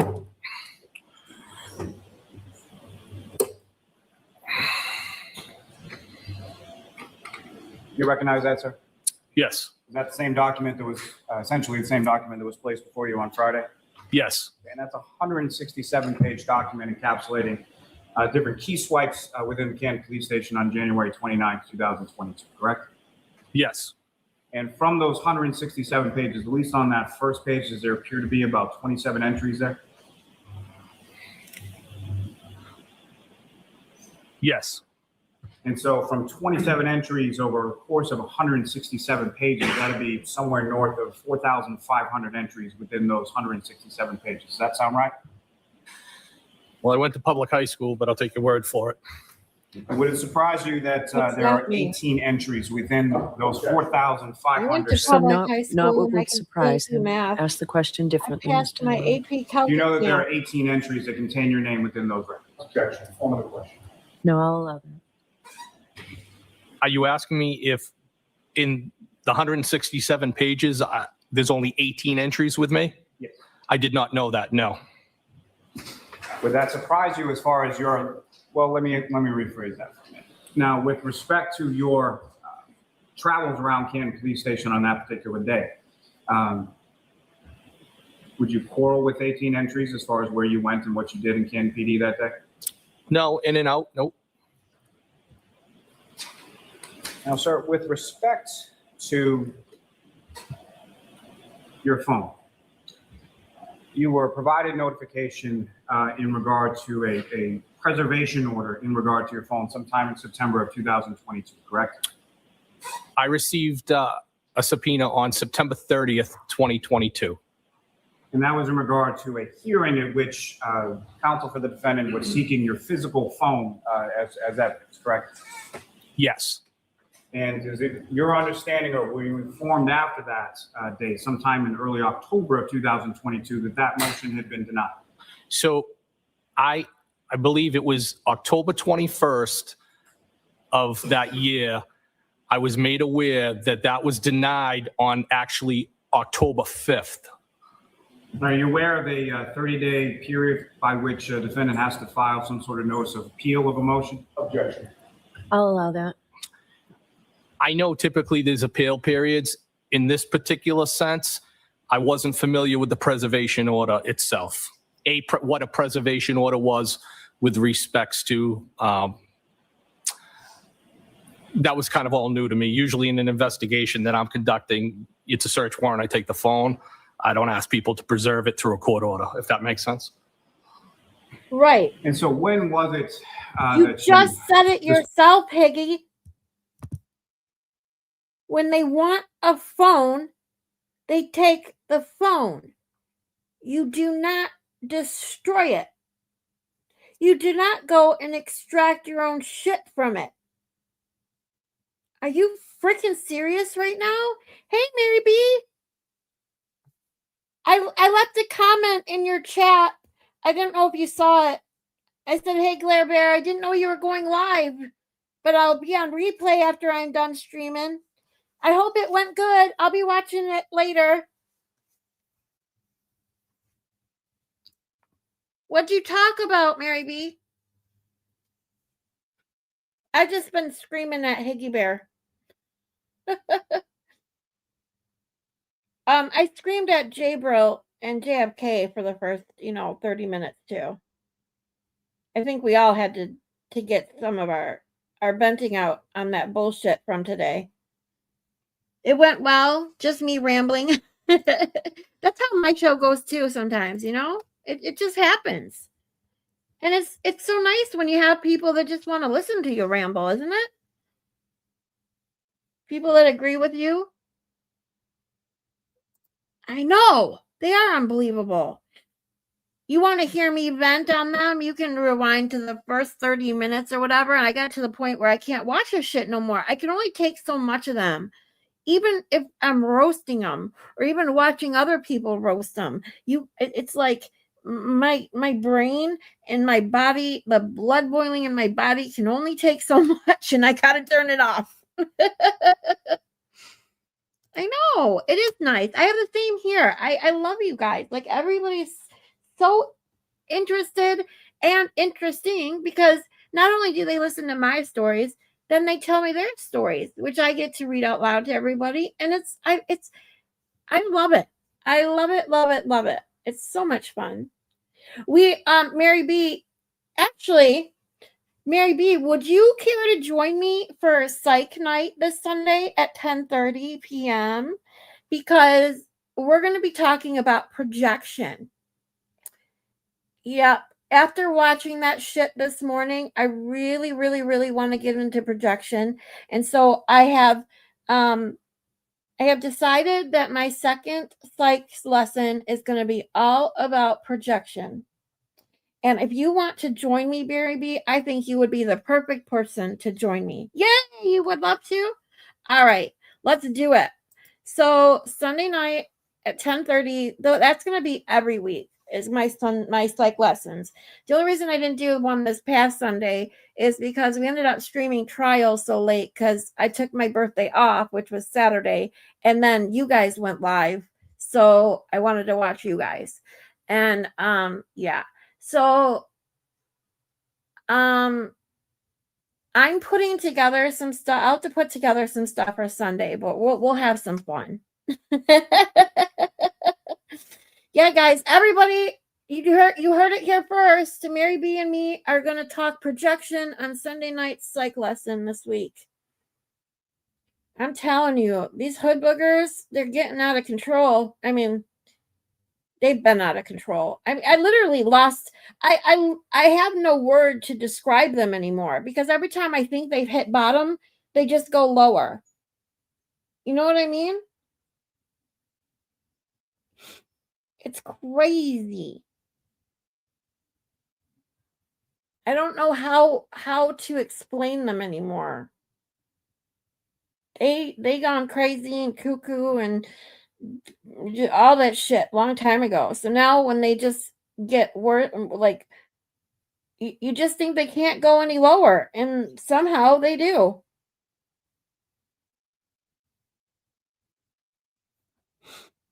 Yay, she loves talking psych. So do I. That's my forte, man. I love it. We'll have to chit chat so we can I liked it when I had Crispy Treat and Angie on, we didn't really talk beforehand because it's just free flowing shit. So I kind of like it that way because when I try to plan too much about what I'm gonna say, I just screw it up. It's easier for me to just fly by the seat of my pants, so to speak. But we will hit some talking points, especially when it comes to the hood boogers. How's that sound? Aw, Maylin. Can't wait till Sunday. Yay, it's going to be a great show. It is. I got Mary B. Woohoo! We are going to have some fun. Yeah, same. I know what you mean. It's like, it's too hard to try and, like coordinate what you're going to talk about because then it just seems whack. Like, it seems, well, scripted, as the Glare would say, right? Because, his are all scripted. So insane. Anyone who thinks that shit's scripted is crazy. Crazy, crazy. Thanks, Scott. Yes, please hit the like button. Please email me if you want to join my Discord. Please subscribe. Please share to anyone you might think wants to join us in psych lessons and watching this trial, which is driving me insane too. Oh my God. I did not know that Higgins' testimony, especially his cross, was this long. And holy moly, I've only seen bits and pieces of it. So watching this in its entirety is craziness. Yes, outline good, but always better to riff. 100%.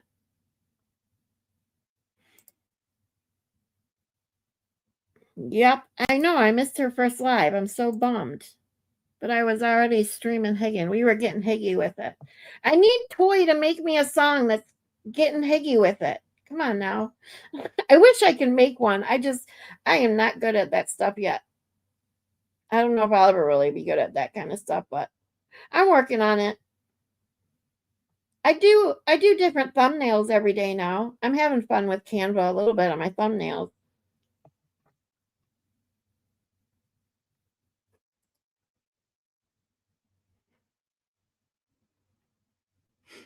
Mary B is done live. I think she's done.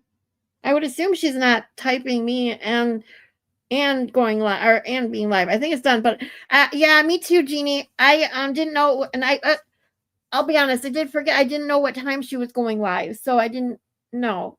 And otherwise, I would have probably made sure I could stream it or watch it. But I told her I'll be on replay, and Jeannie, she's going to be on with me Sunday night, talking psych lessons in projection. We're going to have some fun.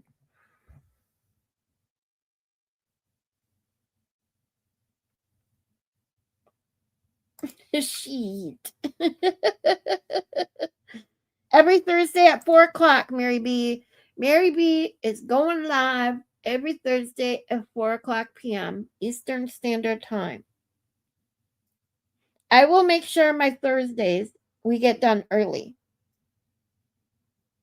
so we can go watch Mary B. And as soon as I learn how to redirect, we'll just redirect right to you, Mary B. How's that sound?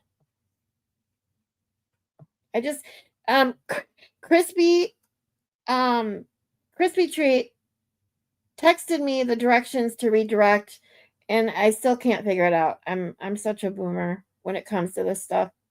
Like regular software and like Microsoft Word and PowerPoint and Excel, I'm a master at that stuff. You get me on this shit and I'm like, okay, you got to literally like show me. Once I see it with my own eyes, because I'm a very visual learner, once I see it, I'll be good. But like typing it out and that, I try to figure it out and I'm a retard. Oh, yay. I love so many of my peeps love psych, just like I do. Yep, every Thursday at 4 p.m. Redirect roulette. Yep. I'm going to have to play that too as soon as I figure out how to do it. If someone can like show me how to do it, I will.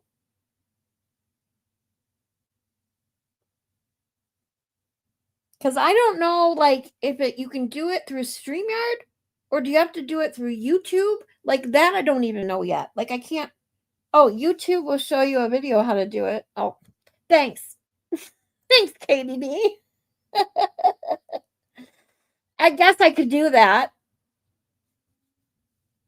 Well, my dumb.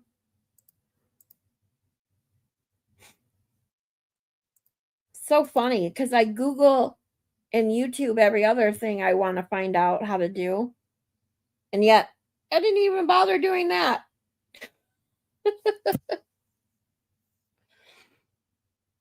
All right, what is that link? YouTube. Let's see. Oh, that's to Mary B's. Yes. That is Mary B's channel. I have already subscribed and liked.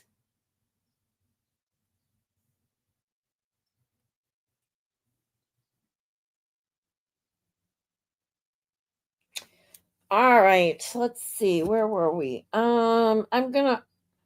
Oh, watch it. Yeah, we're gonna finish getting Higgy with it, and then it's what? Only 5:30. It's not. Wow, it's early. Why does it feel later than 5:30 already? Wow. I found out how to redirect today. I can screenshot stuff. Yes, please, Maylin. There you go. Screenshot like where I need to go and what I need to click, and then just send it through Discord, and then I'll know how to do it. Yes, please go sub to Mary B if you haven't. Thank you guys. See what I mean, Mary B? You guys are all awesome. I love you all. I even got my buy me a coffee for those of you that weren't here in the beginning today, but were in the beginning yesterday when I told you about my drama with the buy me a coffee app, which only comes on the heels of my drama with my trying to get a stupid Cash App. I mean, what can go wrong will go wrong in my life. I tell people this all the time. They don't believe me. And then I show them things like this shit. And they're like, wow, yeah. But I got it working after an hour and a half on the phone today. So please go to my Buy Me a Coffee. Even if you can't donate, subscribe, or follow me on it. And keep an eye on it, because that's where I'm going to be doing my digital wellness journal. I'm going to be providing memberships. They're going to do fun things on there as soon as I get it hooked up. Yeah, seriously, best people ever. 100%. And I've said this to Danny and you guys and you, Mary B, many times, that meeting you and coming to Danny's chat that first night was the best thing I ever did. The chat rats are the best. You guys are amazing. Thank you, Maylin. I appreciate you. There, Mary B, you got a new sub. Also Erica Walsh. I messaged her. She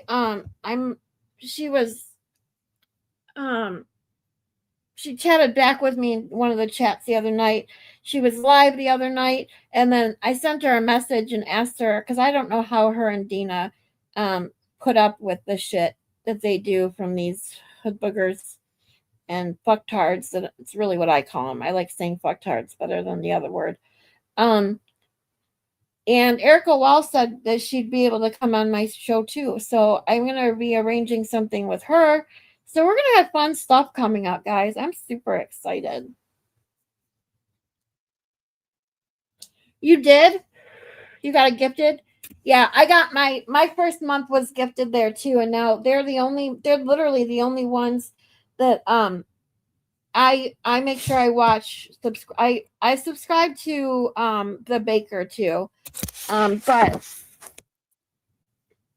the Baker and Rat House Media are the ones I make sure that are paid every month. I do have the Glare right now. But I'll be honest, the chat rats are literally the only stream. If I miss it, I still go watch like every single replay. Everyone else, I kind of like, I can take it or leave it. And as sad as it is, I hate it because I love Will the Glare. I love his shows. He makes me laugh so hard. But I get so tired of the fucktards and the cry farts of the world. Sometimes I really don't even care to watch that. So it's sad, but sometimes it just gets a little too much for me. So that's why I say, I can't say it enough, that going to Danny's channel and just relaxing and chatting with everybody in there. And I told him too that his content, being that he bounces around and isn't the same shit every day or every time, is a bonus. It's a bonus for a lot of us, I think. It's, because too much of one thing, as sometimes as drawn in and as you can get to the drama, it's just too much. Yep, we are all happy you love Rat House Media. We're so happy to have you. I want to go on to tell my truth story. It goes along with the Psych and Kelsey case too. Yeah, Jeannie Lynn, anytime you want to come on and talk, even if we have to get a voice changer, you just let me know, sweetie. Anytime.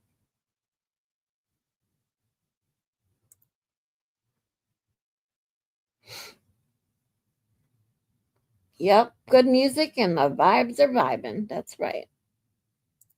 Toy is amazing. She is a master at making the music videos and the music. I mean, the graphics that she gets in those videos are just amazing. I'm in awe.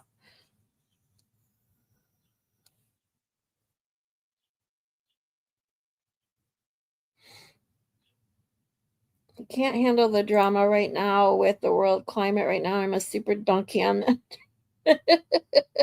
Hey, I totally get you. That's why I need a break. Everybody, I say this every single day, and I might as well just make it my mantra. Everyone needs levity in their life. They need some laughs and some smiles and some just kindness. The world that we live in today is not what it used to be. It is sad and depressing. Everywhere you go, everything you turn on, it's always something mean and hate, and it's just, I can't stand it. That's why I don't have cable. It's why I unsubscribed from my Apple News. I literally couldn't take it anymore.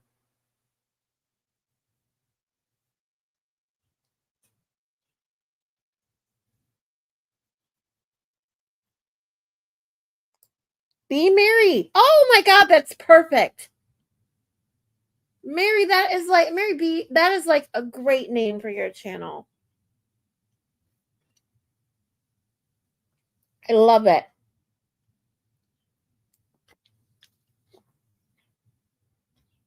Because everybody, you need to smile. You just need to smile. You need to laugh. You need to find levity in things that are serious. Because if you don't, what is the point of living a life where all you do is depressed and sad and mad every minute of every day? There's no point. Mary B is awesome. Yes, she is. Hey, Cheryl.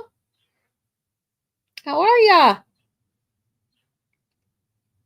Be merry with Mary B.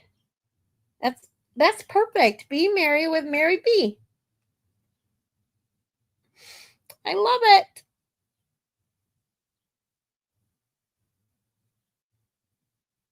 Putting away groceries. Gotcha.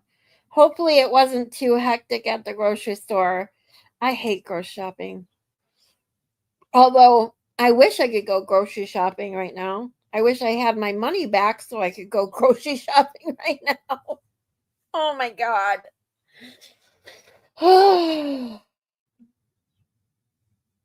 When I was wheeled into the ER, everyone was commenting how I was always smiling. Yep. That's great. And because it is. Most people, especially, and I can tell you, I've worked in the hospital and the doctor's office and the, mental health facilities. Most people don't smile. So when you come across a person who is smiling, especially in an ER where you're not feeling very good, yeah, it's definitely an unusual thing. And it's I love it. I love when I meet people who are just happy, and that's how my mom used to be. And I try so hard to remember that so that I can be more like that, because I know I'm not. I want to be. Truly do. My mom was always the one that could make friends in the grocery store. We used to make fun of her when I was little. Like, she'd make her next best friend in the line at the grocery store or in the line at the bank. She was everyone's mom. All my friends called her mom. That's just who she was. And I love her to death. I miss her every day.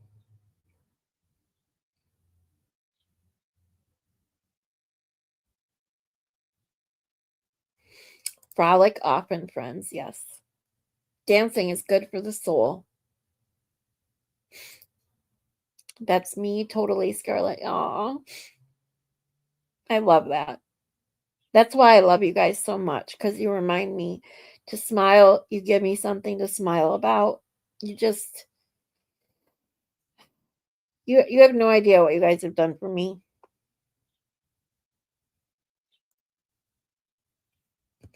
I used to be super smiley. That's how I got my nickname, Moni Sunshine. Aw.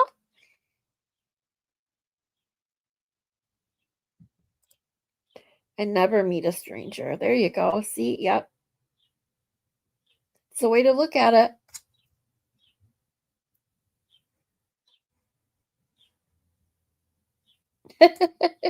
Even if you just bop your head because you're on a knee scooter, because you broke your ankle or your leg. Yep. You can head bop on that knee scooter, Mary B.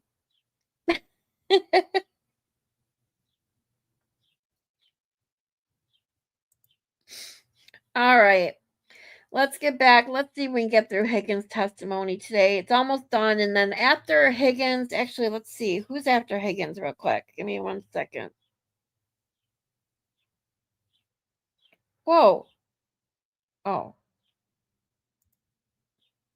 I saw the word redirect, and I was like, oh, is that how you do it? No. Who is after Higgins? Let's see. Oops.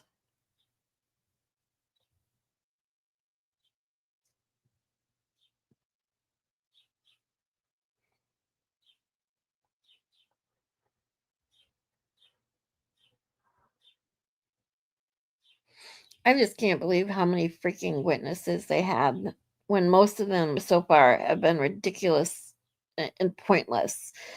So we have Justin Rice, doctor. I don't know who that is. Is that the ER doctor? Maybe? Justin Rice. We got Dr. Gary Fowler, the pathologist. Nicholas Roberts is toxicology. Michael Trotta, I have no idea who that is. Like, most of these are really quick testimonies after Higgins. So there's like 5 people that are really quick. And then we have Lieutenant Kevin O'Hara, who from the MSP CERT team, and Maureen Hartnett, Ashley Valier, forensic scientist, Christina Hanley. Okay, so we got probably get through Higgins. Maybe we'll get through these last couple, these 4 or 5 20-minute testimonies today. And then tomorrow we'll start out with this Kevin O'Hara MSP CERT team. Then that will lead into a couple other people from the MSP. Then we get to Trooper Bukaki. So I'm assuming we'll probably get to Trooper Bukaki on Friday.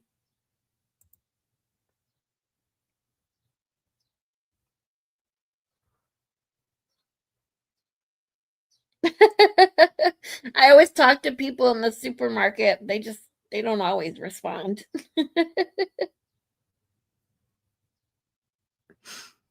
Grocery store was hectic today, but we got everything we need. That's good. My middle son is coming home from college tomorrow for spring break, and I'm excited. Oh, cool. That is exciting. I'm sweet as pie. Just don't cut me off. Yeah, that's why I tell people all the time, do not rent a car in Michigan. Our drivers, they're so aggressive and mean and impatient. You will get cut off all the time. Plus, we have construction everywhere all the time. Plus, we have potholes everywhere all the time. It is awful to drive here.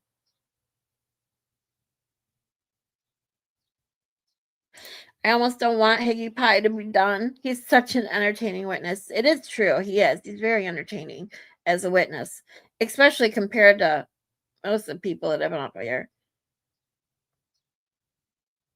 Besides Jen McCabe, she was another good one to sit here and pick apart. The super pooper trooper.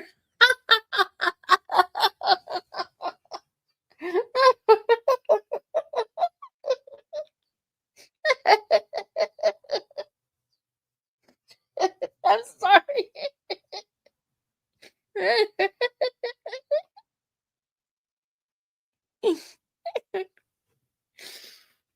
my god, the Super Troopers is such a good movie. Oh my god, it's just funny. The Super Pooper Trooper.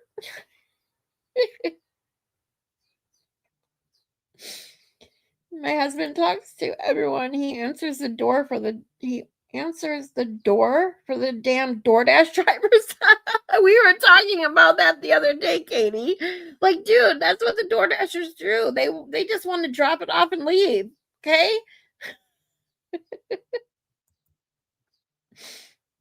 Uh, hopefully I'm getting you guys to laugh too today. I'm like, what the fuck are you doing? Leave that shit there until they are 2 miles away. That's how I am, dude. Like half the time I'm like in my PJs and little makeup and that. I don't want to open the door until they're gone.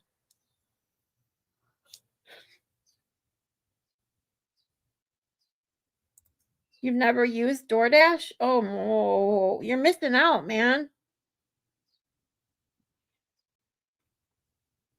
See, I don't use it to get fast food because I don't really eat fast food. But I do order groceries from DoorDash because it's cheaper that way.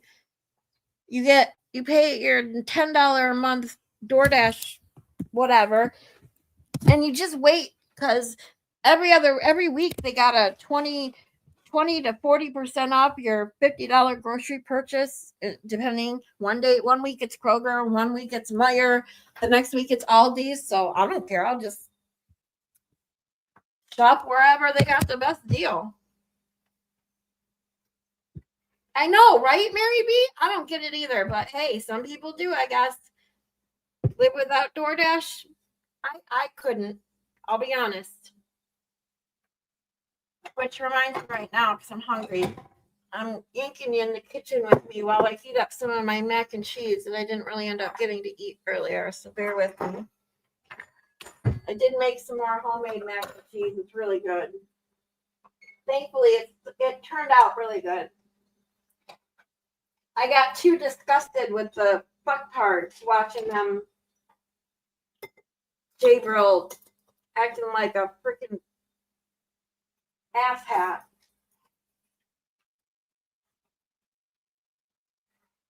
All right, so while I can heat up my mac and cheese, let's get back to the rest of Higgins here and watch these like probably more pointless 20-minute testimonies. I love driving too, but I hate grocery shopping. And I hate the drivers in Michigan. They're awful. I'm telling you, they're terrible here. You never used it for groceries? Only food delivery? Oh. Wait, what did I say? I never see the grocery store on there. What the fuck? Oh, yeah. Oh, well, I guess it depends on where you live. You have to have one close enough to you. I have a Meijer's and a Kroger less than 2 miles away from me, and a Target and an Aldi's. I have everything near me, which is perfect. Yep. I save a lot of money on groceries. That's why yeah, exactly. Zero impulse buy. You make a list and you just purchase from whatever store they have their deal going that week. And you save a lot of money doing it that way. I love it.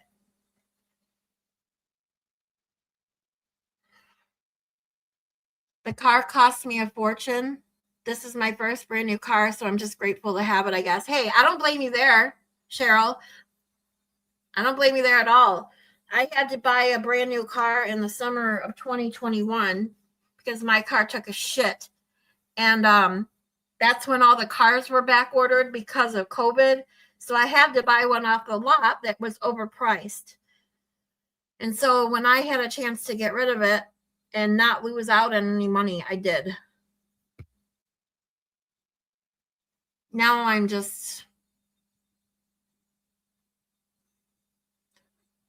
I'm paying more for rent now that I have less. So I have, you pick and choose what's more important. And since I work from home, I really don't need a car.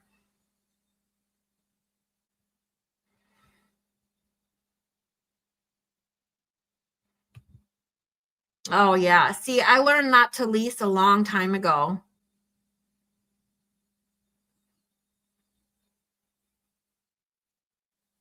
Oh, Katie, of course you can.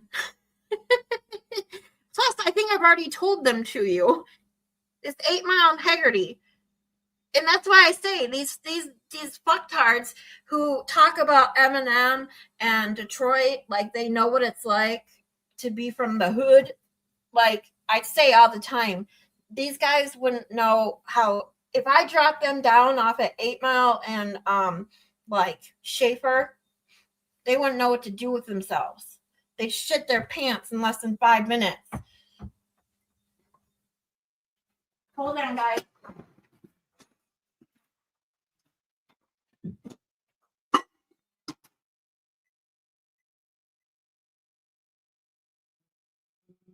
Seriously, though, I tell people, I say I literally live off 8 Mile. I don't think people will believe me, but I do.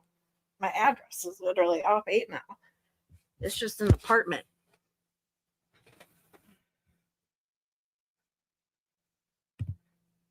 We only have one car. I don't drive. My mom does have her own car, and little one already has a car when he gets his license. Oh, there you go. Aw. 8 Mile and Livernois. There you go. Yeah. They would shit their pants if they got dropped off down there.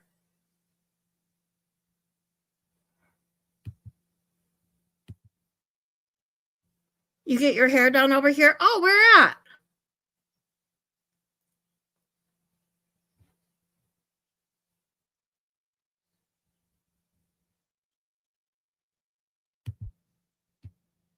When my son was 14, it was just me and him too. I know. By me, silly. 8 Mile and Haggerty. I know. I said, where at, silly?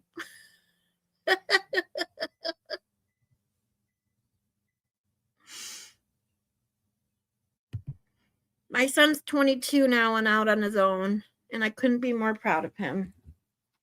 He's doing wonderful.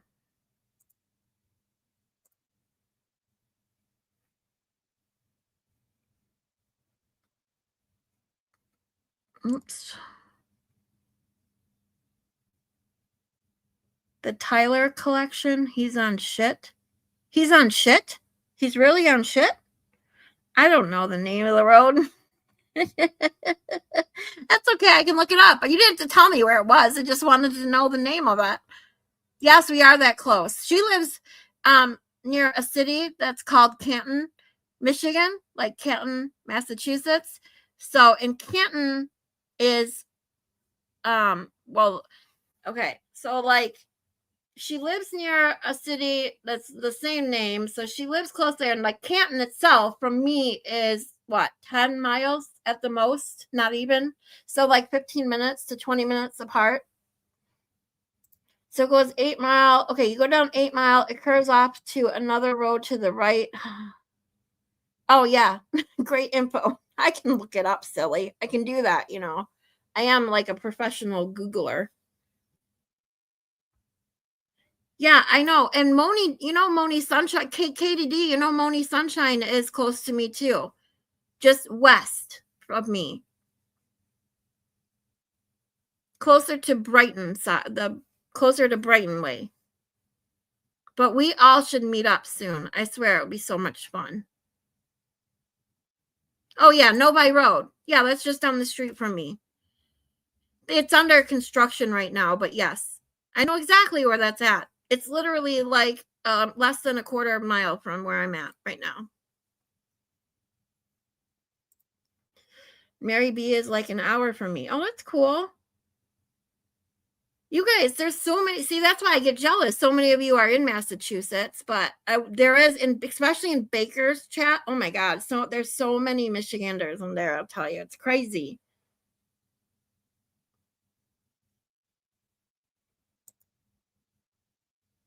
You have an office in Brighton? Cool. My aunt and uncle live in Brighton.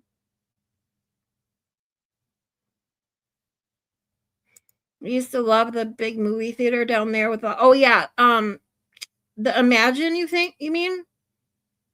The one in Canton?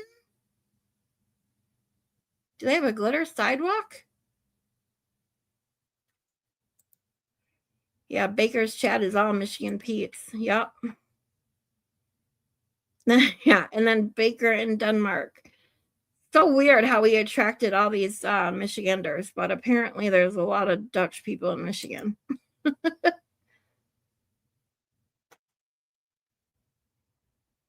Oh, they used to when it was new. Yeah, I gotcha. We used to go there. I used to go there with my ex, my last boyfriend I lived with for several years. We used to go watch all the new Marvel movies at the Imagine Theater. It's a comfortable theater. I mean, it's nice and big, and you get to reserve your seats, and they got nice recliners, leather recliners in there. It's pretty nice. Time to cook. All right.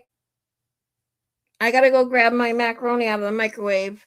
All I remember is the sidewalk being so sparkly. So sparkly. Yeah, it's been several years since I've been there though. I don't even know how I found Baker. I was just boom there one day. I think he's so handsome for an older man. Don't tell him though. Okay, I won't tell him.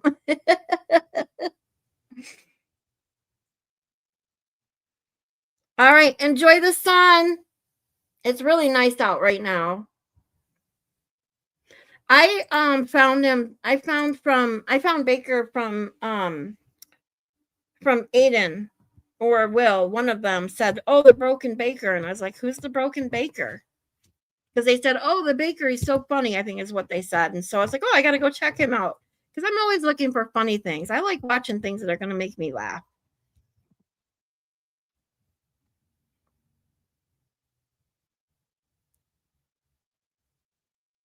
No, he's in Denmark, Jeannie. He's in Denmark. He comes here to visit the expert in Tennessee, and they have like a meet and greet and then a live show, which is pretty cool at Dollywood.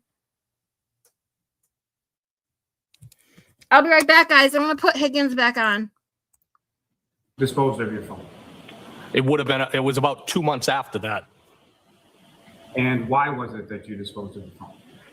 Because it was beaten, it was broken up, and I had already had a new phone, and only explanation is I threw it away. That's it. Now, beyond sort of this case, what, if anything else, was going on with reference to your personal phone that led you to want to get rid of it? So in July of 2022, I had a target of an investigation I was working who alleged that he called me on my personal cell phone. And when I questioned him as to the fact how he obtained my personal telephone number, he told me that his girlfriend had obtained it off of open source internet, which I later confirmed that number was out there. What, if any, concerns did that raise for you, sir? Well, I had a lot of concerns. And so July of 22 is when I probably started thinking about, you know what, I got to get rid of the telephone number itself. And a lot of the work that you were doing, at least at that time, was undercover work. Fingers. I got to get rid of the telephone number itself with quotation marks. Me too, Cheryl.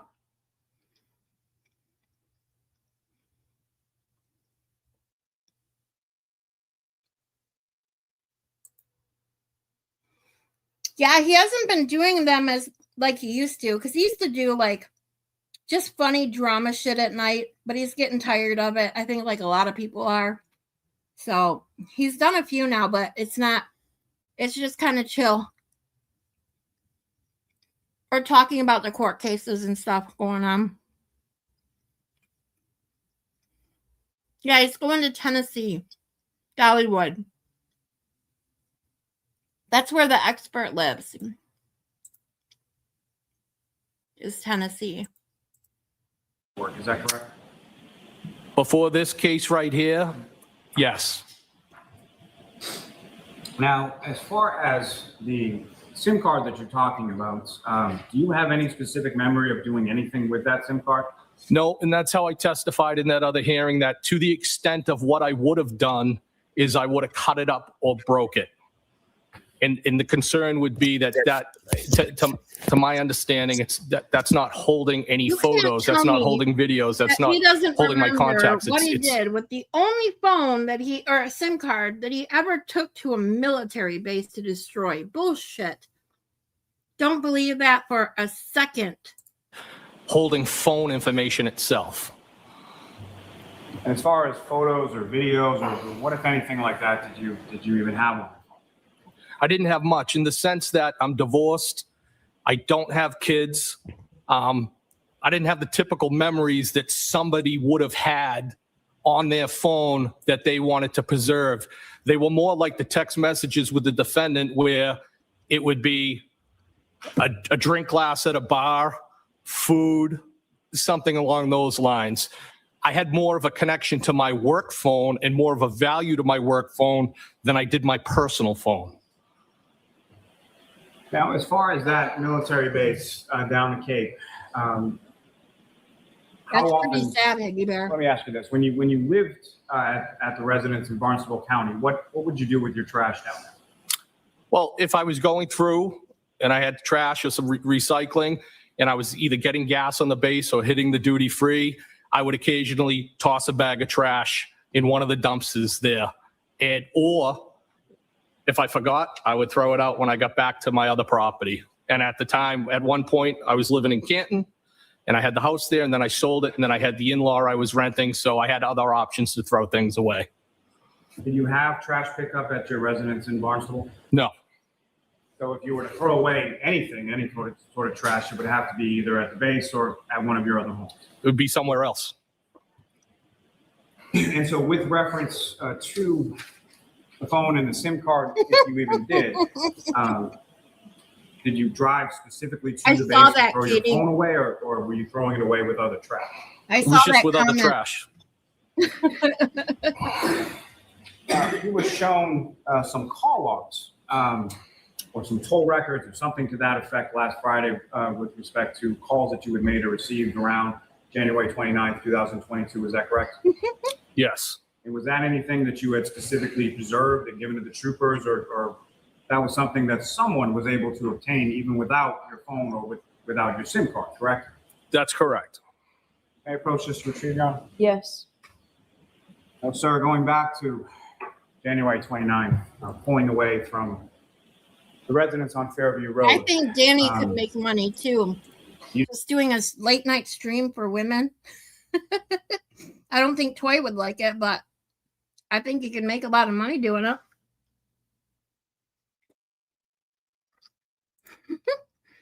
Higgins said duty free. You didn't see anything on the side of the road, is that correct? Absolutely not, no. And what is it that you would have done had you seen anything, or had you seen Mr. O'Keefe on the side of the road on January 29th? I've spent my whole life between being a firefighter, working in the profession that I work now, being a tactical medic. If I had saw John O'Keefe on the side of the road, I would have done something to make a difference. Right. No further questions. Yes. Jurors, feel free to stand up and stretch. Would she? Sir, you testified that a prime motivator of you to get rid of your phone was a July 22nd call from a target of an investigation that you were working on. I never said it was a prime motivator. Was it a prime motivator? No, what I testified to was the phone number was what I was concerned about primarily. Right. Didn't have anything to do with the phone. Okay. You did not change your phone number on July 22nd, correct? July of 2022? Is that what you mean? The date that you received a call supposedly from a target of an investigation you were working on was July 22nd of which year? So it was, I believe it was July 25th of 2022. July I was so 25th. concerned that I reported it to my supervisor. Right, but you did not change your But you phone didn't number. change the after number that then, did For you? quite a while, correct? I believe it was September. Okay. So for those months, you kept the same phone number and kept the same phone. correct? Couldn't have did. been that concerned, or else you would have been. And September changed happened right to away. be the month that you received the preservation order from this court, correct? September 22, yes. Right. Now, with regard to the I text get you, exchanges that you had with I don't think the expert cared. And you can Karen say anything Reed. you want here. You testified If I don't like that- it, I'll just delete it. you were embarrassed about them. Well, I wasn't proud of them. I think your word was embarrassed, correct? I can agree to that. That's fair. Well, you already testified to that, right? I believe that About might 5 have minutes ago? been a word I used, yes. Mm-hmm. And you also explained that you would keep things like that to yourself, correct? That could be something, yes.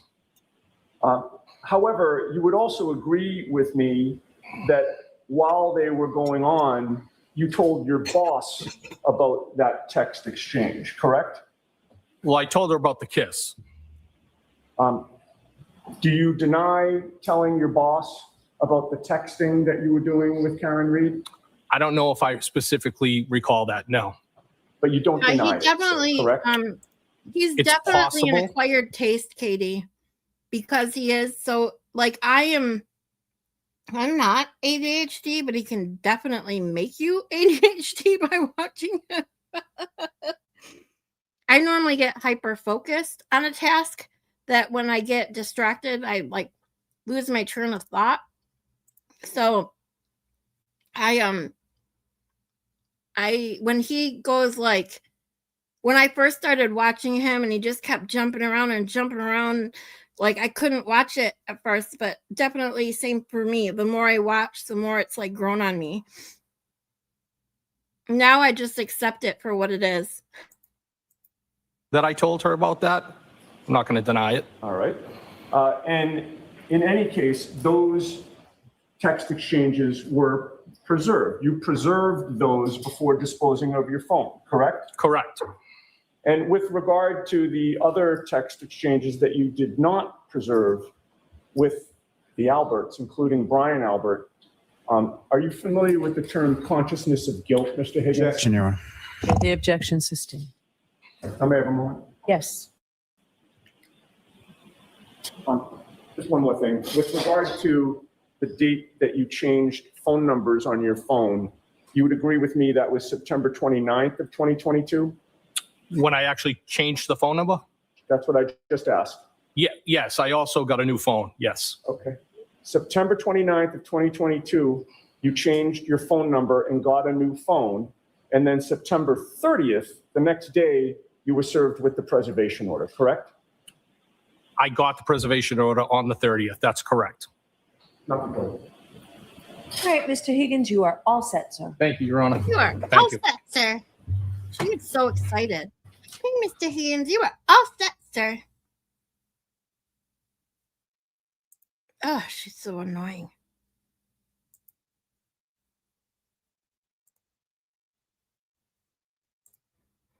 Yeah, because he does stream a lot at night, like late night. And where is it that you work now? My current employer is South Shore Health. And how long have you been working for South Shore Health? I started there in October of this South past year, Shore Health? 2023. And where did you work prior to that? Before that, I had been full-time at Good Samaritan Hospital in Brockton. And how long was it that you worked at Good Samaritan? Let's see. I started at Good Samaritan in 2010. Now, sir, if I could, I'd like to just talk a little bit about your educational background. Where did you go to school as far as your undergrad was concerned? I went to undergraduate at the College of William and Mary in Williamsburg, Virginia. And what, if any, degrees did you graduate from there? I obtained a Bachelor's of Science in Chemistry. And following your graduation from there, where did you go to school after that? So after that, I attended University of Virginia for medical school. Is that what you asked me? I'm sorry. And following your graduation from medical school, where did you go after that? Then I did a emergency medicine residency in Philadelphia, at University of Pennsylvania. And what is a residency? So residency is this is several years of training that's where doctors will specialize. For me, in emergency medicine, some people choose to be surgeons, pediatricians. That's when more of the specialization, if you will, happens in medicine, medical training. And how long was your residency? It was 4 years. And following your residency, where did you go from there? So I, in 2008, finished residency. I worked for 2 years in Manassas, Virginia at Prince William Hospital for 2 years. And are you board certified? I am by American Board of Emergency Medicine, yes. And what is it that you're board certified in? Specifically emergency medicine. And when you use that term as far as board certification is concerned, what goes into that? What does that entail? So when I obtained board certification, it was a 2-step process where there was a written exam administered at one of the testing centers. And after you pass that, then there's an in-person oral exam, I guess is what they're called. And as where you've given like didactic or individual cases, assuming you pass that, then you're board certified. And your board certification is up to date currently? Yes. Now, with reference to the time that you worked at Good Samaritan, as far as the emergency department is concerned, can you describe to the jury sort of what does the emergency department at Good Samaritan look like as far as staff, bedding, sort of layout, like can you describe that to the jury? Sure. So at the time and currently, there's 36 treatment rooms in the main ER, a lot of hallway stretchers as well. There's also an express care kind of area, but for the purposes of this conversation, 36 beds in the main ER. Staffing wise, there'll be anywhere between 4 to 5 and 12 nurses. And for the purposes of this discussion, it would have been 2 docs on, and Gonna go make probably supper. Okay, one either sweetie. nurse practitioner or physician assistant in the morning. And as far as the morning, what I'm going to turn your attention to is the morning of January 29th, 2022. Were you working at the Good Samaritan on that day? If that's the morning of this incident, then yes. Yeah. And is there a particular shift or what kind of hours would you be working around that time at Good Samaritan? I'm pretty sure I started my shift at 6 a.m. that day. There was a 6 a.m. to 2 p.m. It was either 2 or 3 to, excuse me. It was either 6 to 2 or 6 to 3 p.m., but the shift would have started at 6 a.m. as I recall. And on that date at Good Samaritan, do you recall becoming involved with the treatment of a patient by the name of John O'Keefe? Yes. And Your Honor, may I approach the witness? Yes. So I'm showing you a document. If you could just take a look at that and look up on your thing. You want me to look through each page or just acknowledge that Just as far as do you recognize that to be?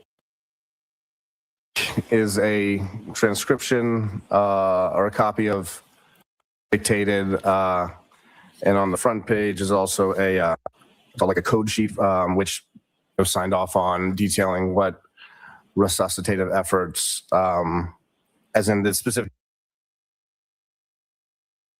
that were performed on Mr. O'Keefe's behalf. Thank you. Your Honor, with the court's permission, may the Yes. and Your Honor, what I would seek to introduce in a minute, the next exhibit would be a redacted copy of those same records. Objection? Your Honor, if we could just review those. Now, Dr. Rice, with regard to Mr. O'Keefe, about what time did he come into your facility at Good Samaritan? Would you like me to look at the chart here? Let's see. If you can't remember things and you need to reference the chart, you can do that, doctor. Okay, thanks. So it looks like, based on the code sheet, first line starting at 0647, so I'll say 6:47 a.m. And as far as his presentation, Mr. O'Keefe's presentation, when he came into the emergency department, how would you describe his presentation upon his arrival there? So he would have been, well, he was unresponsive and intubated, as in with a breathing tube into his airway via his mouth. And as he came into the emergency department, what, if anything, was fixed to him in regard to CPR or other resuscitative efforts? So he would have had CPR in progress. And also someone would have been ventilating his lungs via the endotracheal tube. Now, there's mention within that record as far as a cardiac arrest. Is that correct?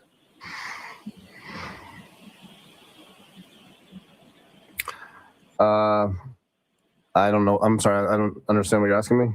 Sure. Well, let me just ask you, familiar with the term cardiac arrest? Yes. Can you describe to the jury, based on your training and experience, what your understanding of that term is? Sure. So, as in, he arrived with in cardiac arrest, which by definition means that his heart was not autonomously or independently pumping blood, or in his case, without electrical activity as well of the heart. And are you familiar with another term called perfusion? Yes. And can you explain what perfusion is and how that relates to the condition of Hey cardiac? guys, Sure. I just So, want to let you know that I just saw that in case you guys have been keeping track of the Corey Richens case, the defense rested without calling any witnesses.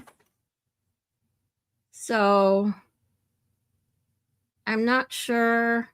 I'm assuming open or closing statements will start tomorrow morning, but I'm quite surprised that they didn't put on any defense. What is with all these lately? No defense at all? There's been a lot of those lately. It's crazy. Anyway, I just thought I'd share in case you were interested. for example, you and I right now, because our heart is autonomously, pumping blood, the heart is the pump and responsible for pushing blood throughout your body, therefore perfusing your body. In a scenario like this, where a patient is why we're watching this. In cardiac arrest or asystole, or as in not having any electrical activity in his heart or mechanical activity in his heart, the perfusion that is happening is by CPR, as in the chest being pushed upon. Indirectly is you call it maybe indirectly pumping or moving blood flow. So there is perfusion, but in a significantly limited compared to someone not in cardiac arrest. And as far as that perfusion process is concerned, what, if any, relation does that have to the organs within the body? Well, so if your perfusion is limited, then your organs are not getting the normal amount of blood flow and therefore oxygen and all the other nutrients that your blood is providing. So your organs will begin the process of failure. Can you use the term in there as far as asystole? Could you explain to the jury what you understand that term to mean? Sure. So asystole would be when you put the electrical leads on a patient's heart. The complete absence of intrinsic electrical activity from the heart would be asystole. So as in not having any observable or detectable electrical activity would be asystole. Now, as far as these conditions, as far as cardiac arrest and asystole, what, if any, concerns does that raise from a diagnostic perspective in relation to Mr. O'Keefe? I guess your question with respect to it from a diagnostic perspective, I don't know exactly what you're asking me there. Let me rephrase that. So with regard to those conditions that are observed and noted within the medical chart from Mr. O'Keefe that you have before you, how would that relate to his condition or sort of how he's presenting and what, if anything, you're doing treatment-wise? Well, so even with good CPR, the perfusion of the brain, for example, and this is what I think about frequently during resuscitative efforts like this, as in, I couldn't tell you an exact time, but there's a certain, without perfusion of the brain for us, certain amount of time, you're limited with respect to, well, the concern is that the patient, even if you resuscitate their body, that there's potentially going to be brain death or anoxia or lack of oxygen to the brain, and a poor outcome with respect to neurological outcome. Now, as far as the resuscitative efforts are concerned, is there any sort of standard sort of resuscitative protocols that would be undergone with someone who presents as Mr. O'Keefe did? Yes. And can you explain what those are?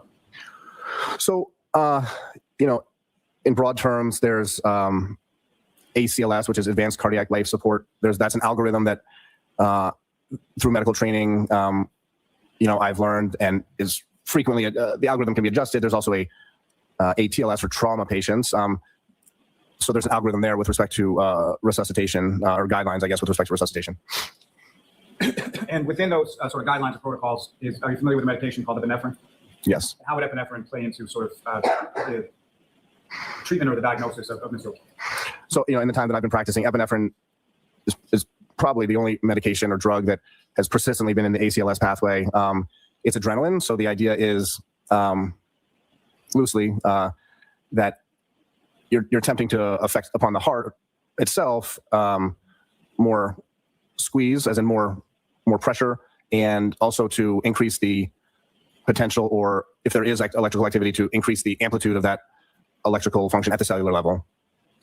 Now, in addition to the cardiac arrest and the asystole, as far as Mr. O'Keefe was concerned, what, if any, presentation did he have related to hypothermia?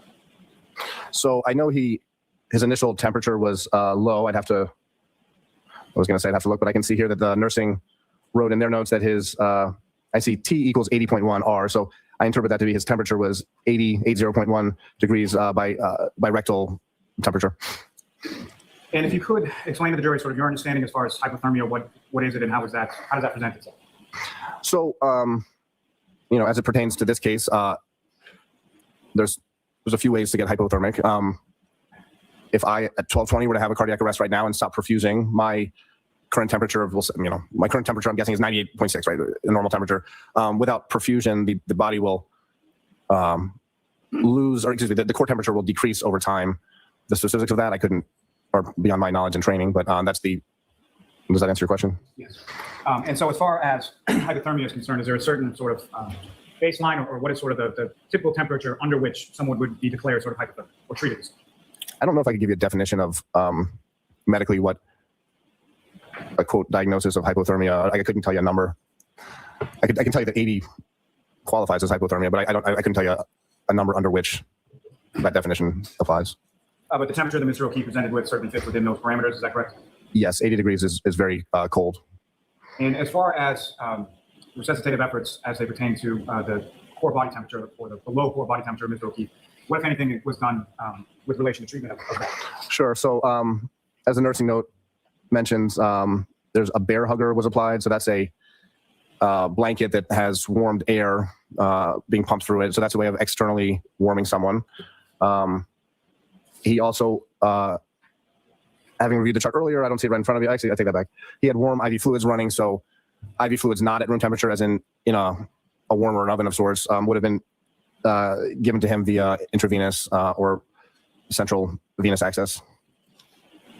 And as far as the body temperature is concerned, what if any relationship does the body temperature have and the warming process have as to a declaration of deceased in relation to? Well, so there's a goal in resuscitative medicine to attempt to rewarm a body.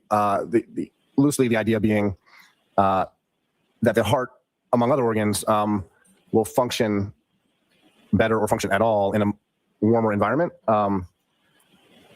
That's one goal of resuscitation.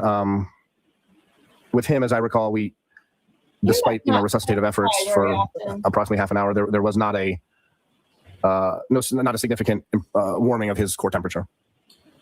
And so, sir, with reference to Mr. O'Keefe, at some point, was he pronounced deceased by yourself? Yes. And do you see any indication within the chart as to what time that was? Sure. I just need a moment here. According to my note, it looks like the time of death was. Praying in Cheryl's living death room. declaration was 7:50 in the morning. You're really going to cook now. All right. Now, as far as the observations that you made, as far as a systole and the cardiac arrest, did that persist throughout the course of your treatment of Mr. O'Keefe? Yes. May I approach the witness? Yes. Let me just see that document. Direct your attention to what's the fourth page in, bottom of it says 2 of 4, and I direct your attention to the top of that page. So you see that, sir? Yes. And as far as this is sort of a listing of observations, or well, let me ask you, can you describe what is listed at the top of that page there? Sure. So this would have been the physical exam documentation of my note. So, with respect to the head, it says, excuse me, the first word is other, which I believe is a function of the computer system. As in, I typed in the right superior orbital ridge region, approximately 7 millimeter laceration, and then with surrounding soft tissue swelling / contusion. So if I could just stop you there, as far as what you're talking about with the right superior orbital ridge region, could you explain to the jury or demonstrate to the jury? Sure. So the orbital ridge is the bone above your eye that you can, like where your eyebrow is or would normally be. And as far as the other sort of things that you noted over the course of your physical exam or review of Mr. O'Keefe, what, if anything else, of note did you observe? Well, according to my note, the only other kind of observations other than would be that he had breath sounds present bilaterally. I observed that he was pulseless. His abdominal exam was atraumatic on my chart, and then extremity exam or musculoskeletal exam, I wrote that he had superficial abrasions on the right forearm. And from a medical perspective, when you use that term abrasions, so can you explain to the jury what you understand the term abrasions to mean? Yeah, I use it as a medical synonym for scratches, if you will. And under neuro or neurological, there's a listing as far as a GC3, is that correct? Yes. And can you explain what that is and what that means? So GC is what I charted. What I intended to write there was GCS, which is a Glasgow Coma Scale, which is a scoring system to identify someone's level of consciousness or unresponsiveness. It's how And as far alert as they are. the 3, where does the scale start? Where does it go to? And where does the 3 fit in? So there's God, 3 it's components: unbelievable. verbal Yes, question. function, motor function, and eye or ocular function. And someone who's completely unresponsive, as in no motor, no verbal, and no eye movement or function, completely unresponsive. The lowest you can get on the scale is 3. Thank you, sir. And may I approach this retreat? Yes. Later on, over the course of that same morning, did you have occasion to become involved in the treatment of another patient by the name of Karen Reed? Yes. And may I approach the witness again, Your Honor? Yes. So I'm showing you another document just after you look at you essentially recognize it and look up whenever you finish. In general, sir, do you recognize what that is? Yes. What do you recognize it? The first part I recognized would have been the medical record or medical note with respect to Miss Reed, who was also a patient that morning. Thank you. Your Honor, the Commonwealth seeks to introduce in a minute the next exhibit, a redacted copy of those records. Now, sir, if you know, about what time was it that Miss Reed came into the emergency department at Good Samaritan that morning? I can tell you from this chart, it looks like that at least the first posted vital signs were from 7:51 in the morning. And in reference to Miss Reed, what is it that she came into Good Samaritan in regard to? Why did she there? I'd have to review Daisy's notes. So, well, let me ask you this, sir. Was it in reference to Section 12? yes. And with regard to Section 12, patients that come in With the regard to coup that, contra what kind coup, of involvement do you have?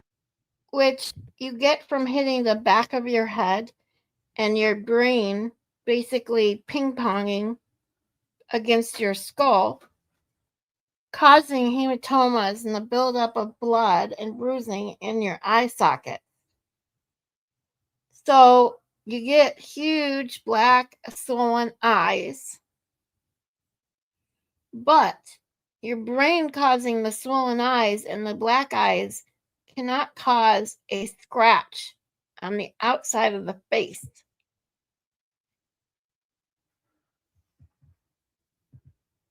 So yeah, something hit it. Or it hit something. Or who, if anyone, do you work with in regard to those types of patients? Sure. So Section 12, I would define as involuntary detention of a person,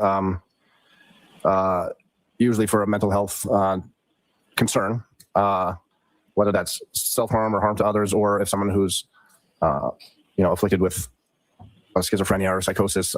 He's definitely not comfortable. Members of the public can bring someone to the police, or members of the public can bring someone to the hospital on a Section 12, which, again, involuntarily detains them for evaluation. And in addition to yourself, is there other staff? You mentioned that there were physician's assistants or nurses that were working. What how much involvement would you typically have with someone who comes in on that kind of prognosis or diagnosis? I would say, to answer your question, my involvement is variable and dependent a lot of times on what that nurse practitioner or physician assistant feels like they need or want my involvement to be. And what kind of involvement would you have as far as when someone comes in with that kind of issue? What is sort of the typical protocol or policies that Good Samaritan would undergo with reference to that patient? What are you doing with reference to the patient when they arrive? I'm sorry, I don't really understand what the question is. No, understood. Let me rephrase that. So with regard to a patient coming in on a Section 12, what happens with that person once they present in the ER? So whether they're evaluated by me or a nurse practitioner or physician assistant, if that person feels like, based on their evaluation, that they need a mental health consult or evaluation, then they would have that initiated, as well as what we do for a lot of patients, or all patients' vital signs, and sometimes blood work as well. And when it comes to that sort of blood work, or say, as far as what's being done with someone who comes in with that kind of report, what is sort of being tested and what is being looked at as far as the blood work is concerned? Well, there's a few reasons to get blood work, but in general, part of the evaluation is, with respect to the medical presentation, to make sure there's no medical emergencies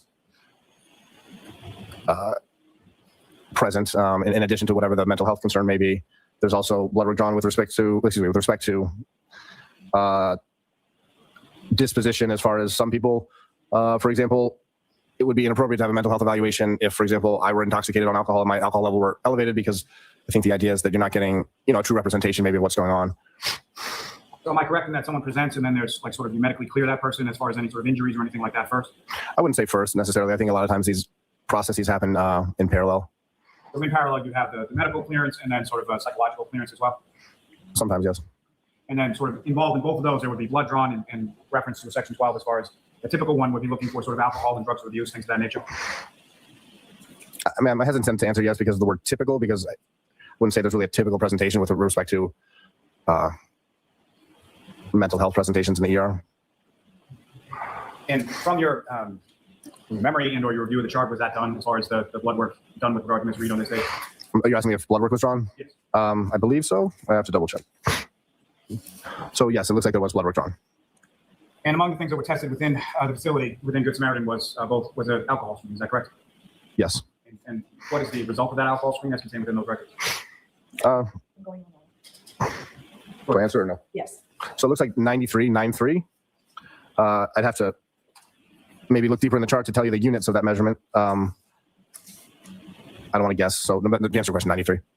May I approach this briefly on? Yes. I just I'm directing your attention to a tab portion of that. Sure. Do you see the units that 93 pertains to contained within that record, sir? So yes, it looks like it's milligrams per deciliter. Thank you, sir. Thank you, sir. I have no further questions of this witness, Your Honor. Right, Ms. Little? Good afternoon. Hi. You testified that you treated Ms. Reed when she arrived at the hospital on January 29th, correct? I don't know if I testified that I treated her, but I was involved in her care. Yes. You actually wrote the reports regarding her care, correct? That is not correct. Would it refresh your recollection to take a look at the report? In the report, I believe we're talking about the note. The emergency room note was written by a nurse practitioner. Would it refresh your recollection to take a look at some additional reports from January 29th? Sounds like you want to show me some reports, so sure. Yep. Okay. Wow, why is she getting all defensive? Jeez, oh Pete. Is your recollection refreshed? Do you recall treating Ms. Reed on January 29th? I do not. Everybody. It's like, Do you recall writing a report that has your name, Justin Rice, on it? What's On the deal? January 29th? No, it depends what you define report as. To best answer your, well, do I recall writing this note? No. Is that what your question was? So is it your testimony that do you recall treating Ms. Reed at all? No, I don't. Do you recall actually ordering her blood in this case? No. Do you recall sending it out to the labs at all? No. As you sit here today, you don't know who collected the blood? That's correct. You don't know who packaged the blood? That would also be a fair assessment, yes. And you don't know who submitted that to the labs? Correct. And it wasn't you, correct? I can confidently say that I did not collect blood work. I did not do that. Okay. You testified that you treated Mr. O'Keefe upon arrival on January 29th, correct? Yes. Did a firefighter ever approach you on the morning of January 29th and tell you that he had information suggesting that the victim had been struck by a vehicle? Objection. Do you remember that? I do not. So if a firefighter indicated that he informed you that he had information suggesting that Mr. O'Keefe had been in some sort of vehicular accident, that's something that you would have included in your report, correct? I don't know if that's a fair assumption. But as you sit here today, you have no recollection whatsoever, anyone telling you that the victim had appeared to be in some sort of car accident, correct? Well, I think, I don't have it in front of me, but I think my note that I prepared for Mr. O'Keefe states that per EMS. Sorry, so I don't think he finished his answer. So I think that what I was trying to say, right, was that on my note it says per EMS report. So one of the medics, as in one of the folks on the ambulance who brought Mr. O'Keefe in, again, I'm not right in front of my note, but as I recall, it said something to the effect of per EMS report, the patient may have been struck by a vehicle. Can I show you a copy of that report? Please.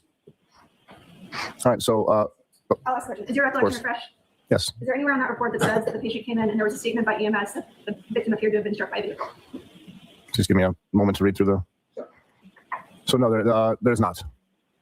In fact, there's no mention of a vehicle whatsoever, correct?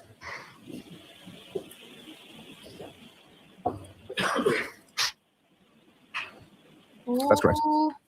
Dr. Rice, did you observe Mr. O'Keefe's injuries when he arrived at the hospital that morning? I guess you'd have to define what observed injuries means. Well, during the course of your treatment, did you inspect him for injuries? So, yes, You testified that you observed certain abrasions and scratches on his right arm, correct? yes. Aside from his injuries to his right arm, and I believe you described sort of a laceration above his eye, John O'Keefe did not have a single other injury on his body from the neck down, correct? I don't know if that's fair to say. Well, you didn't report a single injury to his shoulders, correct? Correct. You did not report a single injury to his chest, correct? Correct. You did not report a single injury to his torso, correct? Correct. You did not report a single injury to his back, correct? Correct. You also did not report a single injury to his ribs, correct? Correct. No injury to his hips, right? Correct. You observed no injury to his knees, correct? I reported no injuries to his knees. Correct. No injuries to his shins, correct? Correct. No injuries to his ankles, right? Correct. And no injuries to his feet. Correct. From the neck down, he did not have a single broken bone, right? I don't know if that's a fair assessment or a statement. You certainly didn't notate in your report that he had any broken bones from the neck down, correct? No, I did not. I'd happy to explain that, but to answer your question, no, I did not. You did not report a single fracture from the neck down, correct? I did not report a single fracture. Correct. The injuries that you testified to today were that he had sort of a laceration above his eyelid, correct? The injuries that I testified to today, correct. Yes. And the scratches on his right arm. On the right forearm, yes. No further questions. Okay, Mr. Lally? Dr. Rice, with reference to fractures or broken bones, can you explain sort of why that may not have been noted or why that wasn't included within the chart? Sure. Yeah, I'd like to. So with a patient like Mr. O'Keefe who came in, the focus of myself and the team of physician assistant, nurse practitioner, and nurses, whoever was helping in a case like this, the focus is in core resuscitative medicine, of securing an airway, making sure he has a breathing tube in, making sure that the CPR is being applied the right pressure to the right place, making sure that the core resuscitative elements of medicine are happening, unless as in the mind can only focus on so much. So I think in cases like this, because the attention is on resuscitation of someone's heartbeat, their life, there's less focus on injuries or observations that don't coincide with the resuscitation effort or not pertinent to that resuscitative effort. If that answers if that answers your question. So in that vein, it's not like you're doing x-rays or a full skeletal survey or something like that. No, we're not doing a full skeletal survey. No. Because you're more concerned with the fact that his body core temperature is 80, his heart isn't pumping blood, and he's pulsing, correct? Correct, unless there was an extremity injury that would be pertinent to his resuscitation. If he had had a traumatic amputation, as in removal of a leg, for example, that would be pertinent to a resuscitation. But an otherwise intact extremity, that is not necessarily within the realm of resuscitation. Can I approach the witness? Yes. Yeah, if you have a broken pelvis and Can I are direct your attention bleeding on document? internally, yes, it It's is. discharge and clinical impression. If you could just read from that, look up when you finish. Read to yourself. Let's see what you'd like me to read out loud. So as far as the chart is concerned, as far as your clinical impression of Mr. O'Keefe, can you read sort of what you... Sure, right. So I wrote clinical impression, cardiac arrest, head trauma, exposure to environmental cold. Can I approach this retriever? Yes. No further questions. Anything further, Ms. Little? No further questions. All right, thank you, Doctor. You are all set. Thanks. Wow, I don't know what to make of that, doctor.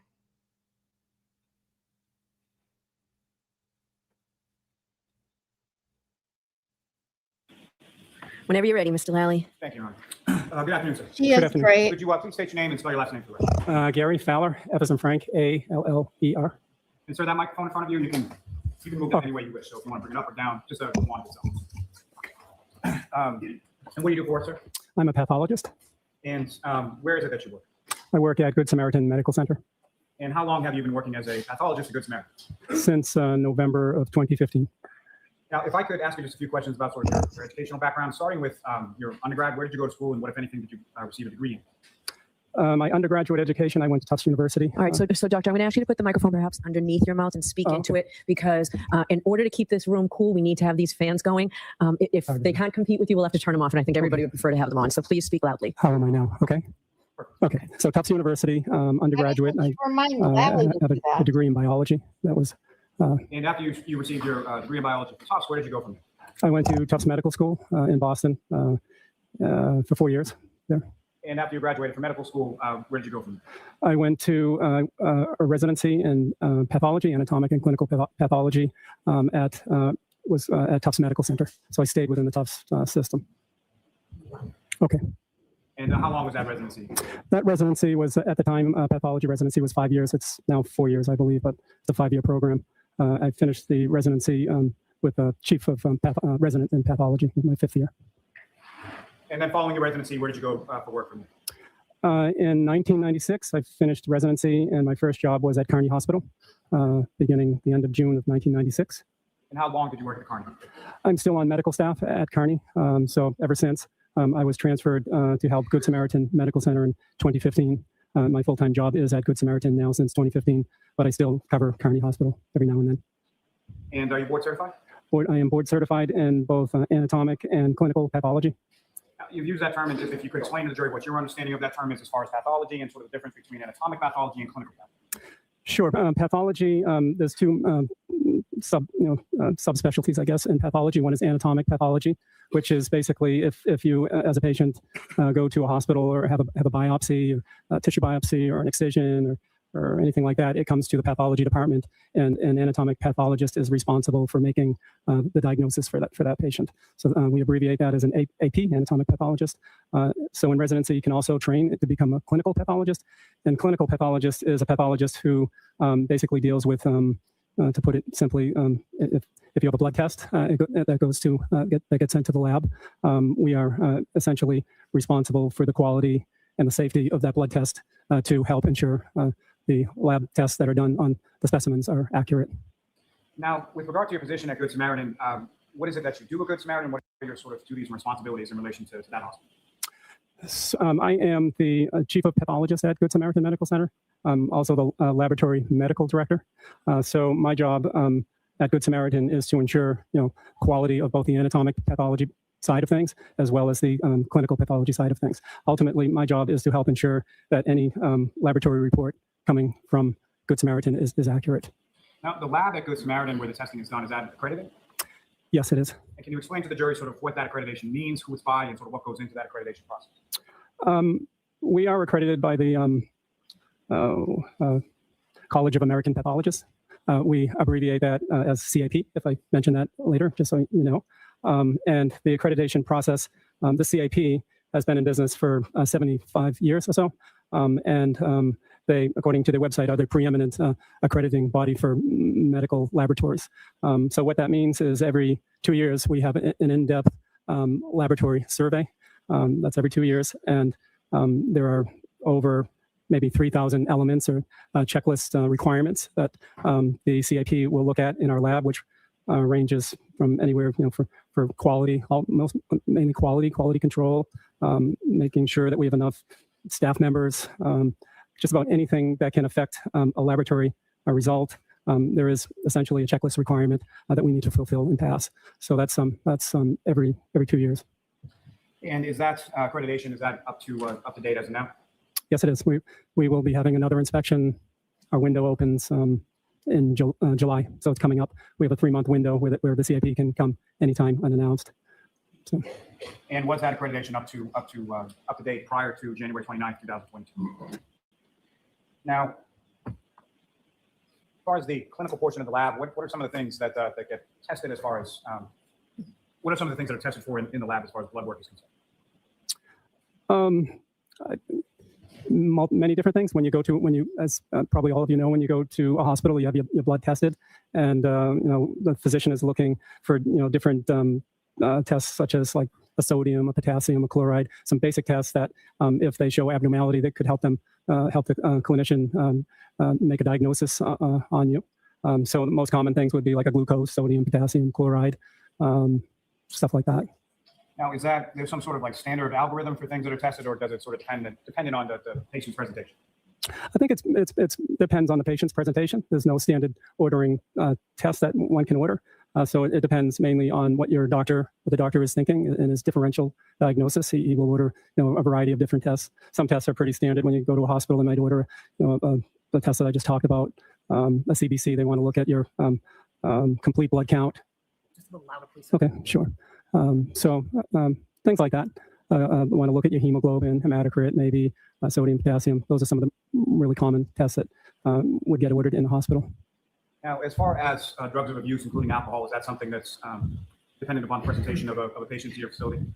I think an alcohol test or drug of abuse test is not a routine type of order or test. It all depends on if the clinician or the primary care physician is suspecting could be drugs of abuse or alcohol on board, and they need to know if so to help treat the patient. Now, would that also include sort of a patient that presents in regard to a mental health status or Section 12 drugs of abuse? Would that be somewhat standard in relation to testing or blood work that's done in relation to that kind of patient? As far as Section 12, I do not know if there is a standing order for a routine ordering process for a patient that is admitted to Good Samaritan under Section 12.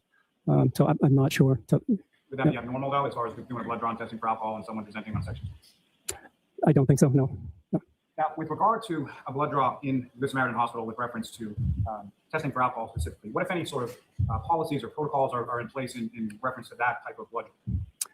I think a test for blood alcohol is the phlebotomist pretty much has to run through the same protocol that he or she needs to follow for any type of blood test, except for the fact that we do not want to use an alcohol swab to clean the area before the blood draw. In theory, if you use an alcohol swab and you're testing for alcohol, then you can, in theory, contaminate the blood sample with some of the residual fluid of the alcohol.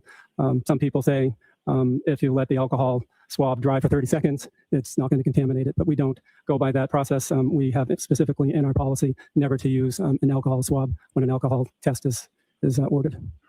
Now, in that vein, Doctor, with reference to Good Samaritan Emergency Department, what, if any, precautions have you or your facility taken in regard to those types of blood draws in testing for alcohol with regard to alcohol wipes being used? My phlebotomy supervisor has removed essentially all, not 100%, but all of the alcohol swabs down in the emergency room. So a phlebotomist who perhaps could forget, which they shouldn't, because we have competency policies for them. So we have that in place where she's removed almost all of them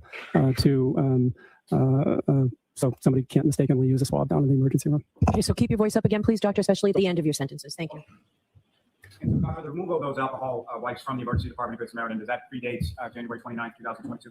It's been in place for a long time. Before that, there was a policy that they would use betadine for swabbing, but that policy has been in place for a long time, and before that day, 2022.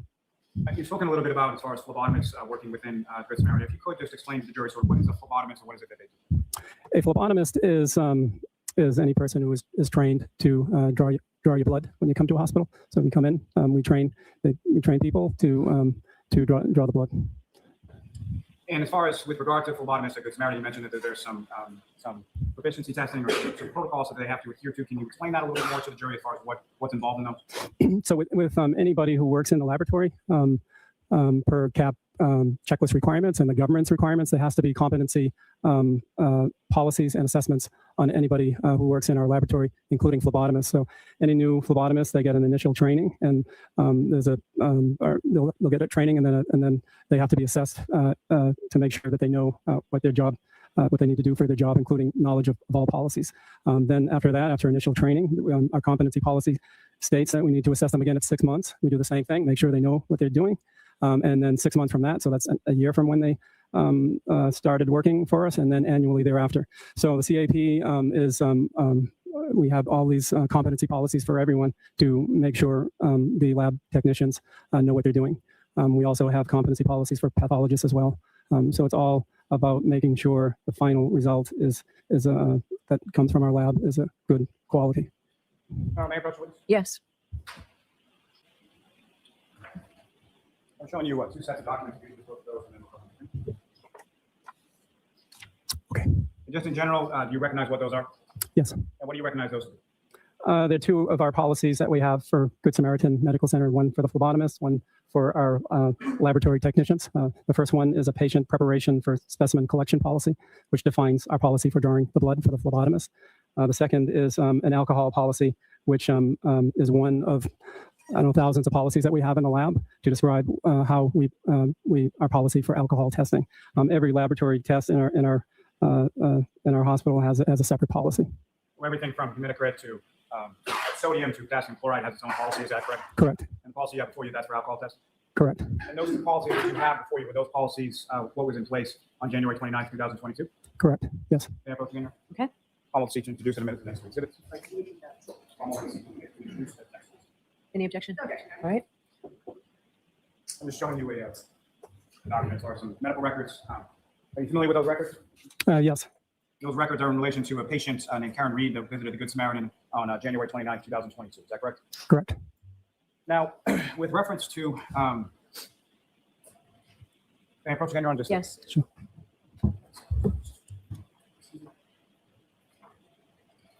Your attention to a previously tapped portion of those records. Do you see a result for alcohol within those records? Mr. Lally, you have to keep your voice up when you're here as well. Let me say it again, sir. Doctor, with reference to those records and the page that I've opened up to, do you see a record in regard to a lab results for alcohol testing with regard to Ms. Reed? Yes. And what is it reported as, sir? It is reported at 93 milligrams per deciliter. And is that, as far as milligrams per deciliter, is that a relatively standard way of reporting an alcohol result? Yes, it is in our hospital systems. Could you explain to the jury sort of milligram per deciliter what that reading means as far as the metric that's used there? Oh, it means 93 milligrams of alcohol per deciliter of the blood. And as far as, if you could explain to the jury sort of the testing process or the protocols that are in place at the Good Samaritan, so the blood is drawn by the phlebotomist, and then what happens from there as far as the testing is? Okay, so Before you do that, doctor, so we might have to turn off the fans, which we don't want to do. I really need you to keep your voice up so that the court officer over there, so that folks down there can hear you. Okay, so at Good Samaritan, I can go through the process. The doctor will order the test in the emergency room. We have 2 phlebotomists down in the emergency room. That test will print out, the order will print out down in the emergency room, and it will print out a label for the blood tube. It will print out on that label the color of the blood tube to be ordered, and we'll also print out what on the label what is to be tested in our lab. So that order will be seen by our phlebotomist in the emergency room.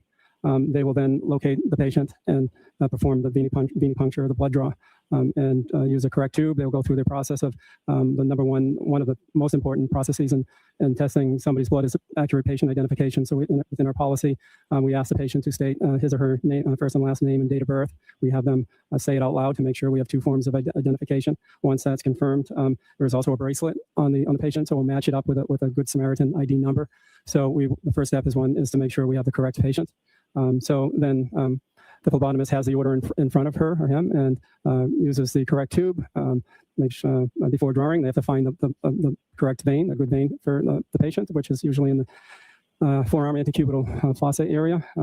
They will find that vein. They will cleanse the area with a non-alcohol swab, which in this case the order was for alcohol. Right, so doctor, I'm sorry. I'm going to stop you. I think part of it is that you're saying so much and your voice is fine, and then it drops, and it's fine. And then it drops. So Paul, can we turn the fans off, please? It's important that all the jurors hear everything you say, doctor. Yeah, sorry. Okay, so but speak into the I'm microphone. going to bring it really close. All right, this should be better with and hopefully you can turn it back on when I get better at this. So I'm sorry. It's hot. I'm hot too. One is we make sure that it's correct patient identification. We use the correct tube. We draw it. We don't use an alcohol swab. We use one that doesn't contain alcohol in that. Then the phlebotomist will then put the labels on the tube or tubes in front of the patient, then bring it back to his or her area. Make sure they sign their name initial their name on the tube as well as the time. Then it will be put into a bag, and in the emergency room it goes through a chute and it goes directly to our laboratory. for testing. Once we get it, it's called receiving the blood work. A technician, a lab tech in our lab will scan, there's a barcode on the label, they'll scan it, and that will document the time that we received it.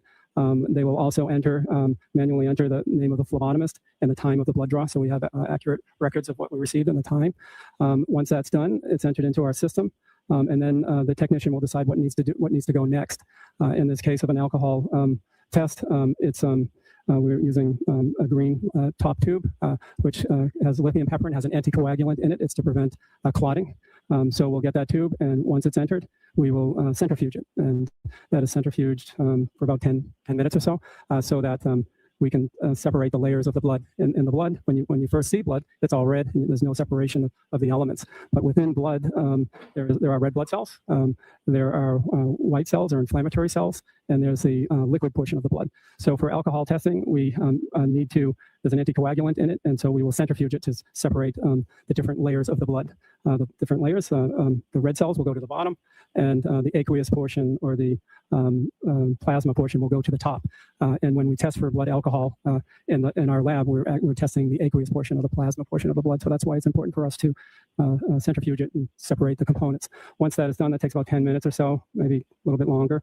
Then that tube will be brought over to our machine, which is a Roche Cobas machine, and it will be put onto the machine, and that machine will test for the alcohol or whatever else is ordered on the patient. I think I covered everything. Now, with regard to, you used the term a couple times as far as a centrifuge, can you describe to the jury sort of what that is and how that instrument works? Sure. So when the tube that we take is a blood tube, and we want to test the aqueous plasma portion of the blood. And the only way to get that plasma portion, or the watery solution of the blood, is we put it in a centrifuge, which will spin the blood at a rapid rate, something like 3,300 RPMs or so, which is fast. And it will separate the blood into those three layers. Also, in the tubes that we use, is a gel that comes in the tube, and it nicely separates the red blood cell component from the water or aqueous plasma component, and keeps those two portions of the blood separate to make it easier for us to test on our machine. Now, as far as the blood testing is concerned, is there a difference between sort of what's known as whole blood versus serum and plasma? There is a difference. Whole blood is basically the whole blood. When somebody has a test drawn, and if we test something on the entire blood without separating it, that would be whole blood. If we say we're testing on plasma or serum, we're actually separating the components of the blood by the centrifuge process. Now, which of the two, as far as serum plasma versus the whole blood, which would record as far as a higher percentage of alcohol in the testing? Alcohol, the answer would be plasma or serum would have a little bit higher blood alcohol content compared to whole blood. As far as the separation that you're talking about, is there a specific area as far as the separation is concerned where alcohol tends to concentrate within? Yes, alcohol tends to go into the more into the watery or the aqueous component of the blood. So when we like serum or plasma has a 98%, reportedly 98% water component. Whole blood, if you look at the whole blood overall, it has a lesser percentage. If you look in the literature, it can be 86%, or there's a range. But so since alcohol tends to go to the watery components, if you measure alcohol like we do in hospitals on the serum or plasma, the value that we get will always be a little bit higher than total, than measuring on whole blood. Aware of, through your training experience, sort of a conversion that can be done between sort of what's reported as a testing from serum plasma to whole blood count?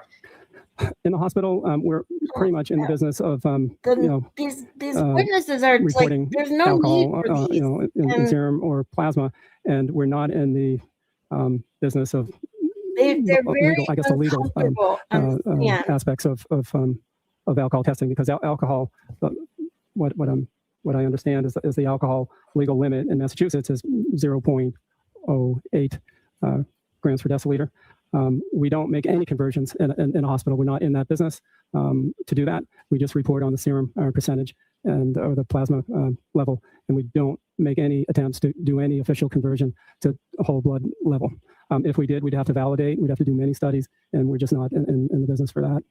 And I understand that's not how it's reported within your record or at the facility. What my question is, are you aware of the process by which you can sort of then mathematically convert from milligrams per deciliter to a gram?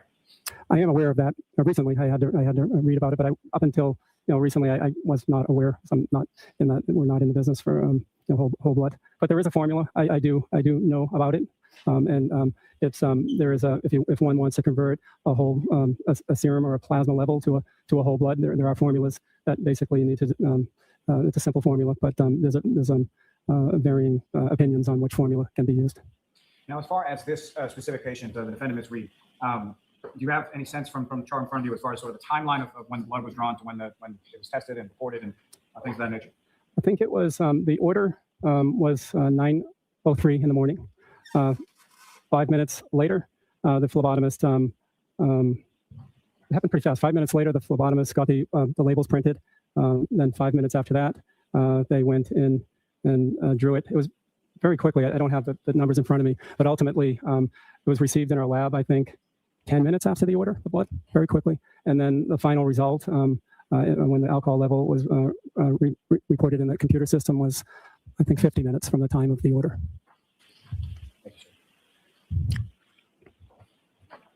May I approach? Yes. And that lab results done pursuant to the testing and policies and protocols and everything in your lab was 93 milligrams per deciliter. Is that correct? Correct. Thank you, doctor. I have no further questions. Cross examination? Good afternoon. Good afternoon. You testified that hospitals are not in the legal business of calculating BACs. Do you recall that testimony? Yes. And you'd agree that there are differences between screening tests that are conducted at hospitals and forensic tests that are done in labs, correct? Correct. And the purpose of testing in sort of a clinical setting at a hospital is to assist in the quick diagnosis and treatment of a patient. Is that right? Yes, correct. And so your priorities may be different than those if you're at a forensic lab where the goal is to ensure accuracy and reliability at all costs, correct? I don't agree. Not correct. Well, hospitals use serum tests to screen for the presence of alcohol, correct? Correct. And you'd agree that serum testing does not measure alcohol directly, but it actually measures the presence of NADH. Correct. And NADH is the byproduct that's created when the body breaks down alcohol. Correct. And the reason hospitals use a serum test rather than a whole blood test is because it's quick and efficient and you can get test results within 20-ish minutes. Does that sound about right? Correct. And you'd agree that NADH, which is what serum essentially tests for, can also be elevated by factors other than alcohol in the blood. I'm not aware of that.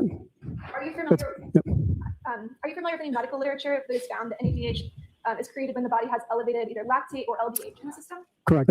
There are some issues, some in our policy. There are some factors that can lead to falsely elevated or falsely lowered serum alcohol. One is lactic acid or LDH.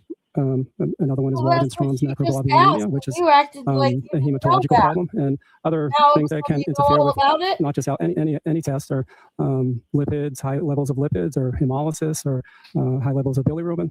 But our machines are very sophisticated now. If there are any elevations of, let's say, hemolysis or lipids or bilirubin, the Roche machines will detect that and flag it as a possible interference, or it won't even let us result a test. So with any test, there can be interferences, and I'm sure there can be interferences with the forensic way of testing as well. Right. So there are other causes of high levels of LDH and therefore NADH also include things like trauma, muscle weakness and loss of muscle tissue, or abnormal tissue formation. Is that correct? Have you read studies about that? I haven't read those studies, no. Would you agree that there may be other sort of medical stressors or things that can't necessarily be captured by the technology, but that could cause error in testing? I don't understand that question. Well, you testified that there can be certain errors in testing. That's something that we see throughout all different types of sort of scientific literature, which includes ethanol testing. Yep. And there are certain sort of factors that could cause a higher level of NADH that might not necessarily be picked up by the machines that you use in the hospital. Is that correct? I am not familiar. If there is, it's not not a common phenomenon. Our methodology for doing many tests are based on this NADH enzyme methodology, and we've never had issues with it. I read a lot. I haven't read about major faults of our methodology for testing. Most hospitals, when we look at when we actually have to do proficiency testing with any test that we do in a hospital. So 3 times a year we get sent unknown levels of alcohol and 5 samples to be accurate 3 times a year, and we're able to look at not only our results, make sure they're correct, but we're able to look at how, what other hospitals are doing across the nation. So when I last looked, and it's held true for over 10 years, maybe 20 years, is that of the, I think, 5,000 hospitals that are testing for alcohol, it's over 80% of them are using our methodology, which is the DNA alcohol dehydrogenase and so NADH. awkward. And I can't imagine if if there were any major issues with alcohol testing using that methodology, why would it wouldn't be that high of a As you test, the goal in a clinical setting, obviously, is to test for the presence of alcohol, but you're not in the business of trying to sort of calculate VAC, correct? No, we don't. So your goals are to make sure that you're screening for the presence of alcohol, but you're not quite as concerned with the precise amount that you might see in, for instance, a whole blood test in a forensic lab. Exactly. Well, we result in terms of in the serum.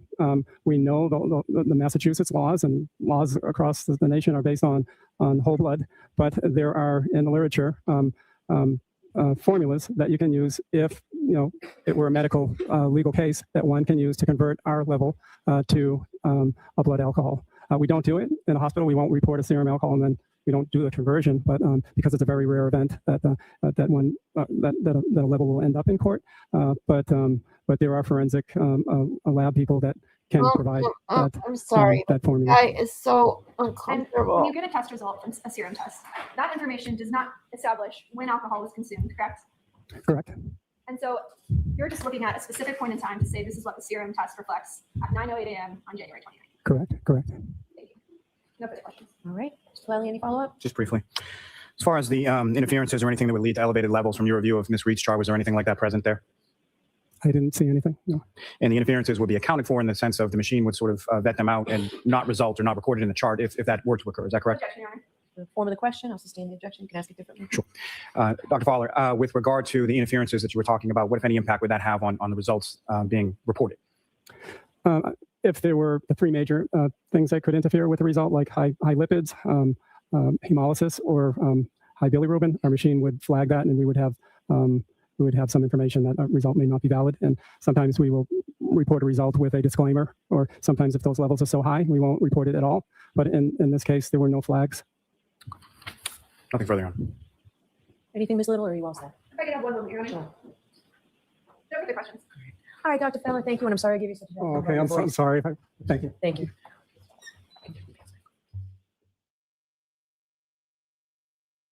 Oh boy.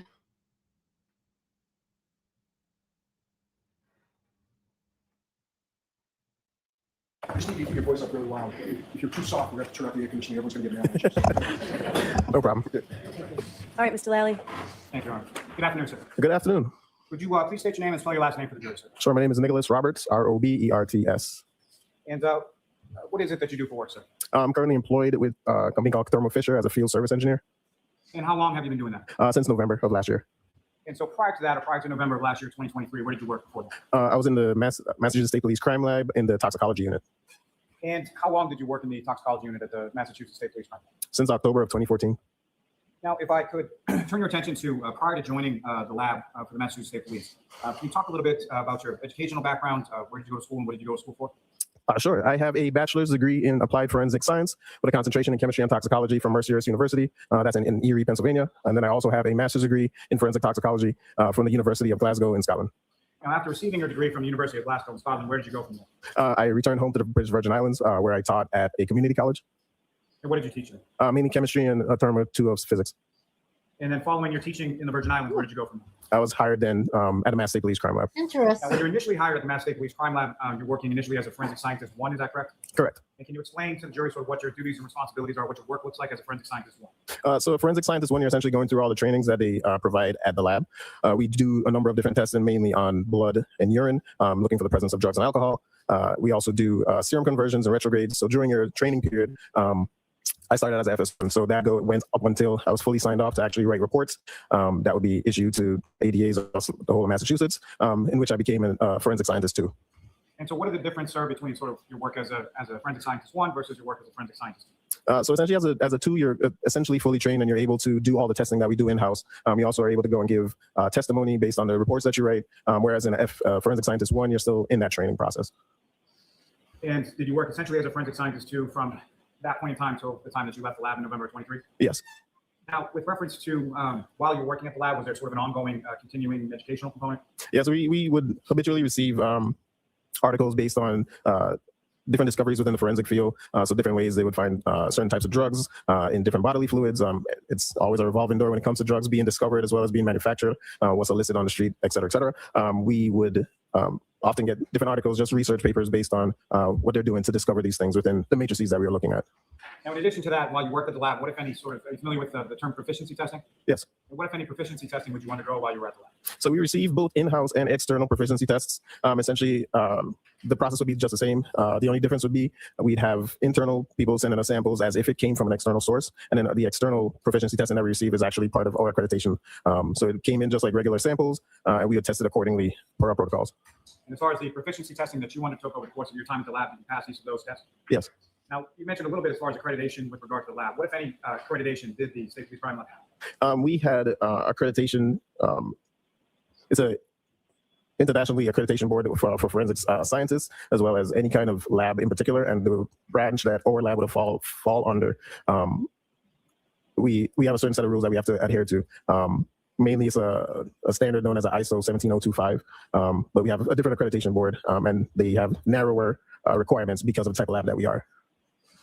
It may be pretty well understood, but that as far as the accreditation is concerned, that's done through an external entity. Is that correct? Yes.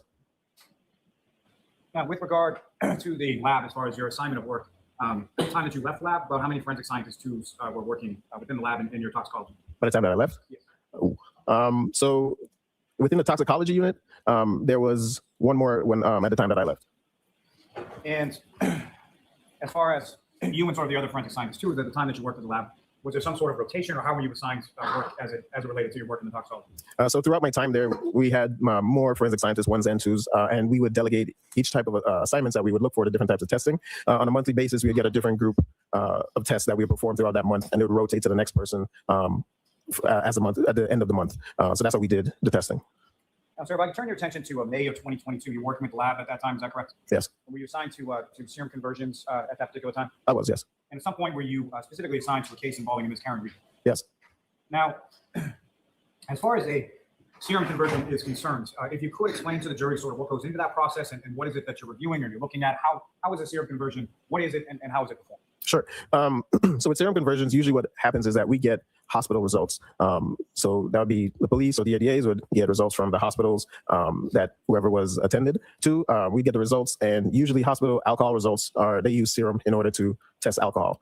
Serum is essentially the liquid portion of blood. Let's say, for instance, you fall and you cut yourself, that red stuff that comes out, that has serum within it. What the hospital does, they centrifuge it or spin it very fast in order to get the red blood cells, white blood cells, and all kinds of the heavier materials out of that blood. And what's left is a serum. So they use that to test their alcohol. What studies have shown is that we actually tend to have a higher alcohol concentration in serum than in blood. So what that means is that due to the chemical nature of alcohol, it likes to stay in that liquid portion more than throughout the whole blood. So a serum conversion essentially is able to convert the alcohol content from that serum that we get from the hospital into what it would be in whole blood. And did you have occasion to perform a serum conversion in regard to Ms. Reed's medical records? Yes. May I first witness? Yes. So I'm showing you a document, just ask you to review that as I'm finished. Do you recognize that, sir? Yes. And what do you recognize that to be? So this is the serum conversion report that I made. Yeah, exactly. The calculations were made on Like these May 3rd of 2022. And as far as that the last result that you witness in received, particular, addition, like so he was kind so of materials did you uncomfortable. receive, It was in so order to perform awkward that to analysis? watch. We got the medical records. Like I don't know what the point was. So I'm going to show you what's been marked as Exhibit 106. Besides exactly what you're saying, like everyone drank. Is that a portion of And medical the records? that first you trial, marked to they Ms. weren't Reed's, even serum trying to alcohol get level? her. They didn't even have just the OUI. Yes. And if you could, what was reported in the medical records that you reviewed in On using the your serum list of conversion analysis points, as far as the level? like The level was at 93 milligrams per deciliter. And so, with regard to that 93 milligrams per deciliter, I'm sorry, was there also a time that specimen was collected as far as your review of those records? Yes. And what was that time, sir? It was at 9 in the morning, 9:08. Now, as far as just in terms of the general term, as far as forensic science, what you did at the lab, can you explain what that term means, or what you did in relation to that? What do you mean specifically? That was very poorly phrased. Let me try to restate that. What is your understanding of forensic science? Can you explain that? Oh, forensic science is essentially a scientific study based on anything dealing with the law. So whether it comes to ballistics or DNA analysis or toxicology, like I did, anything focused or based on the law or for legal purposes, essentially that's what forensic science kind of encapsulates. then forensic toxicology, would that sort of be a subset of forensic science? Yes. And can you explain to the jury sort of what your understanding based on your training and experience? What is forensic toxicology? So toxicology in general is essentially just a study of poisons, plainly speaking. So anything that'd be harmful to the body, essentially that would be toxicology, because you also not only have forensic toxicology, but you also have like environmental. And the forensic toxicology is just, like I said, again, with the forensic science, just basing it on things for legal purposes. Now, through your training experience, are you familiar with sort of the difference between a serum plasma level versus a whole blood level? Yes. And can you explain to the jury sort of what your understanding is of each and what, if any, differences there are between the two? So just plainly, your serum plasma level, or the serum plasma is what it's called. It could be referred to as either or one or the other. So that is just the alcohol level in your serum, whereas your whole blood is your alcohol content, or regular BAC in the whole blood. This difference between the two is, like I said previously, in your serum or plasma, that alcohol content would be higher as it would have been in the whole blood. Now, as far as the milligrams per deciliter, how that's reported in the Good Samaritan medical records referencing Ms. Reed that you reviewed in this case, is that typical as far as how hospitals would report sort of serum plasma levels? Yeah, from my experience and all the times that I've seen serum conversions come through the lab, milligram per deciliters are the units that they use from the hospital, yeah. Now, as far as that 93 milligrams per deciliter, what, if anything, with regard to serum conversion, what, if anything, are you then able to do to convert that to a BAC or a blood alcohol concentration? So based on some studies, they came up with a few different conversion factors, knowing that the blood alcohol content would be higher than the serum plasma content. They're able to apply different conversion factors to the numbers that we would get in serum. And we usually get, excuse me, we usually give a low, an average, and a high, being that it's kind of hard to say what one particular person's conversion factor would be between the two of them, since it's dependent upon like age, sex, the water content, what you had to eat that day. So it's harder to pinpoint. Therefore, we give a good range as what it could possibly be pertaining, just in case a person converts, or their conversion would be a lot lower or higher. So we give a good range. As far as those different conversion factors, where do those come from? It's based on some studies. I don't remember the actual names of the papers that were thing, but they were based on studies throughout the forensic world when it comes to looking at specifically testing blood and serum to find that conversion factor. As far as those studies are concerned, they come from sort of different population bases. Is that correct? Yeah, so that's how they were able to get the range of conversion factors that they use. Now, as far as the water within the serum, or sort of how that works with the centrifuge, what, if any, relationship does that have to the reading that you get, or the conversion factors that you use? So the water content, essentially, if the serum being the liquid portion of the blood, water is also liquid, it makes up some of that serum that you get from it. Therefore, your higher water content, more essentially, the lower the concentration could be of that, or lower or higher, depending upon whether or not your water content in that sample is lower or higher. So as far as those different conversion factors that you're using, this is essentially a mathematical calculation, is that right? Yes. And so the different conversion factors that you're using for the low, the average, and the high, what are those conversion factors? So the low is a 1.18, with the average being a 1.14, and then the high being a 1.12. So based on your analysis, as far as the medical records of what was reported to you, using those three conversion factors, what, if anything, did you come up with as far as the low, and average, and high for the 93 milligrams per deciliter? So our values that were calculated for the low was a 0.078 gram percent. The high was a 0.083 gram percent, with the average being a 0.081. Now, sir, with reference to the alcohol that's reported in the records, are you familiar with the different types of alcohol? Yes. And can you explain sort of what those types are and what the differences are, or where they come from? Sure. So there are multiple different types of alcohol, mainly based on the number of carbons that are within that molecule. You start off with methanol, which is 1 carbon. Methanol you can find in like some rubbing alcohols. You can find them in many different labs. You have big, large vials of them. Ethanol, which has 2 carbons. That one is the common one that is in our alcoholic beverages, and it goes all the way up isopropanol, octanol, etc. It all depends on the number of carbons in the chain of it. And the type that's reported within Ms. Reed's medical records, that was ethanol, correct? People Correct. understand this long. So with regard to your training experience as a forensic toxicologist, you're familiar with the term known as a central nervous system depressant? Yes. And can you explain to the jury what that term means and how it relates to alcohol? Sure. So alcohol is what is classified as a central nervous system depressant, and essentially the name kind of gives it away as to what it does. Your central nervous system is responsible for essentially all your movements, both involuntary and voluntary. So the way you move your head, the way you blink, the way you breathe, the central nervous system is responsible for all of that. With a depressant introduced into the body, it affects that central nervous system, causing things to slow down. So that's essentially what depressant means. It's going to slow down certain processes that a central nervous system would be in charge of. So you can have delayed reaction times. It can cause drowsiness. Ask another question. How would that manifest as far as a central nervous depressant? Most of us gotta know what a central I'm gonna nervous allow it. depressant is. You need to go There now. are many different effects that you can see, or side effects from having a central nervous system depressant in the body. Lethargy, sleepiness, drowsiness, unable to walk properly.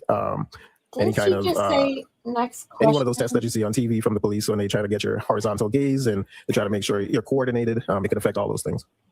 Now, sir, are you also familiar through your training and experience of working in forensic toxicology with a term known as retrograde extrapolation? Yep. And can you explain to the jury what you understand that term? So a retrograde extrapolation is essentially another calculation, but it allows you to be able to calculate what the possible blood alcohol content would have been at a time prior to when the blood was drawn. Say, for instance, blood was drawn at 2, you could essentially figure out what the blood alcohol content would have been at 10 in the morning prior to it. And that's done with the calculation as well, is that correct? Yes. Now, what are some of the types of information that you would need to know or that you would want to know in order to perform a retrograde extrapolation?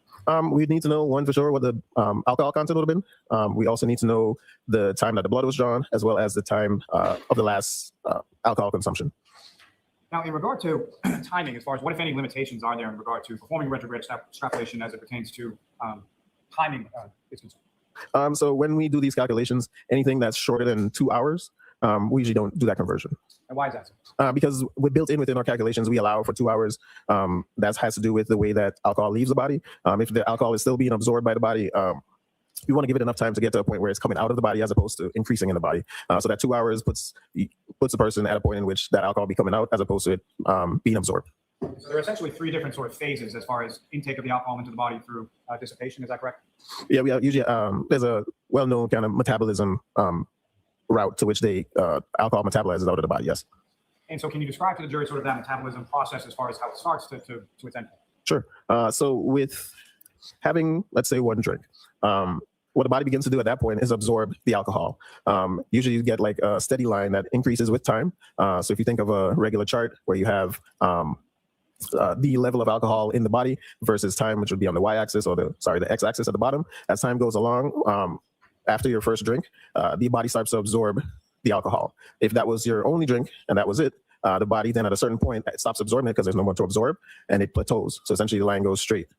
After that point, the body starts to eliminate it at this point. And then your level or your concentration of alcohol within the body decreases with time as it's getting rid of it. And so there's sort of the absorption phase, the plateau, and then the elimination phase. Is that correct? Yes. Now, you mentioned that in the course of your analysis for retrograde extrapolation, it's important to know sort of when the last drink was. Is that right? Yes. And why is that? That way we can get a good time in and figure out the amount of time that has passed between the last drink as well as the time that the blood was taken.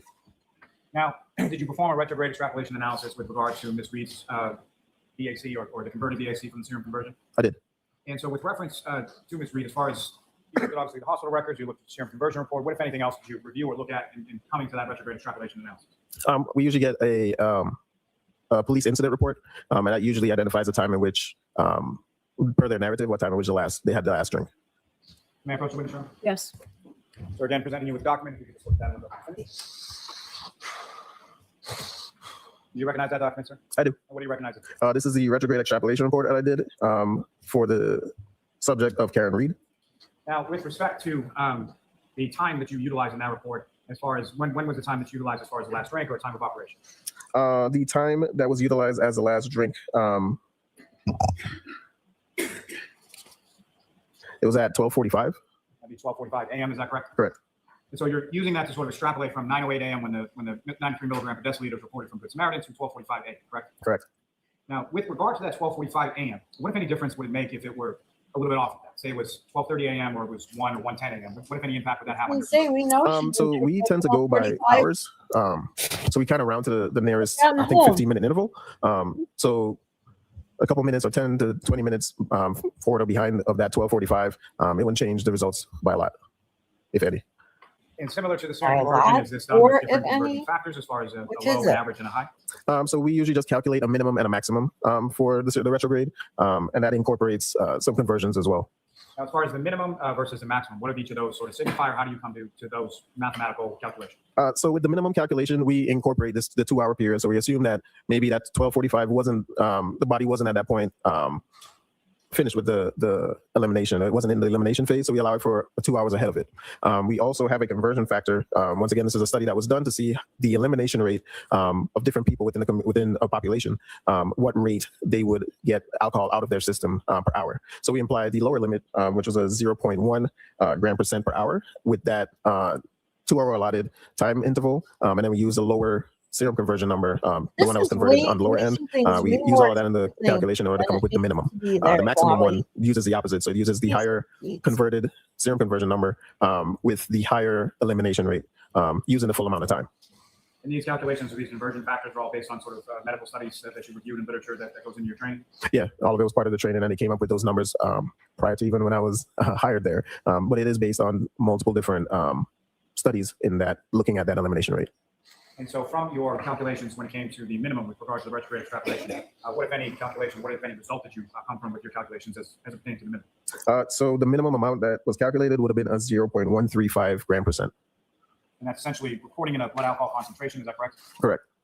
And then with regard to the maximum, what if any result did you get from your mathematical calculations in regard to that? The result was a 0.292 gram percent. And so that range that you receive is a bit of a wide range, is that fair to say? Yes. And why is that? So we base those calculations, they're based on that conversion that I did from the hospital results from serum, giving us a good range of values in the first place. But then we incorporate the retrograde extrapolation one, which uses a time factor. And that 2-hour difference using two different elimination rates, that causes a wider span of values. And it's just so that it can encompass essentially anybody within the general population, that they would be somewhere in between that lower limit and that upper limit. So essentially from those mathematical calculations, anyone within sort of the general population with that result would be somewhere between the 0.13 and the 0.29, correct? Correct. May I approach just to retrieve your arm? Yes. Thank you, sir. I have no further That questions. is a huge, Good afternoon. Good afternoon. You huge use a range. method called retrograde extrapolation to reach your sort of opinions and conclusions in this case, correct? Yeah, it was a calculation. And that means that you rely on an assumption that a trend will continue beyond sort of observable data. So the metabolism is actually pretty well studied. So we know that that elimination rate, unless you introduce more alcohol into the system, it declines at that rate, and it's pretty linear. Exactly. So in other words, certain assumptions are incredibly important for you to reach your analysis. Sure. And that includes sort of the timing of the very last drink that the individual had. Is that right? Yes. If your drinking pattern is sort of different than what you assumed for purposes of your calculation, then you'd agree that your entire extrapolation would be incorrect. Is that right? Yes, it could be. And again, those assumptions sort of included the time of the incident. way to go. Yes. And importantly, the time of the last drink. So those two will be what we use. It's the time of the blood draw as well as the time of the incident or last drink. And your report acknowledges the testing that was used to obtain ethanol results in this case was not performed by the Massachusetts State Police Crime Lab. Correct. And for that reason, the report and those results do not fall under your forensic lab accreditation standards. Correct. The Massachusetts State Police, as you testified, is an accredited forensic lab. Yes. And so you're required to meet certain minimum standards in order to uphold that. Yes. And you'd agree that those accreditation standards are different from accreditation standards that, say, a hospital lab might have. They can be. And do you ever work on testing within the Massachusetts State Police Lab for serum tests or whole blood tests? So we did test the blood and serum for alcohol content at the Massachusetts State Police Crime Lab. Yes. And their typical protocols are to use whole blood tests. We use whole blood or serum. In terms of the machinery that's used with the Massachusetts State Police Crime Lab, you'd agree that the gold standard is gas chromatography and mass spectrometry machines. Usually with a headspace detector. I'll let it go ahead. You can answer that. Usually with a headspace detector, yes. And that would detect whole blood rather than serum. No, it just detects any volatile substance. But you'd agree that a serum test, usually, as you testified, has a much higher level than whole blood. Yeah, due to the nature of the substance itself. And so you kind of have to go through this extra step of trying to extrapolate, okay, how do I convert this to get to whole blood? So what we incorporated anytime we had a serum sample submitted to the lab for alcohol testing, we actually did the same serum conversion in order to figure out what the blood alcohol concentration would have been. And that's an extra step that you have to take using conversion factors, correct? Yep, just a calculation. You're not actually testing for ethanol in the blood. You're testing for an ADH, and then you have to do a conversion to get it to what a whole blood test would just automatically show you. Yeah, so we get the serum level, and then we convert it via calculation. And typically in the Massachusetts State Police Crime Lab, you would do what's called confirmatory testing. Yeah, so we have a screening method as well as a confirmatory test, correct? And confirmatory testing means that you take two separate samples and you test both of those. Essentially, well, our protocol involved testing in duplicate, but that's not always the case for the other drugs that we tested. We essentially have a screening test, which is one type of test, and then the confirmatory test would be a separate test, or sometimes even the same test, just we run the sample again. And the reason you typically would do two tests is to ensure that there's no error in the testing. Correct. And that acts as a fail-safe against false positives. You agree with that? And it also ensures that you're testing the correct sample. Correct. And in this case, obviously, you didn't conduct any of the testing. Correct. You're just assuming the accuracy of a single test that was performed by a hospital. Objection. Yeah. And so if the clinical results are invalid, then your extrapolation is going to be invalid. Yes. Now, you discussed a lot about sort of serum testing and conversion rates. Do you recall that testimony? Yeah. And you'd agree that the precise conversion rate between serum ethanol levels and whole blood ethanol levels is almost impossible to accurately predict. For each individual person, it would be difficult. Yes. And that's because the amount of water in our blood is scientifically impossible to predict with accuracy. I'm not aware of any kind of test that would do that. So yeah. Because individuals are different, right? Yes. And so the conversions that you use are based on averages from scientific studies. Yes. But you'd agree that in certain instances, people can fall outside of that average range. Yeah. In fact, a comparison of hospital serum alcohol levels, they range quite wildly. You agree with that? Yeah. In fact, you're aware that some studies show that a conversion rate from serum alcohol to blood alcohol can be as high as 1.59%. I wasn't aware of those numbers, but yeah, it could range. That's why we give a wide range, and you could lie on the outskirts of either side. And so that would mean that the actual blood alcohol content, once it goes through the conversion rate, would be much, much lower than sort of the average conversion rate that you relied on. Yeah, it could be both higher and lower. And that includes that range that you gave, right? Yeah, it could fall outside a range. You'd agree that the more imprecise an extrapolation is, the less reliable it is. Yeah, you do have to base it on good. Your starting blocks have to be good. So you have to know the times in which the blood was drawn, the time of the incident, and essentially what your value was for your BAC. And the time of the last drink, you'd want to know that? So we would put that around the time, yeah, either the time of the last drink or the incident date. And so the more sort of unknowns you're trying to account for, you'd agree the less reliable your end result is going to be. It could be, yes. And you'd agree that sort of the range you gave in this case, which was 0.135 to 0.292, that's a very, very large disparity. Yeah. Almost a sort of 120%. So, yeah. Yeah. Yeah. That would be the equivalent of, for example, predicting a child is going to grow somewhere from 6 feet to 14 feet. Objection. Sustained. It's a very large number.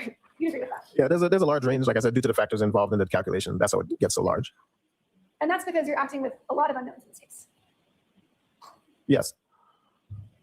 Now, you testified that your retrograde extrapolation assumes that Ms. Reed reached the elimination phase of processing alcohol at or before sort of 12:45 a.m. Yeah, we allow for, we start for the maximum at the 12:45, and then it would have been 2:45 for the minimum. And so for purposes of your calculation, if Ms. Reed drank alcohol after 12:45 a.m. and before her blood was drawn at 9:08 a.m., your entire calculation would be invalid. Yeah. Just like, yeah. Hey, Mr. Wow. Straight, please.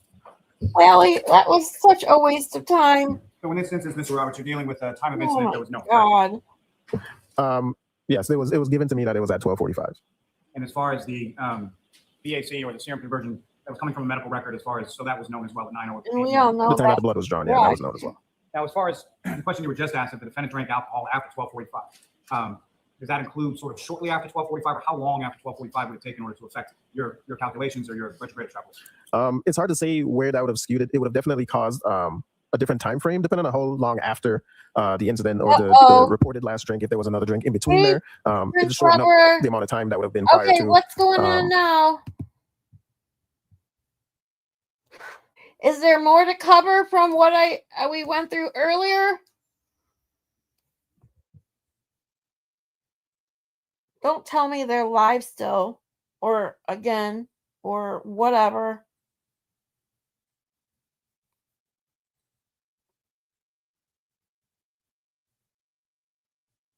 Lack of sleep for sure.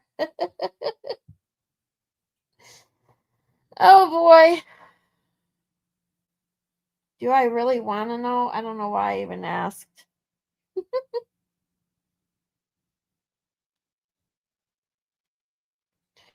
What's the drama right now? Anything I should know about?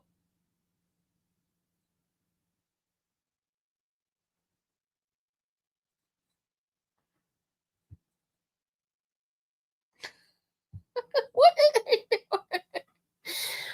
Prince Lever, what's going on? I don't know. I don't know what's going on.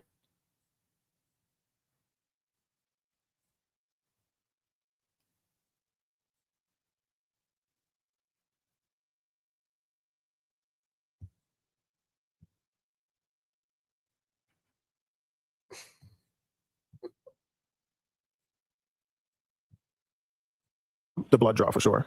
What I'm asking is, would it have any significant impact, or would there be any difference if the last rate was, say, at 1 a.m. versus 5 a.m.?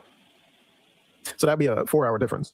So essentially, that could, given the conversion rates, that would put the numbers very different. Yeah. Well, what I'm saying is, so the 5 a.m. would significantly impact your calculations, correct? Yes. The 1 a.m., would that significantly impact your calculations? No. Okay. You all set, Ms. Little? If I could just ask one question. You said that you were given 12:45 as the time that you sort of based your analysis on. And Yes. to be clear, that was not something that was provided to you by my client, right? No. That was something that was provided to you from a police report. Correct. No further questions. Okay. All right, Mr. Roberts, you are all set, sir. Thank you very much.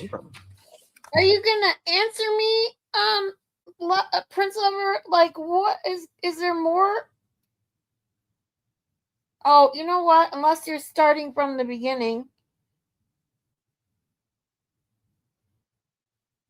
I think Good afternoon, sir. Prince Lover started my Could you please stream state your name from and the spell your last name, beginning.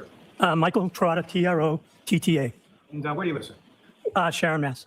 How long have you lived in Sharon? How long in Sharon? Since 82. And what do you do for work, sir? I am the superintendent of public works for the town of Canton And how long have you held that position as superintendent of public works? since 2003. And did you work for the town of I Canton? prior gotta to hold on. 2003? I'm gonna message Now- Prince Lover in my. With regard to being a superintendent. Oops.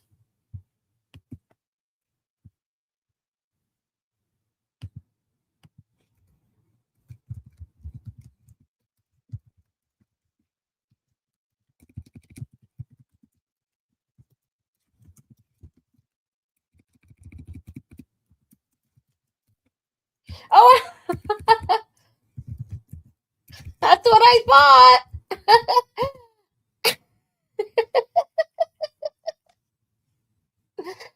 That's okay, Prince Lover. I had a feeling. I'm like, what is going on? Is there more that I don't know about that we didn't talk about? And I'm like, oh, I have a feeling she started from the beginning.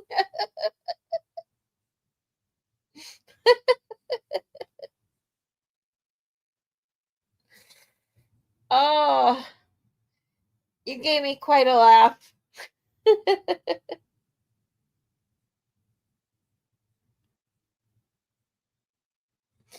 He had me frazzled too. Don't worry.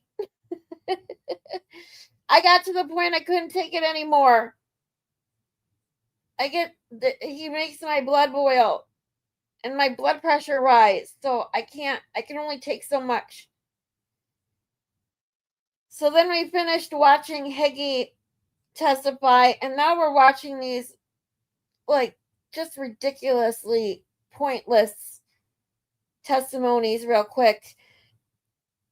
Tomorrow we get into more of the CERT team, and then Friday we'll be getting into who was it again? Oh, I forgot. Hold on. Whew. Holy crap, I'm getting tired. Let's see. Friday who was it? It was somebody important, or at least that I really wanted to see. So 13 forensic scientists. Oh yeah. Bukaki is Friday, everyone. Or tomorrow, depending. Maybe we'll get to it tomorrow, depending on how quickly we can get through that other. Yeah, I think so too. He seemed to, at first he was like, yeah. And then he realized like even his own chat that was turning against them for a change. So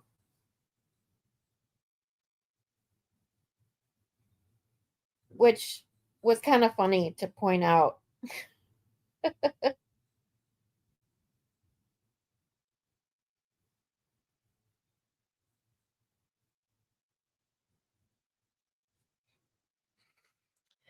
But that's why I'm trying to get through these last few little ones that tomorrow we're going to get into this, like I said, MSP and then Bukaki. So this one is what? 20 minutes. So who is after this? Wait.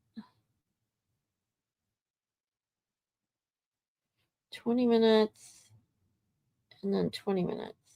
Oh, we got about 30 minutes left to get through this. Dang, what did I miss? What have they done now? Oh, nothing. Cheryl, Prince Lover came and started making comments, and I'm like, what the hell's going on? What do you do now? But Prince Lover was watching from the beginning when we were going over what they did at the courthouse.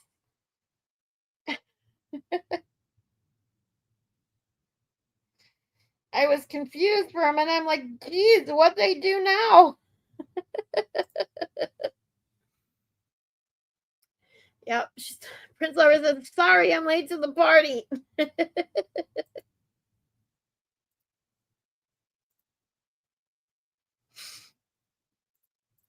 Superintendent of Public Works, can you describe to the jury sort of what are your duties and responsibilities when it comes to that work? Typical management duties of staffing, controlling, directing, working on the budget, working on scheduling, long-term scheduling, 5 to 10 years, capital planning, overall operations, the day-to-day operations, what it takes to maintain a water system, a sewer system, the road system. Now, I mean, if something's being I'd like to turn your like, attention back to late January, early February. if something's going on live At some right point in now, early February, I you were can contacted by a trooper check in it regards to the out, blizzard that happened the week but before. someone's got to let me And know. do you recall who that trooper was or how they contacted you? I believe it was Michael Porter, and I believe the contact was by phone. Now, with reference to that trooper, is that someone that you knew or you had spoken to before in any way? No, And prior to that day, did you know John O'Keefe or Karen Reed or anybody? no. And as far as anybody within an Albert family within the town of Canton, were you familiar with them? Did you know them at the time? Michael Trotta. Who is this guy Now, again? when you were contacted in that early February of 2022, with regard to the blizzard the week before, what if anything, was the trooper asking you? What kind of information were they looking for? He wanted to know what the procedure was when we prepare and staff a snowstorm. And if you could explain to the jury sort of what is the procedure, or what at that time, what was the procedure and what was sort of the makeup of what Canton DPW would do with regard to a snowstorm? Well, we have the town is divided up into, I believe, 29 plow routes, several main routes, and side routes. The routes are generally somewhere between 3 miles and 3.5 miles long. And we have 30, I think back then we had 39 pieces of our own and probably 30 something Isn't that private Wilderness, plow trucks. We try very hard to have journalism? 2 trucks on a route, but we generally don't get enough. So if we try to have a town truck on a route with a private plow on a route. The private plow is procured through a bid process. They have to have a contract. They have to have insurance, liability insurance, and they have to show that they pay their taxes to the state and that they have workers' comp. And they have a contract with the town. Then the operations manager is in charge of the on-site, boots on the ground, if you want to call it that. He'll assign the specific truck and the private contractor to a route. Generally, the day before, maybe 12, 18 hours before, the two of us talk. We try to schedule the overtime so that you're not going home at 3 o'clock and then you're getting woken up at 1 or 2 o'clock in the morning to come back. We like to schedule it so when the guys go home, they know when they're going to come back. To the best of our ability, that's what we'll do. We'll tell the contractors when they are expected. And generally, if we're plowing, it starts with a sanding operation. So we would have a sanding fleet, which is maybe a dozen trucks. They'll come in early, and then the rest of the public works people come in at a scheduled time. And so there'd be about, correct me if I'm wrong, there'd be about 30 some odd trucks that were sort of DPW trucks? A few more. I'm not sure the exact number. It's probably 37 or 38 because that counts sidewalk plows too. So there may be, I think there's 3 sidewalk plows. So there's probably 34 or 35, we'll say, between medium-sized trucks and the big construction trucks. That was sort of my next question. As far as the DPW trucks are concerned, do they vary in size, or what is sort of the range in size of the town? They'll go from a pickup, 2-ton pickup, F-150 or F-250 Ford, if you're familiar with that, to a medium-duty 20,000 to 22,000 pound truck up to a large construction truck, which is generally 28,000 pounds. Now, the large truck is a 6-wheel truck. And as far as the other trucks, the private ones, those are sort of be subcontracted out through the bidding process, is that correct? Yes. And would the range, as far as the size of those trucks, would that be similar or something different? If they are pickup trucks, usually lighter pickup trucks. There may be a couple of front end loaders. There's probably, I don't think there's any big heavy-duty trucks, but they're probably pickups, might be couple of Jeeps, pickups, again, a medium-duty like an F-350 or F-450 pickup. Those are Fords, and loaders. Now, with respect to questions or what you were asked about by the trooper, was there a specific sort of street or plow route that the trooper was inquiring about? I believe he asked who was down, that's Fairview, or down in the Cedar Crest area, that's what we call it. I believe that's what he asked me. Your Honor, may I approach? Yes. I'm showing you a document. Just look at that, look up when you finish. You recognize that, sir? Yes, sir. And what do you recognize it to be? This would be a plow plan for that day. It's a plow plan for the season, but it is particularly a plow plan for that storm of January 28th through January 29 of 2022. Thank you. May I approach again, Your Honor? Yes. I'm about to introduce in a minute. I have no objection. Thank you. Mr. Charles, when it comes to that form for you that's now been marked as Exhibit 109, I just have a couple questions for you in regard to what's listed there. So with regard to the top of the page, there's a listing as far as 1/28/2022 Boulevard 11 p.m. You see that? Yes, sir. And what does that mean? That means that the first group of workforce, which would be the Sanders, were scheduled to come in at 11 o'clock that night. Now, as far as the next entry going across the top of the page has 1/29/2022, is that correct? Yes. And as far as what's listed as W&S/BM/REC at 2 a.m., what does that mean? W&S would be water and sewer. BM would be building maintenance. REC would be the rec, and they are scheduled. That would be the balance of the Canton's workforce. They were scheduled to come in at 2 o'clock in the morning. And that 2 a.m., would that be at the same sort of central location? Yes, they would all report to the Bolivar Street garage. I think that address is 150 Bolivar Street. Now, as far as the next listing, it states contractors at 3 a.m., is that correct? Yes, sir. And who's that referring to? That would refer to all the private contractors that would be plowing that day. So again, it's staged. And sort of the last sort of notation on the top of that, it indicates out at 5 a.m., 1/30/2022. Is that correct? That would be when we completed and everybody went home. Now, with reference to the Cedar Crest neighborhood or the area that would include Fairview Road, there's different route numbers that are assigned, is that correct? Yes, sir. And which route number would include that Fairview? That would be Lower Cedar Crest number 11. And from that would include Lower Cedar Crest, Kings, Fairview, and Spring, correct? Yes. And as far as the vehicles and the vehicle types that were assigned to that route pursuant to this list, what types were they and who was assigned? Truck 30, which would be a town of Canton truck. That's a 43 International. Brian Lockman would be the driver. The 43 International is a medium duty truck. The next up would be 7400 International. That would be the large construction truck. And there is an absolute, a by the yard 4x6, which is I believe that's a small 1-ton dump. That would have been the private contractor that was on the route with the city truck. And so that truck 30 to 4300 International, is that a bigger truck or a smaller truck than the 1-ton? Then the 1-ton? Yes. It's a larger truck. It's a like a 3 to 5 cubic yard truck. And the large truck is like an 8 to 10 cubic yard dump. It's a dump truck. And as far as the height on that International, would that be, how much would it be taller or shorter than say, a 1-ton dump? If you want, I would estimate that if you're sitting in the driver's seat of a car, you're probably 2.5 feet. When you're sitting in the driver's seat of a 1-ton, you're somewhere around 3 feet. When you're sitting in the driver's seat of this 4300, you're probably somewhere around 4 to 4.5 feet. And when you're sitting in a big construction truck, you're another 8 to 10 inches, 5 feet plus. And when you're driving, or when the plow drivers are plowing the road, what, if any, sort of instructions are they given as far as how to first start plowing the roads when they first come upon sort of dropping the plows and going? If we're in a plowable situation, which is kind of hard to define, it's generally when we feel that traffic is impeded or may not be able to safely get up and down the street. So that's probably anywhere around 2 inches. They're instructed, and we're expecting a heavy snow. They're instructed to plow the middle of the road, keep the middle of the road open. And as they make their way through the route, they're supposed to push back a little bit. If they try to clean a whole lane and then come back and do the lane again, generally they end up being in trouble and they can't keep up if it's a heavy snow. So they're instructed to plow the middle of the road, to keep the roads open as much as they can before they do their finished cleanup. Let me have one moment, Ron. Yes. Thank you, sir. No further questions. All right, Mr. Yannetti. Good afternoon, Mr. Butler. Sir, Michael Proctor called you on February 3rd of 2022. Does that sound right? It may be. I'm not sure of the date. It was within days of the big snowstorm, correct? Yes. You knew that he was investigating the death of John O'Keefe, which had occurred on January 29th, correct? I did not know that. Had you heard that there was a police officer who was found dead on the lawn of another police officer in Canton? Well, I knew, yes, I knew. It's fairly big news at the Yes. time, correct? And were you aware that that was why Michael Proctor was calling you related to that investigation? After he called and identified himself, he said that is why he was calling. Of course. Now, you spoke with him over the phone only, correct? Yes. He never came down to the DPW to meet you in person, correct? Not me, no. And he never asked to interview any of your employees, correct?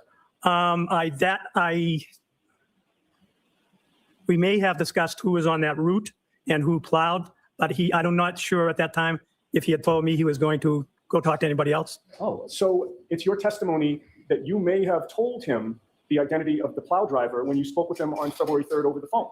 I may have, but I am not positive. You don't have a memory of him asking you who the plow driver was? He asked, no, I don't have a memory of his exact questions. But leaving aside the exact wording of his questions, it's fair to say you don't have a memory of him asking you who plowed Fairview Road on January 29th. Is that fair to say? He asked me about, I believe he asked me about this plow list. About the what, the plow list? This plow list. Right, but on the plow list, there's the name by the yard, correct? Yes. All right. There's also, to the left of that, an indication of the name of the plow driver, and it's just a first name and a last name. Found him, right? It doesn't spell out the whole last name. That's does what it? No. But you know the full last name, correct? Yes. You have a limited number of employees, right? It's not a 1,000-person company, right? Yes. All right. And you're well familiar that Brian L. is Brian Laughlin, right? Yes.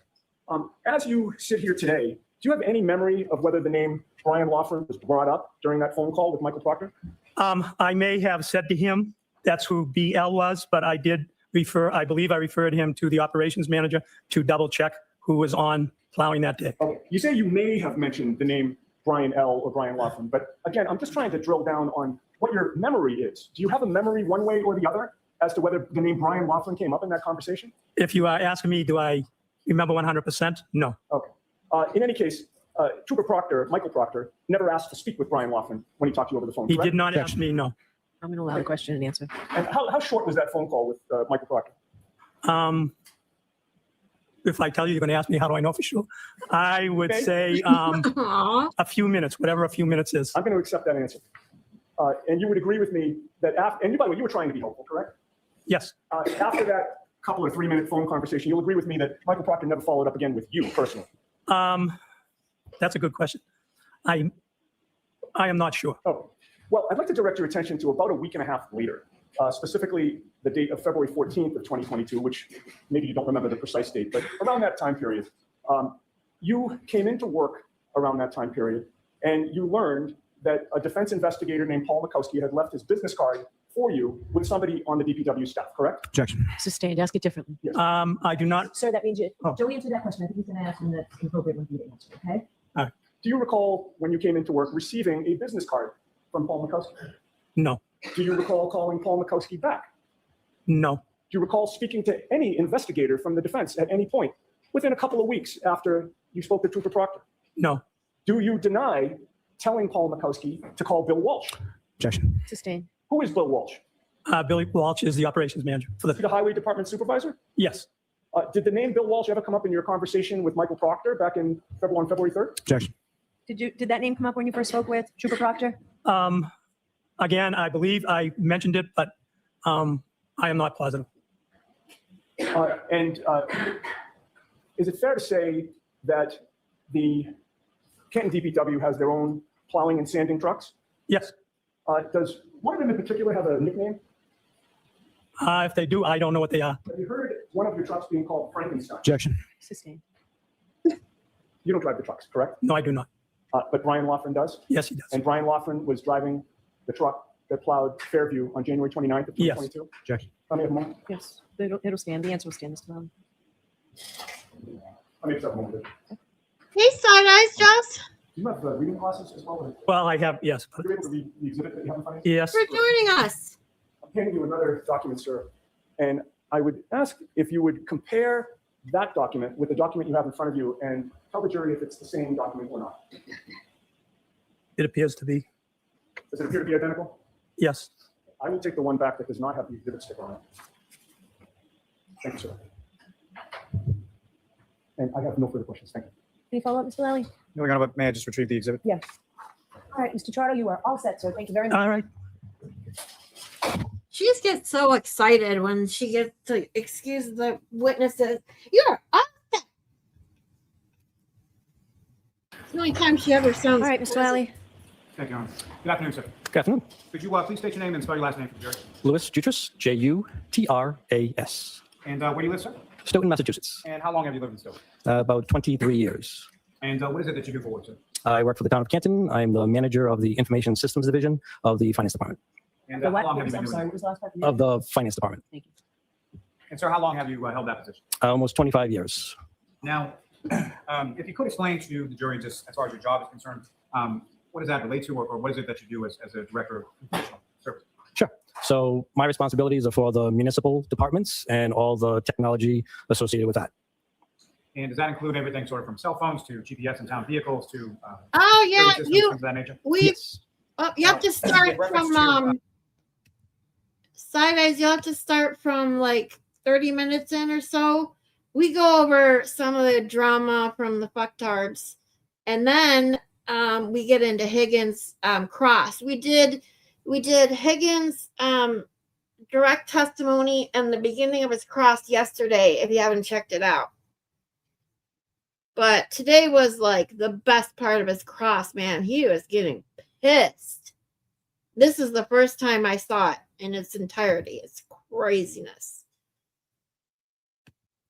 Your department, how many people work in your department? There's 3 of us in total, myself and 2 others. Do you essentially supervise the other 2 people as well? Yes. Now, at some point, if I could turn your attention to around the time of January 29th, 2022, some point after that, did someone from law enforcement? 1 hour. Department Thanks, reach out to you in Malin. regard to security cameras or camera systems within the town? Malin always Yes, has I the received first- a notification I'm very from bad the at that. Lieutenant Gallagher that there was a motor vehicle incident in town, that the state police would be looking for some video footage. And so you received an initial notification from Lieutenant Gallagher telling you that state police would be reaching out looking for video. Correct. And at some point shortly after that, did you receive any sort of, did anybody from the state police reach out? Yes. Trooper Donnie reached out. We had a phone conversation. We had email correspondence relative to dates and times. Yeah, right now, we had unfortunately, some we're footage getting from one to a site bunch of, in like, Pequoside Farm that was put together. testimony that And then after that, there was a request for anything facing doesn't Washington mean Street, shit. either from Town Hall or from the library. And so as far as what was relayed to you by Trooper Dunn, Just what was sort of Lally description or trying to what was it that confuse you, the jury some more with were they a asking you bunch of specific time frames, or irrelevant did you get any other information testimony. as far as what you're looking for? From what I recall, there were 2 different timeframes, between 12 and 1, and then between 5 and 6. That was in our discussion and correspondence relative to Town Hall. And just to be clear, that's from 12 a.m. to 1 a.m. and then 5 a.m. to 6 a.m.? Correct. Now, as far as the Pequoside Farm, Mhm. describe to the jury sort of what kind of location that is, or what kind of town property it is, and where it is in relation to the town. Yes, so the physical area is off of Pleasant Street, which intersects with Washington Street, closest to Dedham Street and the police department. That's a large area, big white house, and we have cameras that face the entrance, the street, and the surrounding building. As far as the coverage from those cameras, have you had occasion on either this occasion or prior occasions or subsequent occasions to look at sort of the view that the camera gets from Pequoside Farm? Yes, yeah, we have a straight shot down from the building, down the entrance driveway, right to the street. The other cameras that are around there's a couple of doorbell type cameras that physically focus on specific sections, and then other ones cover the general grounds around the building in the backside. All right. So can I interrupt for a minute, sir? Could you please spell the name of the farm? Yep, Pequoside, Pequitside. Thank you. And sir, Mr. Jutras, is it fair to say that the Pequoside Farms cameras cover more of the property and less of the street out in front? Is that correct? Yes, Now, as far as that was the initial request was in regard to Pequoside, is that correct? correct. And so the subsequent request, what was that in regard to? That was for anything town hall or library that physically faced Washington Street. And so the town hall and the library, so where are they situated in relation to each other in relation to? In most Yep, so they important physically part abut on ends either up side of Washington missing, Street, right? right at the intersection of Sherman. They are diagonal to each other.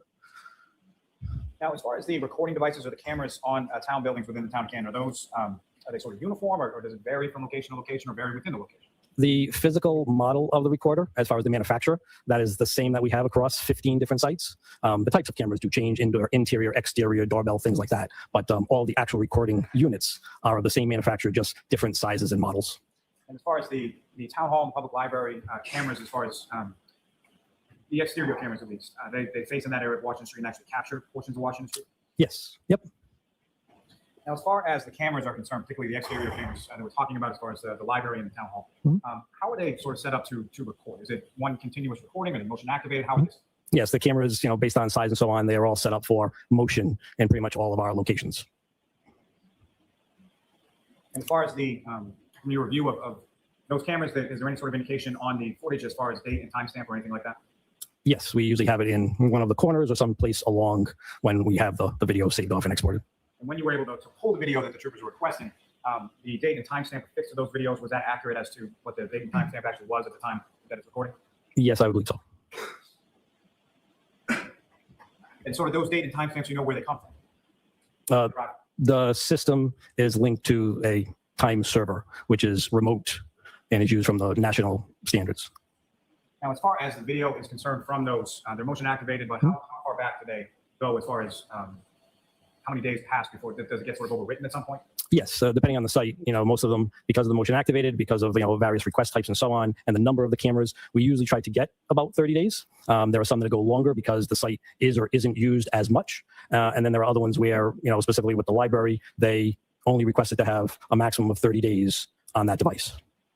And so when you received this request from the troopers, that was well within 30 days, is that correct?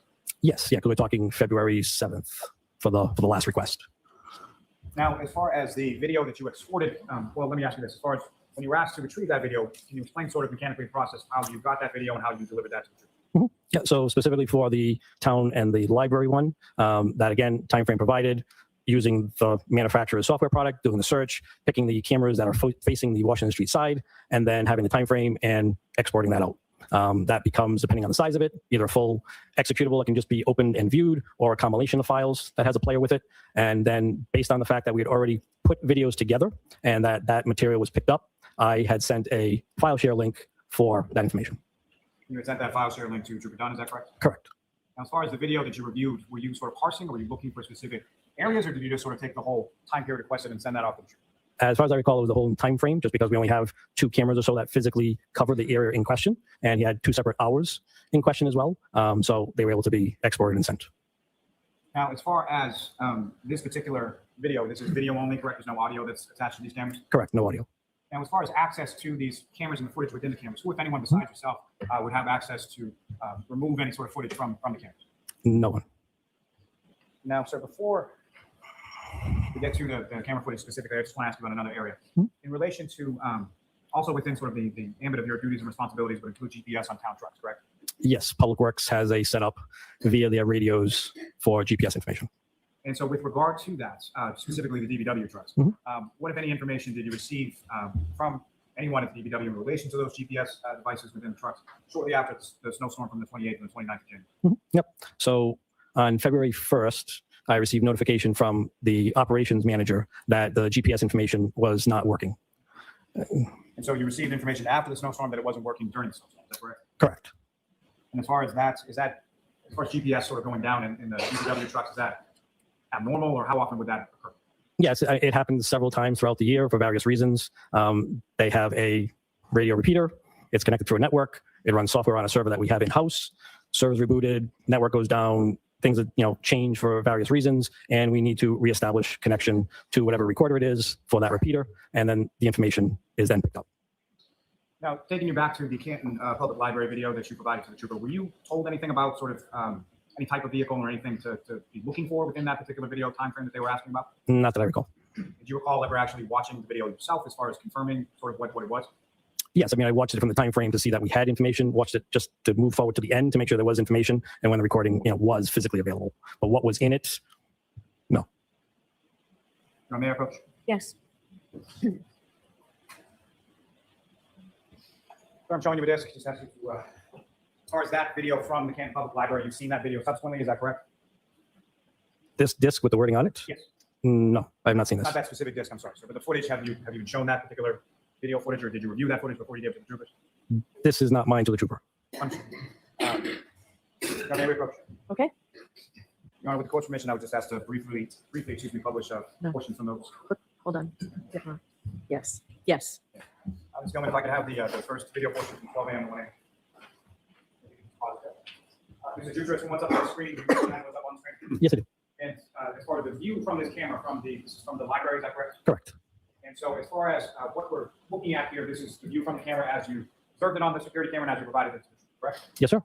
I'm sorry, sir. Do you have is there a laser pointer up on the desk in front of you? Yes, sir. Are you familiar with this area as far as the area of camp? Yes, yes. Town Hall is right across the street. And I'm sorry, I stepped right over your words when you were saying that. Yeah, so Town Hall is right across the street, and the intersection here is at Sherman, and this is Washington along the street that you'll see. So Washington sort of runs parallel with the street, and then Sherman is the street that appears to intersect with Washington. Correct. In the area of Town Hall. Yes, sir. Okay, so if you could take that down and just put up the 5 to the system. Again, so what's up on the screen? Do you recognize that? Yes. This is essentially the video that you provided to the troopers. You're free from the town library from 5 a.m. to 6 a.m. later on that day, January 20th. Yes, sir. And the orientation as far as Washington Street, Sherman Street, that's all the same in reference to the earlier. The camera has moved. Correct. Thank you very much, sir. I have no further questions, John. Okay. Good afternoon, Mr. Peters. Good afternoon, Attorney.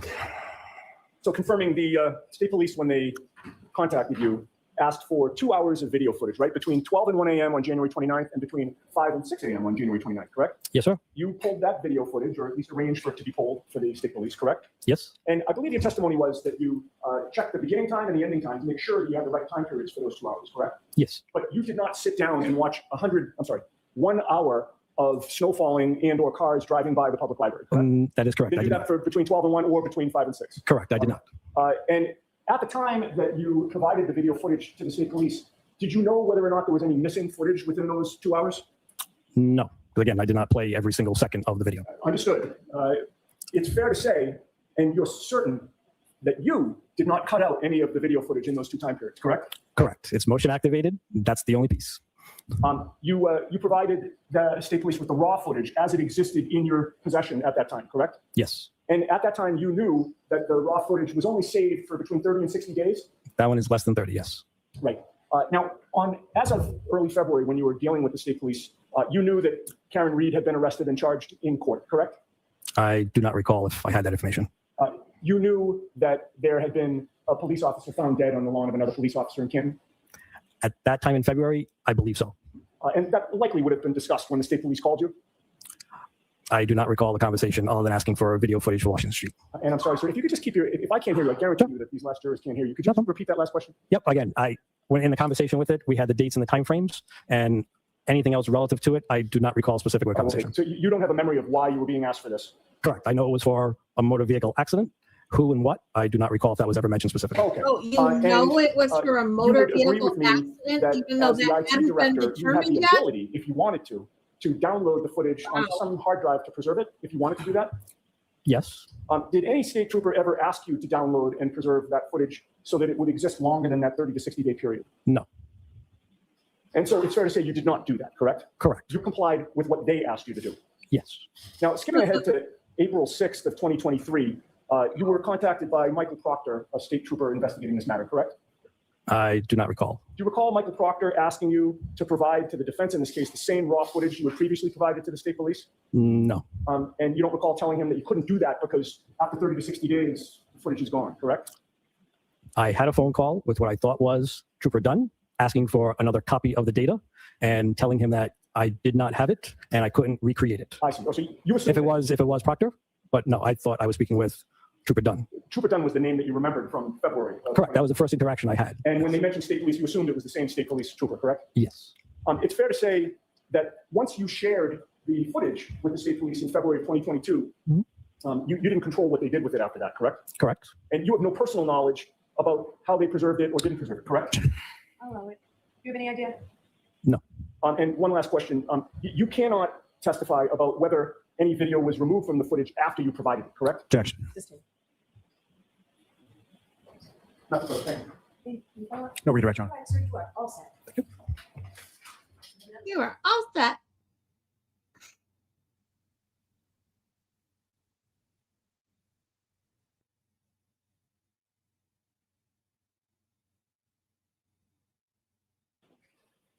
Anytime you're ready. Good morning, sir. Morning, sir. Could you please state your name and spell your last name? Kevin O'Hara, O'Hara. And how are you employed, sir? I'm a lieutenant with the Massachusetts State Police. And how long in total have you been a member of the state police? Just over 22 years, And how long have you held the rank of lieutenant? 4.5 years. And what's your current assignment within the Massachusetts State I'm the team commander for the State Police Special Emergency Response Team, which is also known as CERT. And the CERT team within the state police, approximately how many members of that unit are? We have 61 team members, 4 of which are full-time, including myself. The other 57 have other primary duty assignments, and CERT is an additional duty for them. Now, generally speaking, what are sort of the duties and responsibilities, or what is the CERT unit within the state police? CERT is the primary search and rescue team for the state police. We conduct lost missing person searches, evidence searches. We do security or crowd control at large-scale events such as the 4th of July, the Boston Marathon, Gillette Stadium, dignitary security. And how long have you been assigned to that unit? Since 2014. Now, were you working with that unit on January 29th, 2020? Yes, I was, sir. And at some point in the afternoon on that day, we were contacted by Lieutenant Brian Higgins. Yes, at 2:32 p.m., Lieutenant Kelly gave me a phone call. Now, as far as Lieutenant Tully is concerned, were you familiar with him? Were you familiar with what units he supervises? Yes, I know he's supervisor for the Norfolk County State Police Detective Unit. If you could describe to the jury sort of the process by which your particular unit is activated, is that an instantaneous thing, or how does that work? Normally, we'll receive a courtesy phone call, which is what I received from Lieutenant Tully, seeing if we were available. We had members that could respond today. For an incident he had ongoing. I told him we would be available. He then has to submit a request through his chain of command, which is the Division of Investigative Services. I also have to submit a request out my chain of command, which is through Field Services. To get approval on my end, has to be approved by the Special Operations Commander, which is a major. And depending on the request, it may even go above his level to the Lieutenant Colonel, who's in charge of the Division of Field Services. So that initial call that you received about 2:32 in the afternoon, how would you characterize that first call? Again, I'd say it was more of a courtesy notification, just to make sure we weren't on another assignment, that we had members who could respond that day. Obviously, there was the weather issue that day, making sure members could respond to the scene. And the weather issue that day, what kind of weather issue? It was a blizzard. I think most areas have received between 18 to 20 inches of snow. And as far as that initial phone call with Lieutenant Tully, as far as what was described to you, as far as the situation you're responding to, or what anything did he say about it? He said they were conducting a death investigation in the town of Canton, and he was looking for assistance with an evidence search. And how did you respond to that request on that initial phone? I told him we would have members that would be able to respond, and that I would start working on the approval process. Looking out my own window, I had been outside my house that day. I had large snow drifts at the end of my driveway. I told him building a roster and having members clear their driveway at least an hour plus on a response time. And following that initial conversation, did Lieutenant Tully reach back out to you at some point? Yeah, I'm not positive if he called me or if I called him. I think after I cleared my driveway, I spoke to my captain just to make sure, see what the status was on the approval process on our end. He said we were cleared on our end. So either Lieutenant Tully called me or I may have called him because I was getting nervous. Then now that my driveway was cleared, but the town plow was going to come back and bury the end of my driveway again. So I'm not sure who called who, but I called him and told him we were cleared through the Division of Field Services. He also told me that we were cleared on his end. The approval requests have been approved. And do you know approximately what time of day it was that you had that second conversation with Lieutenant Tully? It's probably about 3:45 because we sent out an alert to our team at 3:48 telling them that we were authorized to respond to Canton. And as far as your team was concerned, can you speak about sort of that process as far as the response and who's responding, how you were able to sort of pull together a body to respond? So CERT is broken up. We're geographically dispersed across the state. So we have an East team, West team. I reached out to a supervisor from the West team, someone I knew who I wouldn't request to drive that far in the snowy conditions to set up a roster for. So he sent out an alert to the team at 2:53, requesting an availability list. I told him to just confirm that the people responding either had a truck or some kind of four-wheel drive vehicle to respond. And where was it that you were told, where did you eventually respond? Lieutenant Tully told us that we were going to 34 Fairview Road in Canton. And from the time that you cleared your driveway, secure response from your higher-ups, what time was it that you left? How long did it take you to get from your home to the location? Well, like I stated, the alert went out authorizing the team to start responding at 3:48. I got the exact address via text from Lieutenant Tully at 4:10. We sent out another alert message at 4:17, just reminding people sorry, I to just shovels, noticed. brooms, rakes, etc. Are there I left my house at captions 4:13 in available? the Hold on, afternoon, let and me I got check. on scene at 4:56, so it took me 43 minutes to drive there.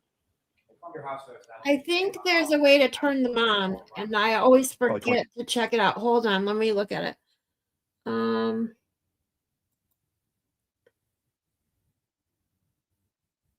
Let's see. Media assets. Let's see, is this it?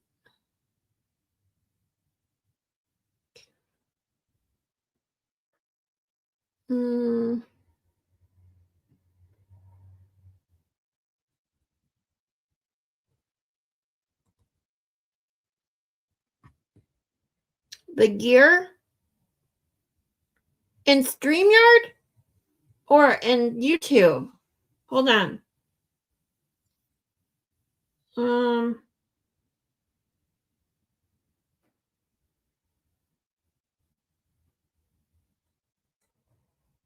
Let's see.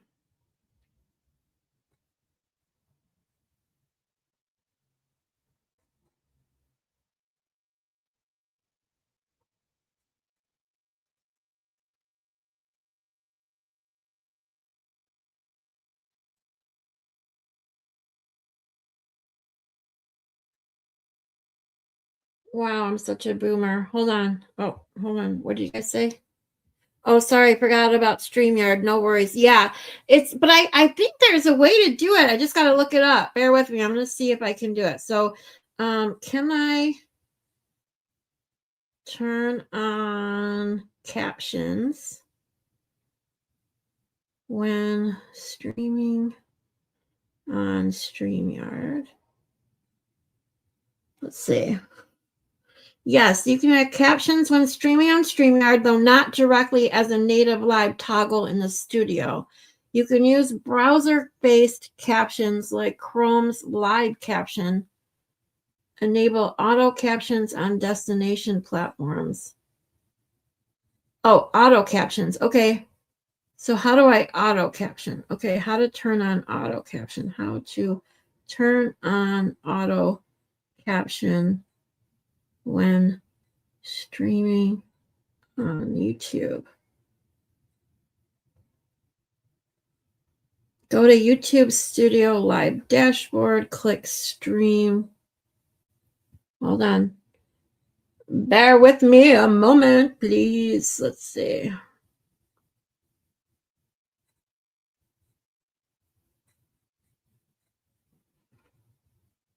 So turn on automatic captions. Okay, go to YouTube Studio Live Dashboard. Okay, dashboard. Do I have to do that on the computer or can I do it on my phone? Let's see. I'll get out on my computer. Might as well check it out now while we're doing it. All right.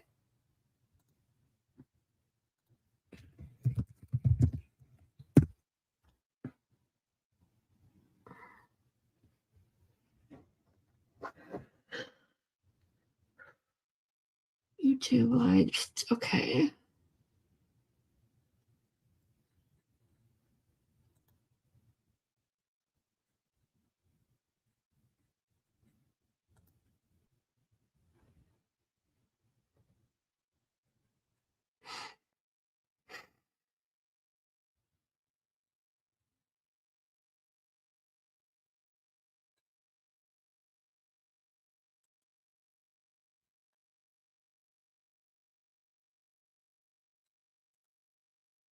Well, where's the studio?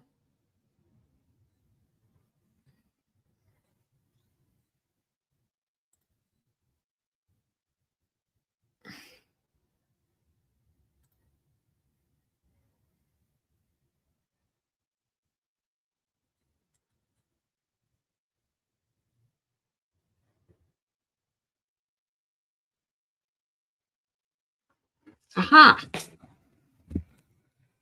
Okay. Channel customization. Here's my dashboard. All right. I think we're getting somewhere. Then we go to settings. Okay. Stream settings. Okay. Close captions. Got it.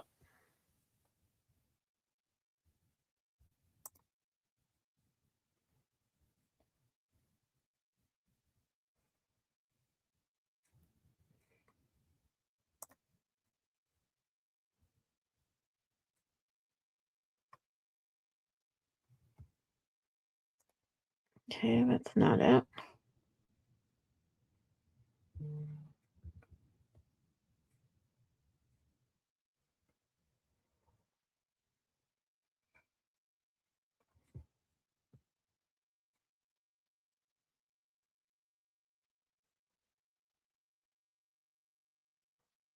Why don't they make things a little bit easier, you know?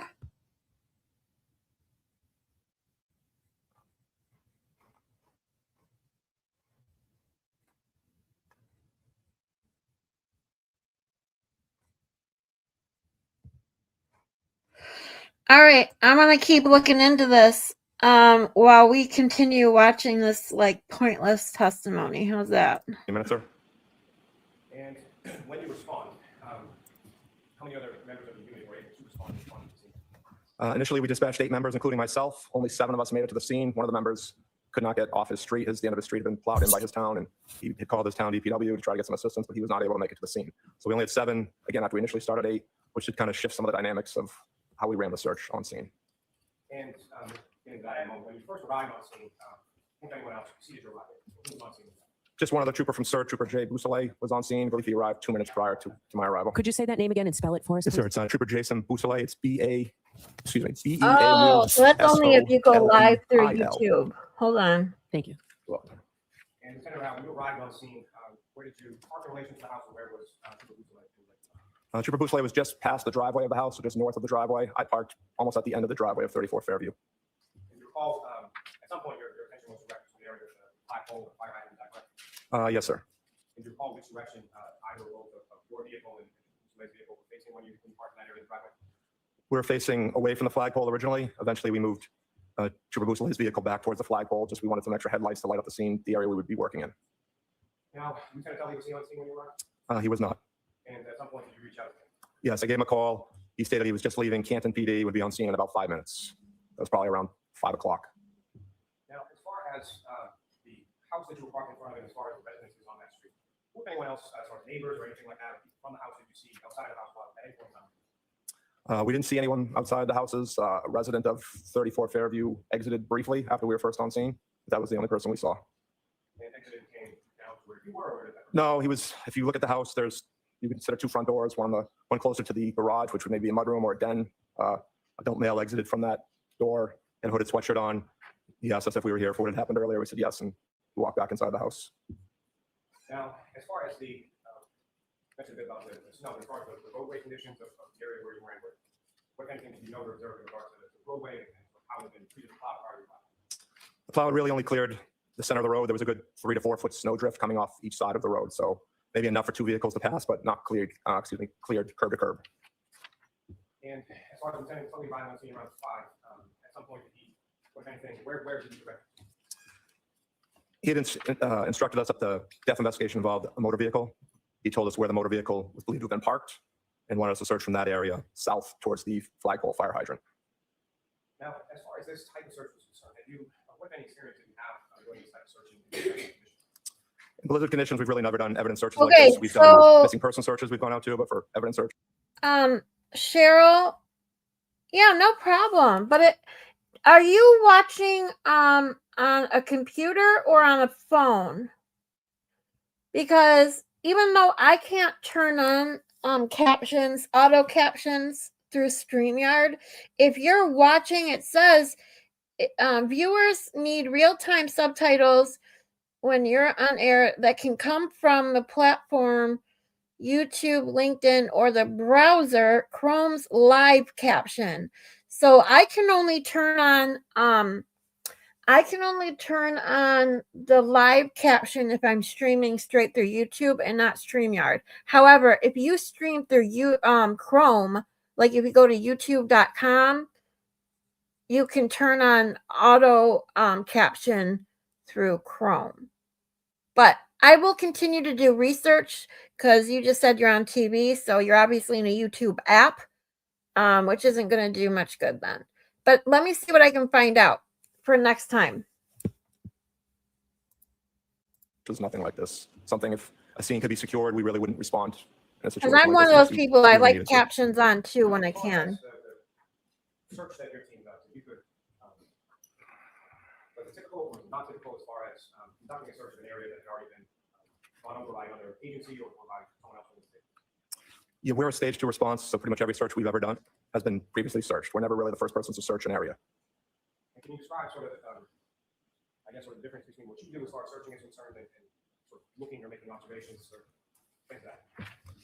I think our training is a lot different than maybe the regular patrolman or trooper responding. There's not much training provided anymore in the academies. So we do extensive training through a lot of the search and rescue groups that we're a part of, which would be the National Association for Search and Rescue, which is NASAR. We do search and rescue initial actions. We do line searching, managing lost person incidents. We do multiple trainings a month with a team, which is different than what other personnel would get. I think traditionally, looking back to even my time before I was a member of CERT, a search would be, if you go this way, I'll go that way. There was really no methodical approach to the search.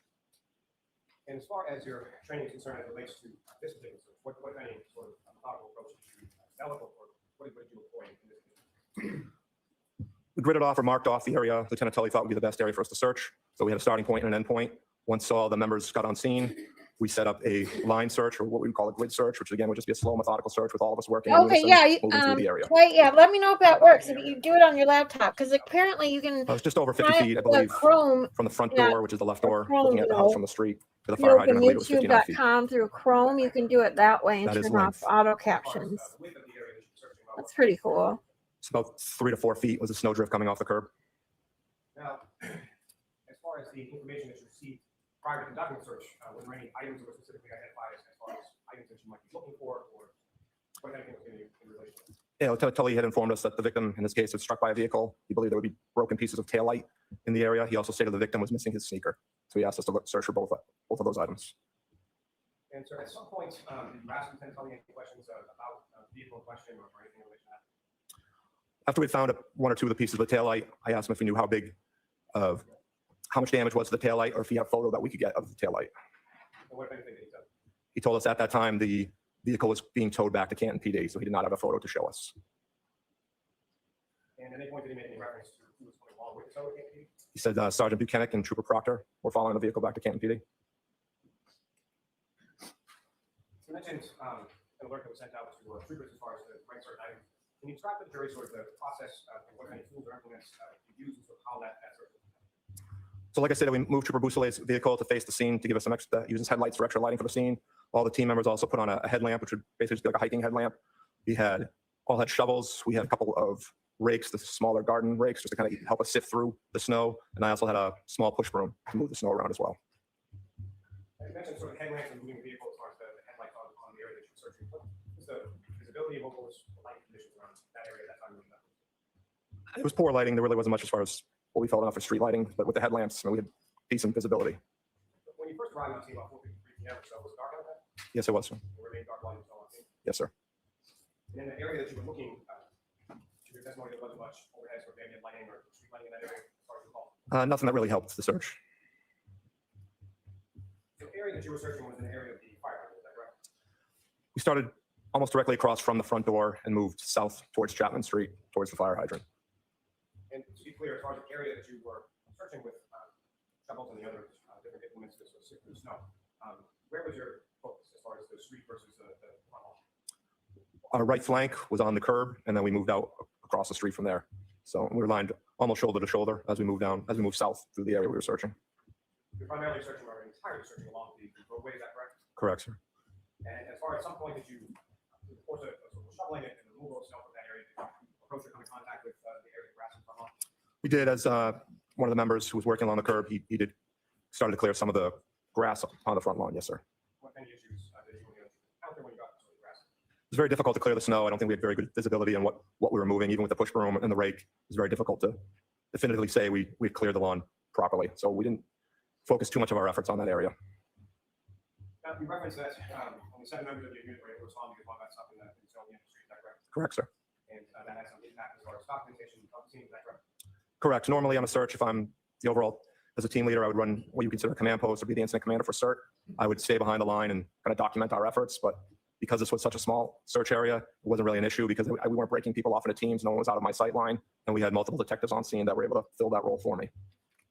And so to that point, as far as the 7 members from your unit, in addition to the 7 members from your unit, anyone else present for the process? I believe there was 5 other members. I believe there were only 2 that I recognized from the state police. So I'm not sure who the other 3 were. They were Canton detectives, Canton patrolmen, but they were all dressed in, plain clothes.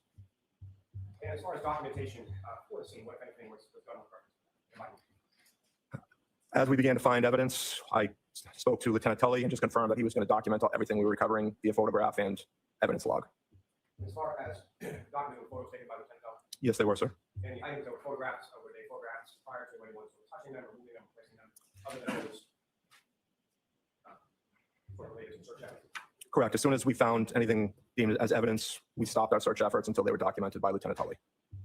And in reference to your search efforts, what, if anything, of extra value did you and your team look at? I found multiple pieces of red and clear taillight. And where were they in relation to sort of the grid or the area that you assessed? They were on the street in between the flagpole and the fire hydrant. And sir, in addition to the pieces of red and clear plastic taillight that you recovered, you know approximately how many pieces of that you were able to locate on that thing? I believe maybe 6 or 7 pieces. And how big or how small were they range in size as far as pieces that you located? There was 3 larger pieces, 2 red, 1 clear, and then a couple of smaller pieces. In addition to the pieces of red and clear plastic taillight that were uncovered during the search process, what any other items of interest that were located? We found a sneaker. And where was that sneaker located in reference to seeing your search efforts and in reference to pieces of clear red plastic? It was same location generally. It was in between the flagpole and the fire hydrant. The sneaker was flush up against the curb and it was upside down. I think we found 1 piece of taillight prior to the sneaker, and then after we found the sneaker, we found a few more additional pieces of taillight. Now, in reference to the sneaker and each of those pieces of red and clear plastic, where were they in relation to the snow that was being dug through? And by that, where were they in relation to the plastic? Can you repeat the end of that, sir? With reference to each of the items that we're talking about, with the sneaker or the red and clear plastic, where were they in relation to the snow that you were digging into? Where were they in relation to the asphalt surface? Close to the curb. As we started digging originally, the snowpack was pretty solid from where the plow had kind of cleared to. So once we were able to move through that, we started getting into fresh, undisturbed snow, started moving through that, which was a lot easier to move at that point. And all the items we found were close to the curb. And so my question also, sir, is sort of how deep within the snow that you're digging was each of those items? They were all found at ground level. And as far as the area that you were searching, beyond sort of snow drifts and plowing towards the middle of the road, how would you characterize that snow as far as observing? For instance, tire tracks or anything in that area where you were digging through and finding that? No, we did not see anything, sir. Like I said, it was all fresh, undisturbed snow once we got past where the plow had cleared up to. Now, as far as this search being conducted sort of physically, you mentioned there's some sort of line that's set up, is that correct? Correct, sir. Can you describe to the jury sort of how that line was set up, what were the different functions in different parts of the line, where were you in relation? So like I said, we had what we consider our right flank stood on the curb closest to the house, and then we moved left into the street as we dug the snow out. It was originally inspected as they would pull their shovel out, make sure they didn't have anything in the shovel to the best of their ability. Then they would bring it out to the street. I was the left flank. They would dump it in the street, and I would sift through it at the end just to make sure there was no evidence that had come out to the street. Once I was positive nothing was in that snow, I would toss it onto the other side of the street. And we just continued that process as we moved south through that grid. The depth of the snow that you were digging through, how did that change, or how was that any different from sort of one portion of the section to another? Where the plow had touched, clear to, I would say that was probably about a 3+ foot in height. But as we moved into the snow itself, getting closer to the curb, that was in level with the rest of the area. What was on the front lawn, which was on the neighbor's lawn. So probably maybe 18 inches of snow. As far as this search was concerned, about how long period of time was it that you were on scene as far as searching and how long process was that? After Lieutenant Tully showed up, kind of informed us where we were going to search, we moved Trooper Boussolet's vehicle at 5:20, and that's when the rest of the team started to show up right around 5:21, 5:24. A couple other members with extended response time showed up a little bit after that, but all members were on scene by 5:41. We had already started the process before they had all arrived on scene, and we were complete by 6:15. We started to wrap up and clear the area. Oh, thanks, Scott. I think that'll be perfect timing because this guy's So almost after we done. found a sneaker and a Oh, couple of maybe additional not. pieces of taillight, we Ooh, moved south for, I I'd thought say, he was a over quick 5 one. feet, maybe closer to 8 to 10 All feet right. without finding any other. This guy's boring anyway. We're gonna break for today, everyone. Rat House Media in 5 minutes. Woohoo! I'm gonna go hang out in their chat. It's been a long day. Tomorrow we'll get back into this guy's testimony from the CERT team.